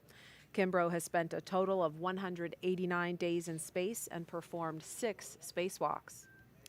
Pilot Megan McArthur will be making her 2nd trip to space, but her 1st to the space station. She was born in Honolulu. She was born in Honolulu, but considers California her home state. McArthur served as a mission specialist aboard Space Shuttle Atlantis on STS-125, the final servicing mission of the Hubble Space Telescope. She operated the shuttle's robotic arm over the course of 12 days and 21 hours, capturing the telescope and maneuvering the crew members throughout 5 spacewalks to lengthen the telescope's life. And mission specialist Akihiko Hoshide is embarking on his 3rd space flight today. The JAXA astronaut from Tokyo previously flew on STS-124 aboard the Space Shuttle Discovery to deliver and install Japan's science laboratory Kimbrough. He also flew aboard the Russian Soyuz on expeditions 32 and 33 for a 124-day visit to the space station. And in the far corner of your screen is mission specialist Thomas Pesquet. He will be making his 2nd trip to space. Born in Rouen, France, Pesquet first flew to space on the Russian Soyuz as a flight engineer for expeditions 50 and 51. In that time, he worked on more than 50 different experiments and performed 2 spacewalks with Kimbrough to maintain the space station. He has logged 197 days in space. Pesquet will be the first European to fly in Crew Dragon, and it will be the first time a European astronaut has launched from America in more than a decade. Each of these 4 crew members will join Expedition 65 once they arrive at the International Space Station, with Akihiko Hoshide taking over as commander of the station right before Crew-1 departs. And as we're looking at a live view of the pad, again, fueling is underway. We heard a call out during those bio recaps that the RP-1 load is complete on the 2nd stage. And we have a really special treat if we could take a view of Bob Behnken's spacesuit. We have that in studio. That is the actual spacesuit worn by Bob Behnken during the Demo 2 test flight, and you can see the photo of his wife, Megan McArthur, in the photo there, and she is sitting in the same spacecraft, in the same seat that Bob did almost a year ago on the Demo 2 mission. Megan is the pilot for this mission. There's a shot of Bob's spacesuit on the left and Doug Hurley's spacesuit on the right. This was a couple days ago during the pre-launch news conference. So again, looking live at the pad, Falcon 9 will have 1.7 million pounds of thrust at liftoff, and We've heard it sounds like a gorilla sitting on your chest. Would you say that's accurate, Tracy? Yeah, yeah. I've never had actually a gorilla on my chest, but I imagine that one would be that heavy. That the feeling that you have in your chest is pretty significant. Once again, the white cloud that we see there is expected, totally normal. That's just the liquid oxygen vaporizing essentially as it comes into contact with this humid Florida air. As a point of reference, the liquid oxygen that we load on board Falcon 9 is super chilled to help densify that liquid oxygen. When I say super chilled, I mean really, really cold. We're talking like negative 336 degrees. So, of course, whenever it comes into ambient air, it will turn into its gaseous state, which LOX load has started. Okay, and there we just heard the call out that second stage LOX load has just begun. And so the mission teams that we've seen in control rooms from Kennedy Space Center to Houston to Hawthorne are all laser focused on keeping this crew safe from this point and all the way to the space station and back home in 6 months. We had a chance to ask about their mindset right now from a couple of their leaders. There's a very delicate dance between the weather, normally the weather and the operations, and making sure all these complex systems are working correctly together. And what it's really important is just how calmly, quietly, efficiently the team's working through every single one of those things. It's why we train. People are very passionate about this program, as am I, and they know the consequences of what they're doing. They know that the crew's lives depend on what they're doing. This human spaceflight endeavor requires diligence every day on the job, and I think our team knows that. I definitely feel like those crew members are in our hands, and we need to be there thinking straight, making sure we're making the right decisions so that we're getting that crew safely to the International Space Station.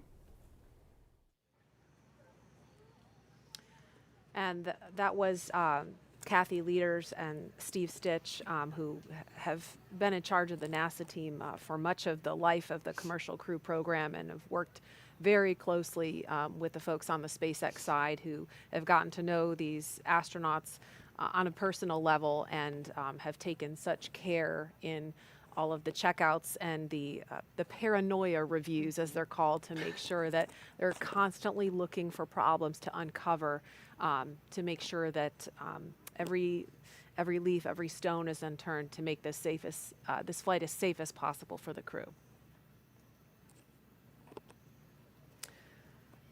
Again, it is now T-minus 14 minutes, 15 seconds and counting.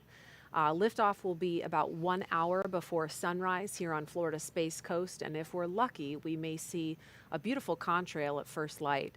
At the time of launch at 5:49 and 2 seconds Eastern Time, the space station will be flying 258 miles over the Indian Ocean south of Sri Lanka.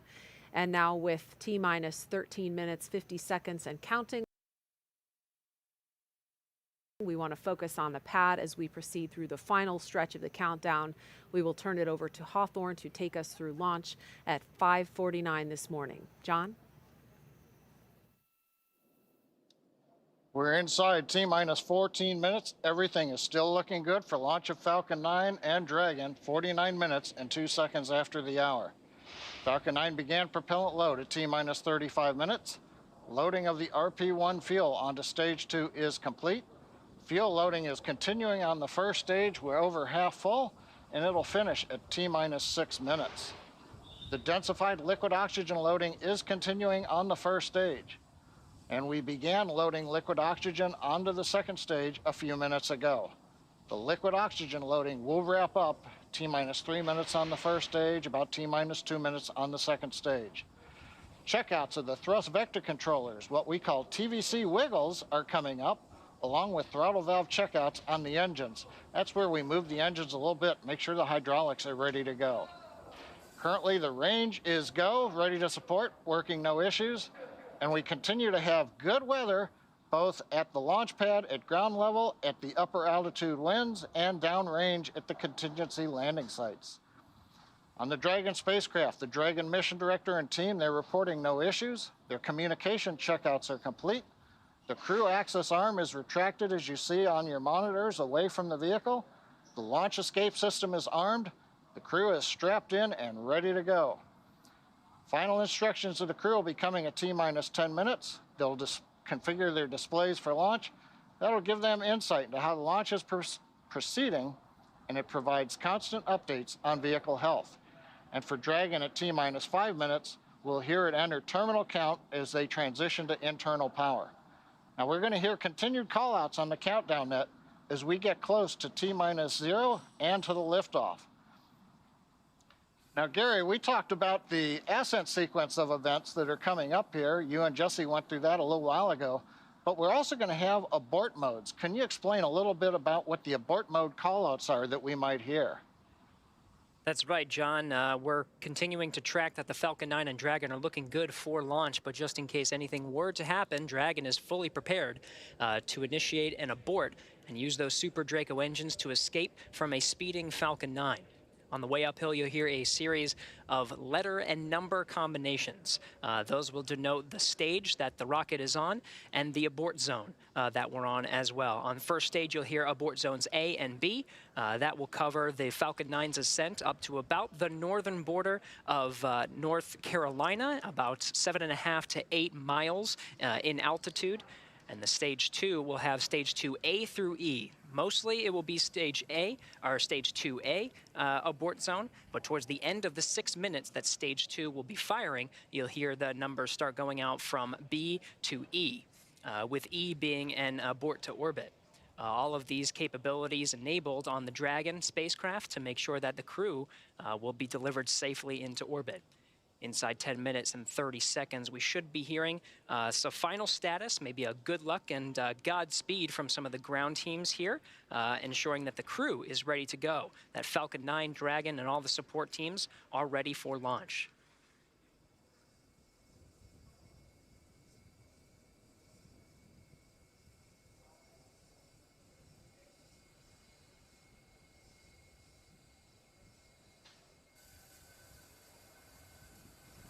Dragon, SpaceX, confirmed crew displays are configured for launch. Displays are configured for launch. SpaceX copies. Shane, Megan, Aki, Tama. We're thrilled to have crew on board Endeavour once again, and truly honored to have you all at the helm. It's been a pleasure training alongside you ahead of this historic launch. We wish you a great mission, good luck, and enjoy the ride. Thank you, Chad, Christian, Frank, and all the teams who got our crew and vehicle ready for this mission. I want to say a special thank you to our families and friends.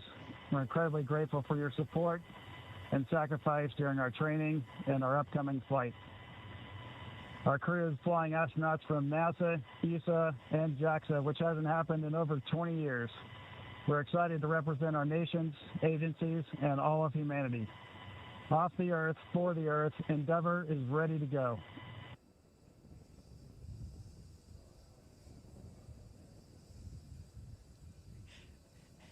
All right, some celebratory handshakes from inside the Crew Dragon. That was the voice of the Corps, Chad Healy, here in Mission Control Hawthorne. Next series of events, John, will be the engine chill. Everything's looking good so far. Yeah, it is. We're actually watching the fuel trim valves on the Merlin 1D engines going through some checkouts right now. And as you said, at T-minus 7 minutes, we're going to start a sequence of events that begins with opening the pre-valves. Currently, the liquid oxygen, the kerosene fuel on the Falcon 9 first, second stages is separated from the Merlin engines. T-minus 7 minutes, just over a minute from now, we open the pre-valves. That allows propellant down to the top of the engine or the inlet to the turbo pumps. At the same time, we open up bleed valves on the turbo pumps, and that allows a little bit of that densified ultra-cold liquid oxygen to flow through the pump and to chill down the liquid oxygen pump. That way, when we get to T-minus 2 seconds and we spin the pumps up and everything comes to full power, we're not pulling very cold liquid oxygen through a warm pump. So as that cools it down right now, that'll get it ready for that ignition sequence in the last couple of seconds. We should hear that call out that the stage 1 engine chill has started. You'll also hear in flight, about a minute and a half, 2 minutes into flight, MVAC chill has begun. That's also a repeat sequence there, where we open the bleed valve and begin chilling that engine one more time before it lights after stage separation.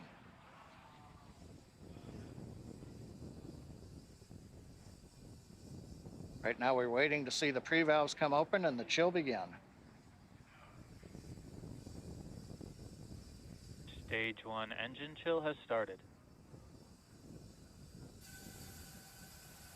Yep, and there's the call out. We've got indication pre-valves coming open on the engines, and we have begun to chill in the Merlin engines for flight. That's right, John. Now inside 6 minutes, 40 seconds. RP1 rocket-grade kerosene is completely filled in the second stage. We're anticipating about 30 more seconds for the first stage to be completely filled with that RP1 refined kerosene.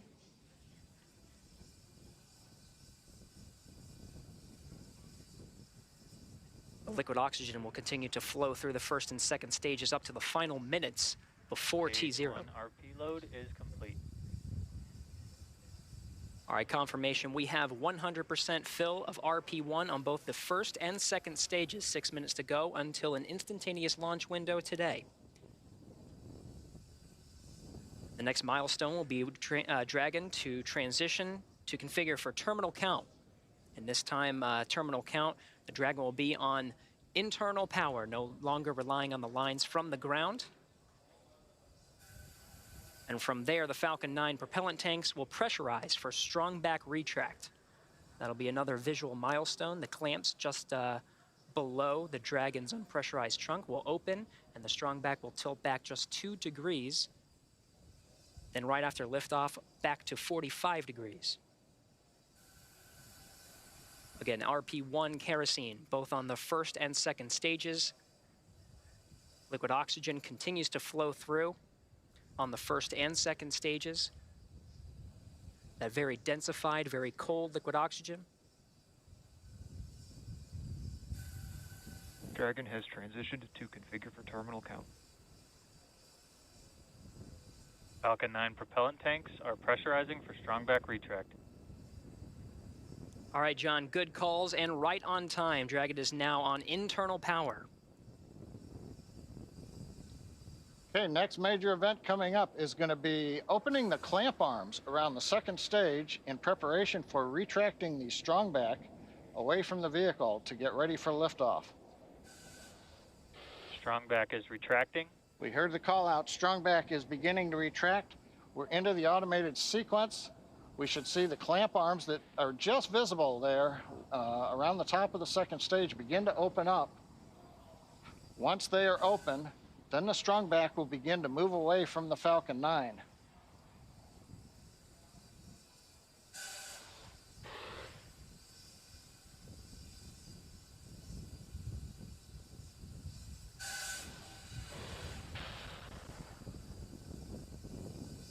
Watching the sequence, a nice view from up on top of the fixed service structure.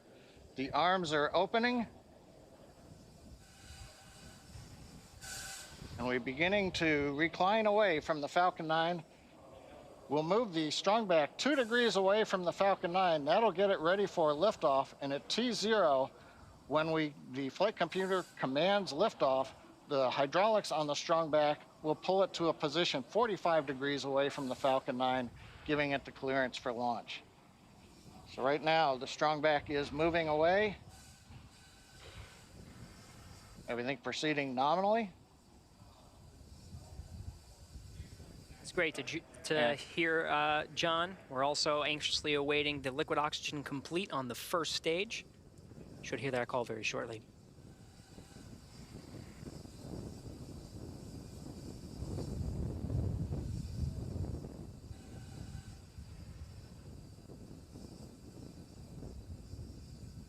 Dragon has transitioned to terminal count and is on internal power. Stage 1 LOX load is complete.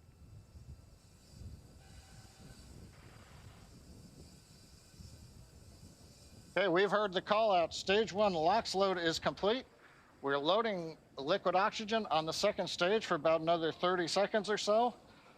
Once we get the liquid oxygen load complete on the second stage, the propellant line that runs up the side of the strongback that carries liquid oxygen, we'll vent that line down to make sure there's no liquid in it when we get to liftoff. When we do that, we open up valves on the strongback, and as Kate and Marie were talking earlier, when we vent off that very cold gaseous oxygen, it'll merge with the warm, humid Florida air, and you'll get a large white plume of condensation off of the back of the strongback. That'll be normal, coming about a minute and a half before launch. Everything continuing to look good. Stage 2 LOX load is complete. Dragon is in auto idle. All right, with that, the Falcon 9 is fully fueled. We have fuel on both the first and second stages, and both stages are filled with liquid oxygen. Gas closeout has started. Expect loud venting. Dragon is also in auto idle. The flight computers on Dragon,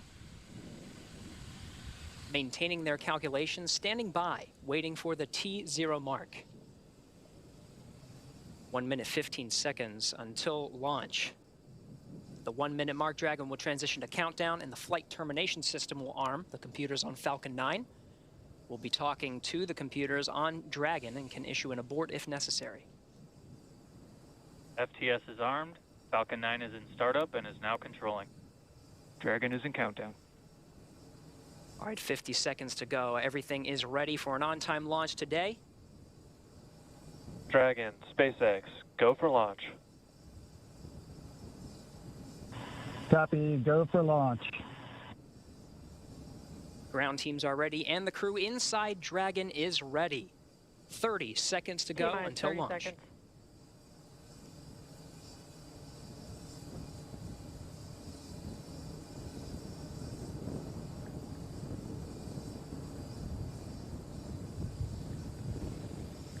T-minus 15 seconds. 10, 9, 8, 7, 6, 5, 4, 3, 2, 1, 0. Mission and liftoff. Godspeed, Endeavour and Crew-2. Copy, 1 Alpha. Endeavour launches once again. 4 astronauts from 3 countries on Crew-2, now making their way to the one and only International Space Station. The vehicle is pitching downrange. 9 Merlin engines on the first stage, providing 1.7 million pounds of thrust. Hearing good calls on first stage performance so far.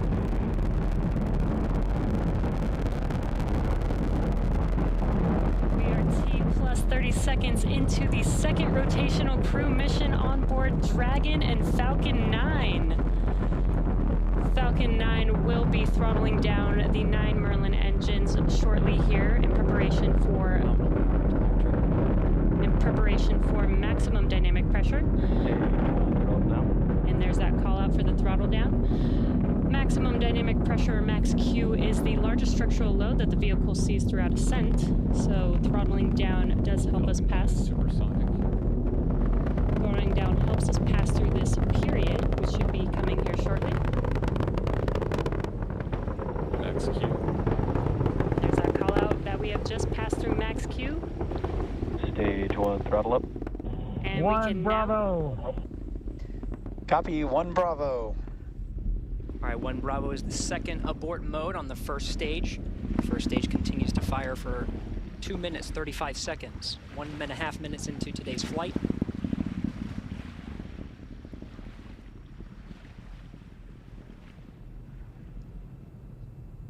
Falcon 9 now traveling at more than 1,500 miles an hour.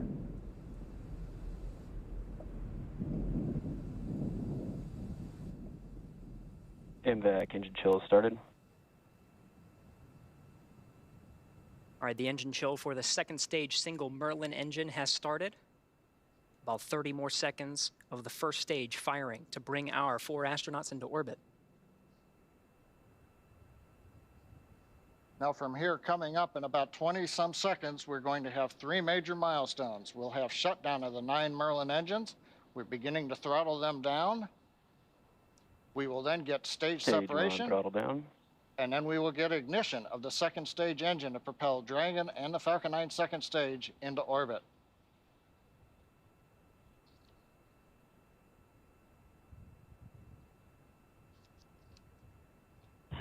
Two Nico. Alpha. Copy, 2 Alpha. Confirmed. Acquisition of signal lost.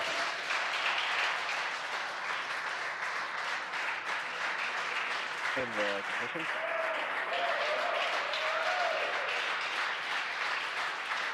And we have ignition of the second stage. You see the green flash of that T-TEB fluid. The expansion nozzle on the second stage Merlin vacuum glowing that bright red that we like to see. Good performance on the second stage so far. And on the left side of your screen, we saw the exhaust of the second stage engine streaming past the first stage as the grid fins are coming out. We also briefly had a view of the lights of Central Florida in the background. Currently, the first stage is continuing to coast up to apogee. It's unpowered. It'll reach a peak height and then begin to descend back down toward the Earth's atmosphere, where it will light 3 engines to slow down in preparation for what will be a landing burn on the drone ship in the Atlantic Ocean. You can see the grid fins are deployed right now. The first stage Dragon, pulsing. SpaceX, trajectory nominal. We're pulsing the thrusters. Signal Bermuda. Copy, nominal trajectory. And we hear a call out from the crew, nominal trajectory. So we're beginning to move the first stage into position so it can do the entry burn.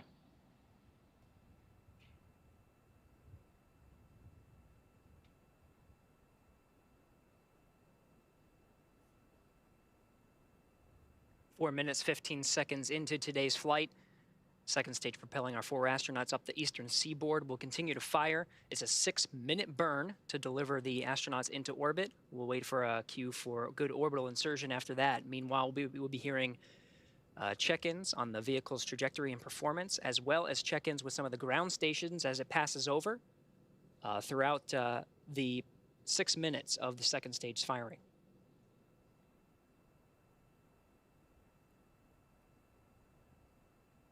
Dragon, SpaceX, trajectory nominal. Copy, nominal trajectory.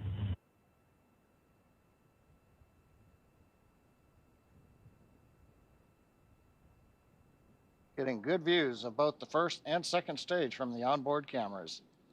Acquisition of signal bus. The New Hampshire tracking station has acquired the second stage telemetry signal. Meanwhile, the first stage has reached apogee, and it's now beginning to descend from a height. It's currently about 167 kilometers up, and in a few minutes we will get the entry burn of the second stage, of the first stage.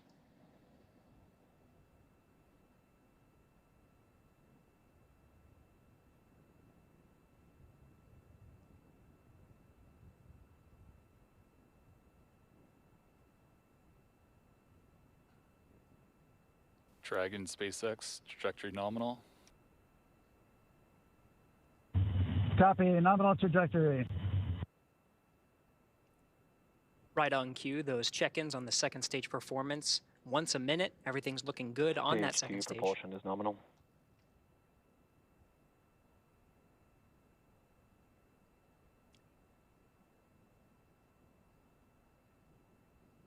Stage 2 continues to climb.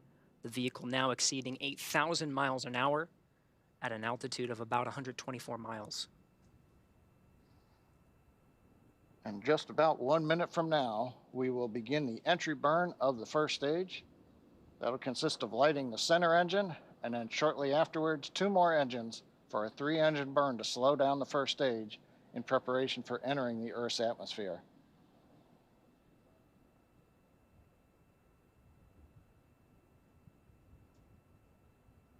Dragon, SpaceX, trajectory nominal.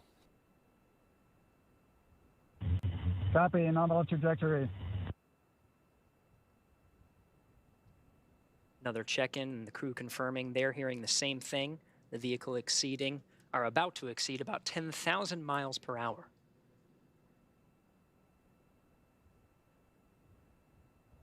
Meanwhile, first stage down at 90 kilometers, getting ready to relight 3 engines for the entry burn.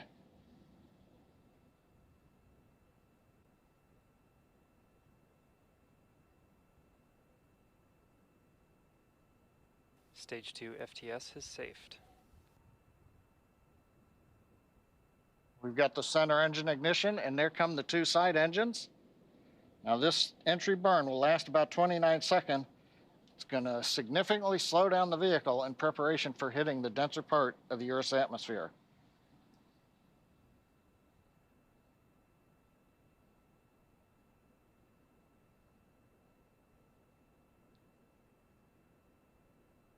Entry burn complete. We're down below 35 kilometers, continuing to look good on the first stage, heading to the Atlantic Ocean for a landing on the drone ship. While second stage is less than a minute away from cutoff.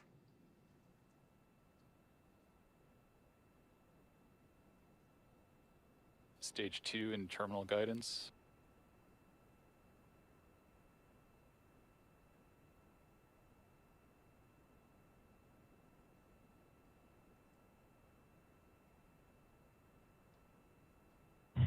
Shannon. Copy, Shannon. Shannon called out at the back end of the stage 2, a few seconds until cutoff.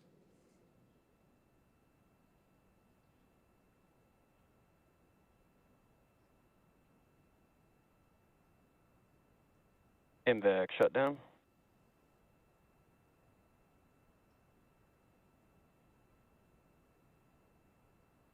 Dragon SpaceX launch escape system disarmed. Launch escape system disarmed. Copy.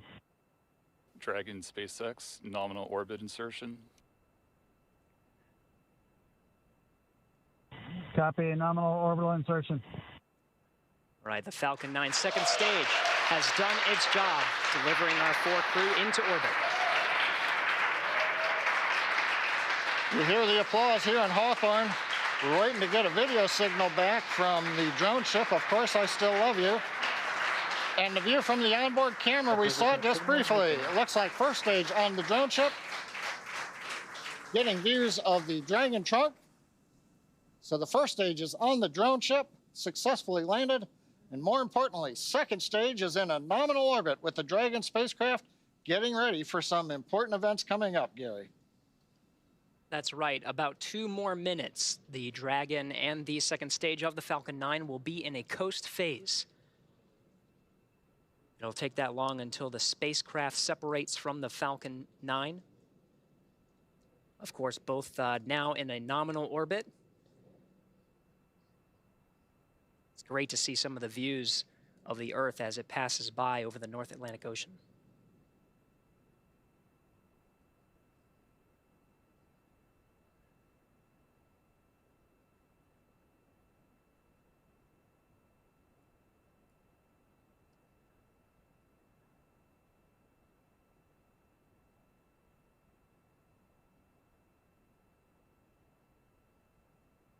All right, we're getting shots of the crew in orbit. I'm looking for that 0G indicator. Can't seem to see it in this shot, but we have a minute to go until we have spacecraft separation.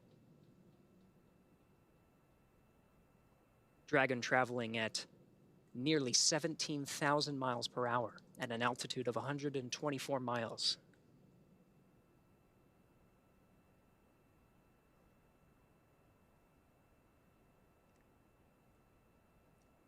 Again, the 4-person crew of Endeavour is in orbit right now.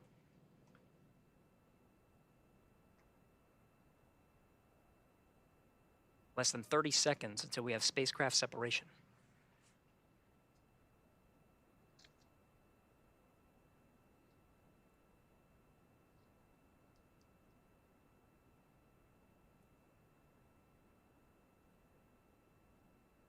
Ten seconds to spacecraft separation.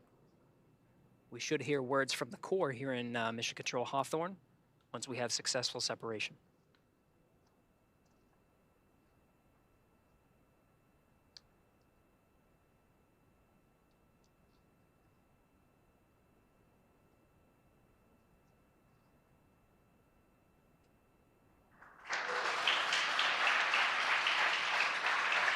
Dragon separation control. Dragon, SpaceX, I think you wishes you a great rest of your trip. Say hi to the crew of Dragon Resilience from us and let them know your rocket is home safe. Thanks for flying our first flight-proven crewed Falcon 9. See you airside, Crew-2. Thank you very much. We're great. It's glad to be back in space for all of us, and we'll send our regards to Crew 1 when we get there. Thanks.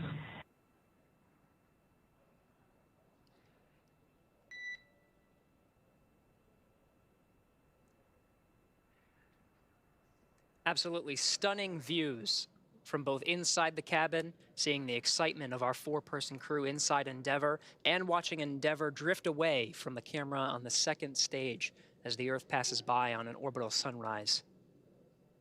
SpaceX Endeavour week. And Endeavour, you cut out a little bit there. If the question was if you're go to open visors, you are go to open visors at this time. Copy and work. Thanks. All right, 13 and a half minutes past liftoff. The crew is in orbit, traveling at nearly 17,000 miles an hour.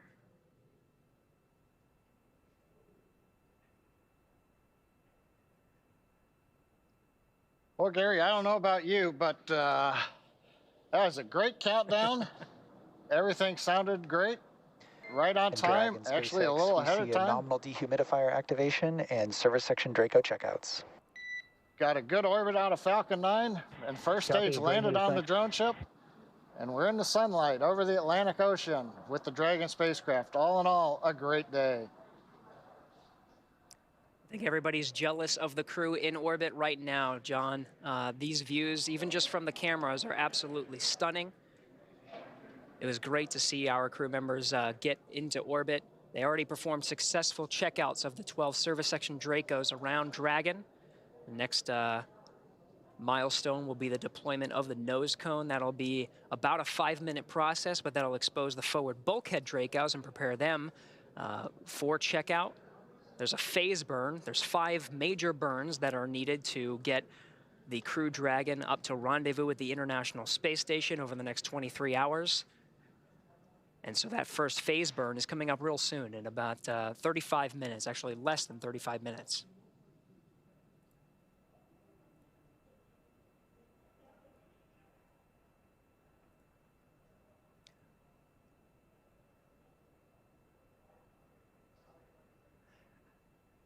And Jesse, I don't know if you could see the 0G indicator, but I was told it's a penguin. I'm trying to look for it. I'm looking for it too. Keep an eye out on that left-hand screen. Meanwhile, the Dragon is configured for a nose cone deployment. We'll stand by for when that sequence starts. The nose cone itself opens just beyond 90 degrees, about 105 degrees, to expose the forward bulkhead Dracos. Those forward bulkhead Dracos, 4 of them at the very top of the Dragon, will do the bulk of the work when it comes to firing the Draco engines for minutes at a time to increase the Dragon's speed, altitude, and phasing to catch up with the International Space Station again over the next 23 hours. Meanwhile, we're still getting camera views from the second stage, looking at that expansion nozzle. Did its work beautifully to deliver the 4 crew into orbit. Dragon over the North Atlantic Ocean. And Gary, this is John. I think I heard a call out on one of the Dragon nets that the first set of nose cone hooks is open. So it sounds like that sequence is going well.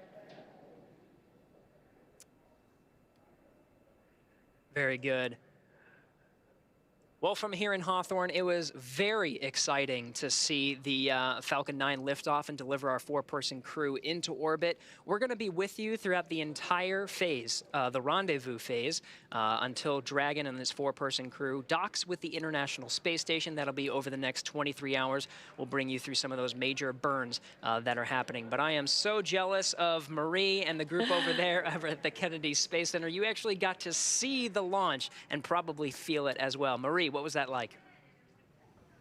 Oh, it was just spectacular. And, you know, the sun hasn't come up yet here in Florida, but, you know, we were able to just turn around and see the launch right behind us, and it lit up the sky, just absolutely breathtaking. It was so astounding to see the colors. I mean, it was not just your usual fireball, but there was the pulsating towards the end. And Kate, you're much more eloquent describing that sequence, which I appreciate you doing that while we were happy to help staring. It was so fun, and knowing that those guys were enjoying the ride along with the sights that we got to see made all the difference. There's nothing more relieving than crew in orbit. Yeah.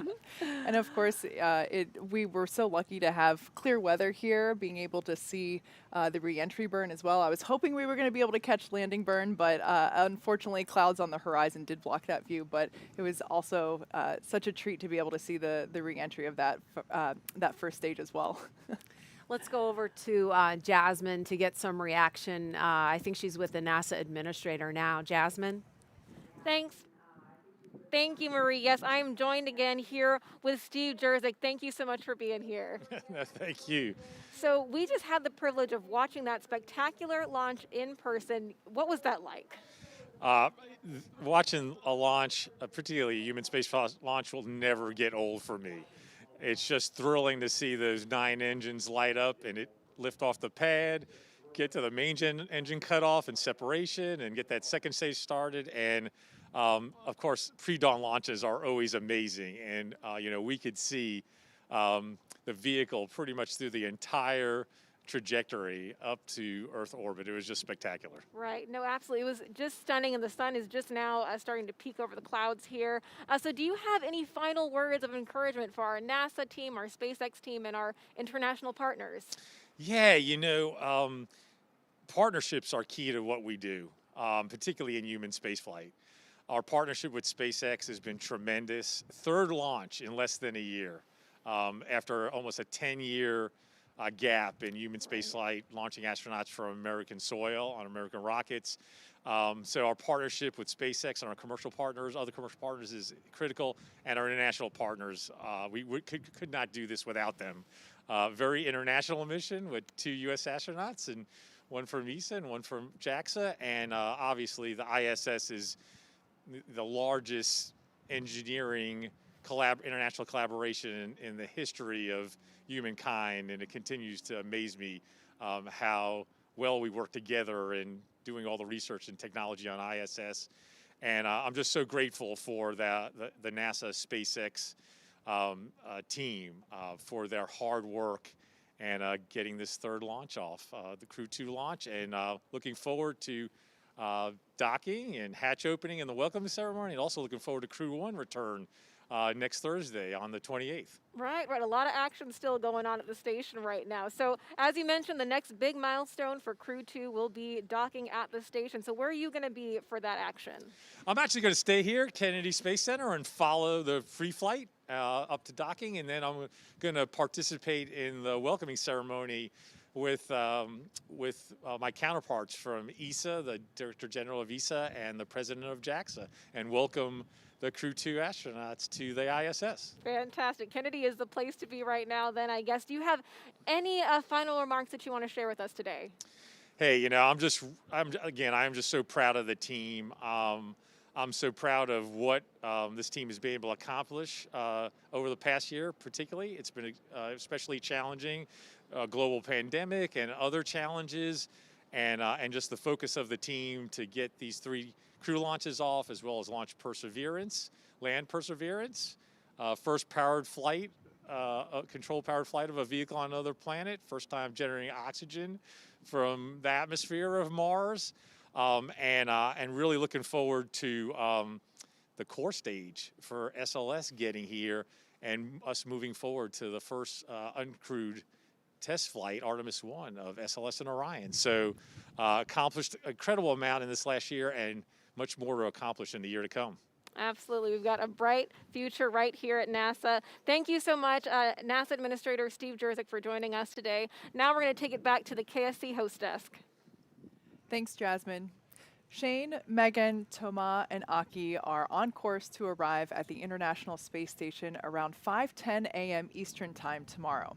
And we're going to stay on the air for continuous live coverage along their entire ride to station. Though our coverage here at Kennedy Space Center is concluding, we're going to turn it over to the teams in Hawthorne and Houston to take us through the next phases of the Crew-2 mission, all the way through hatch opening and a welcome ceremony for the crew. And for those of you watching online on YouTube, take a look at the description below the video. There you'll find the new link for the Crew-2 rendezvous and coast phase. Live coverage will continue at that new location shortly. And if you're watching on NASA TV, you won't miss a thing, and coverage will continue.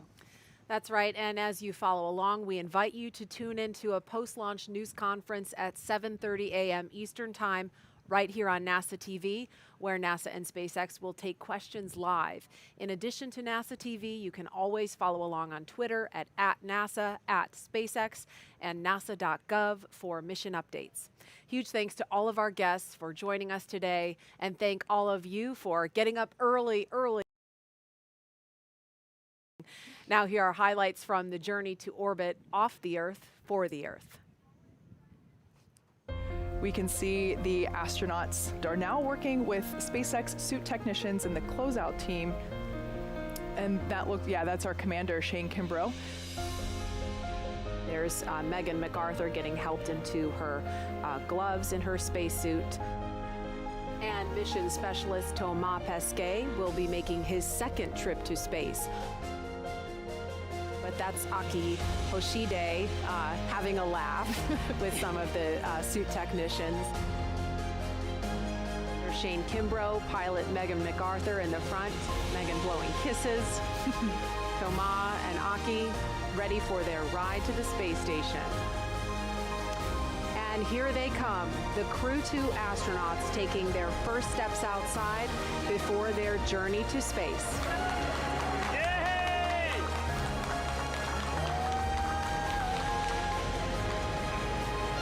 This moment, they're now going to have the opportunity to wave goodbye from a safe distance. And it looks like Bob Behnken is there with the son of he and Megan McArthur. ONC departure on schedule. Right, so we just heard that announcement that the crew has departed the operations and checkout building on schedule.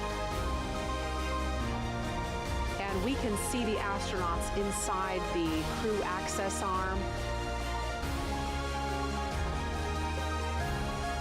Commander Shane Kimbrough, here he is climbing inside Crew Dragon Endeavour.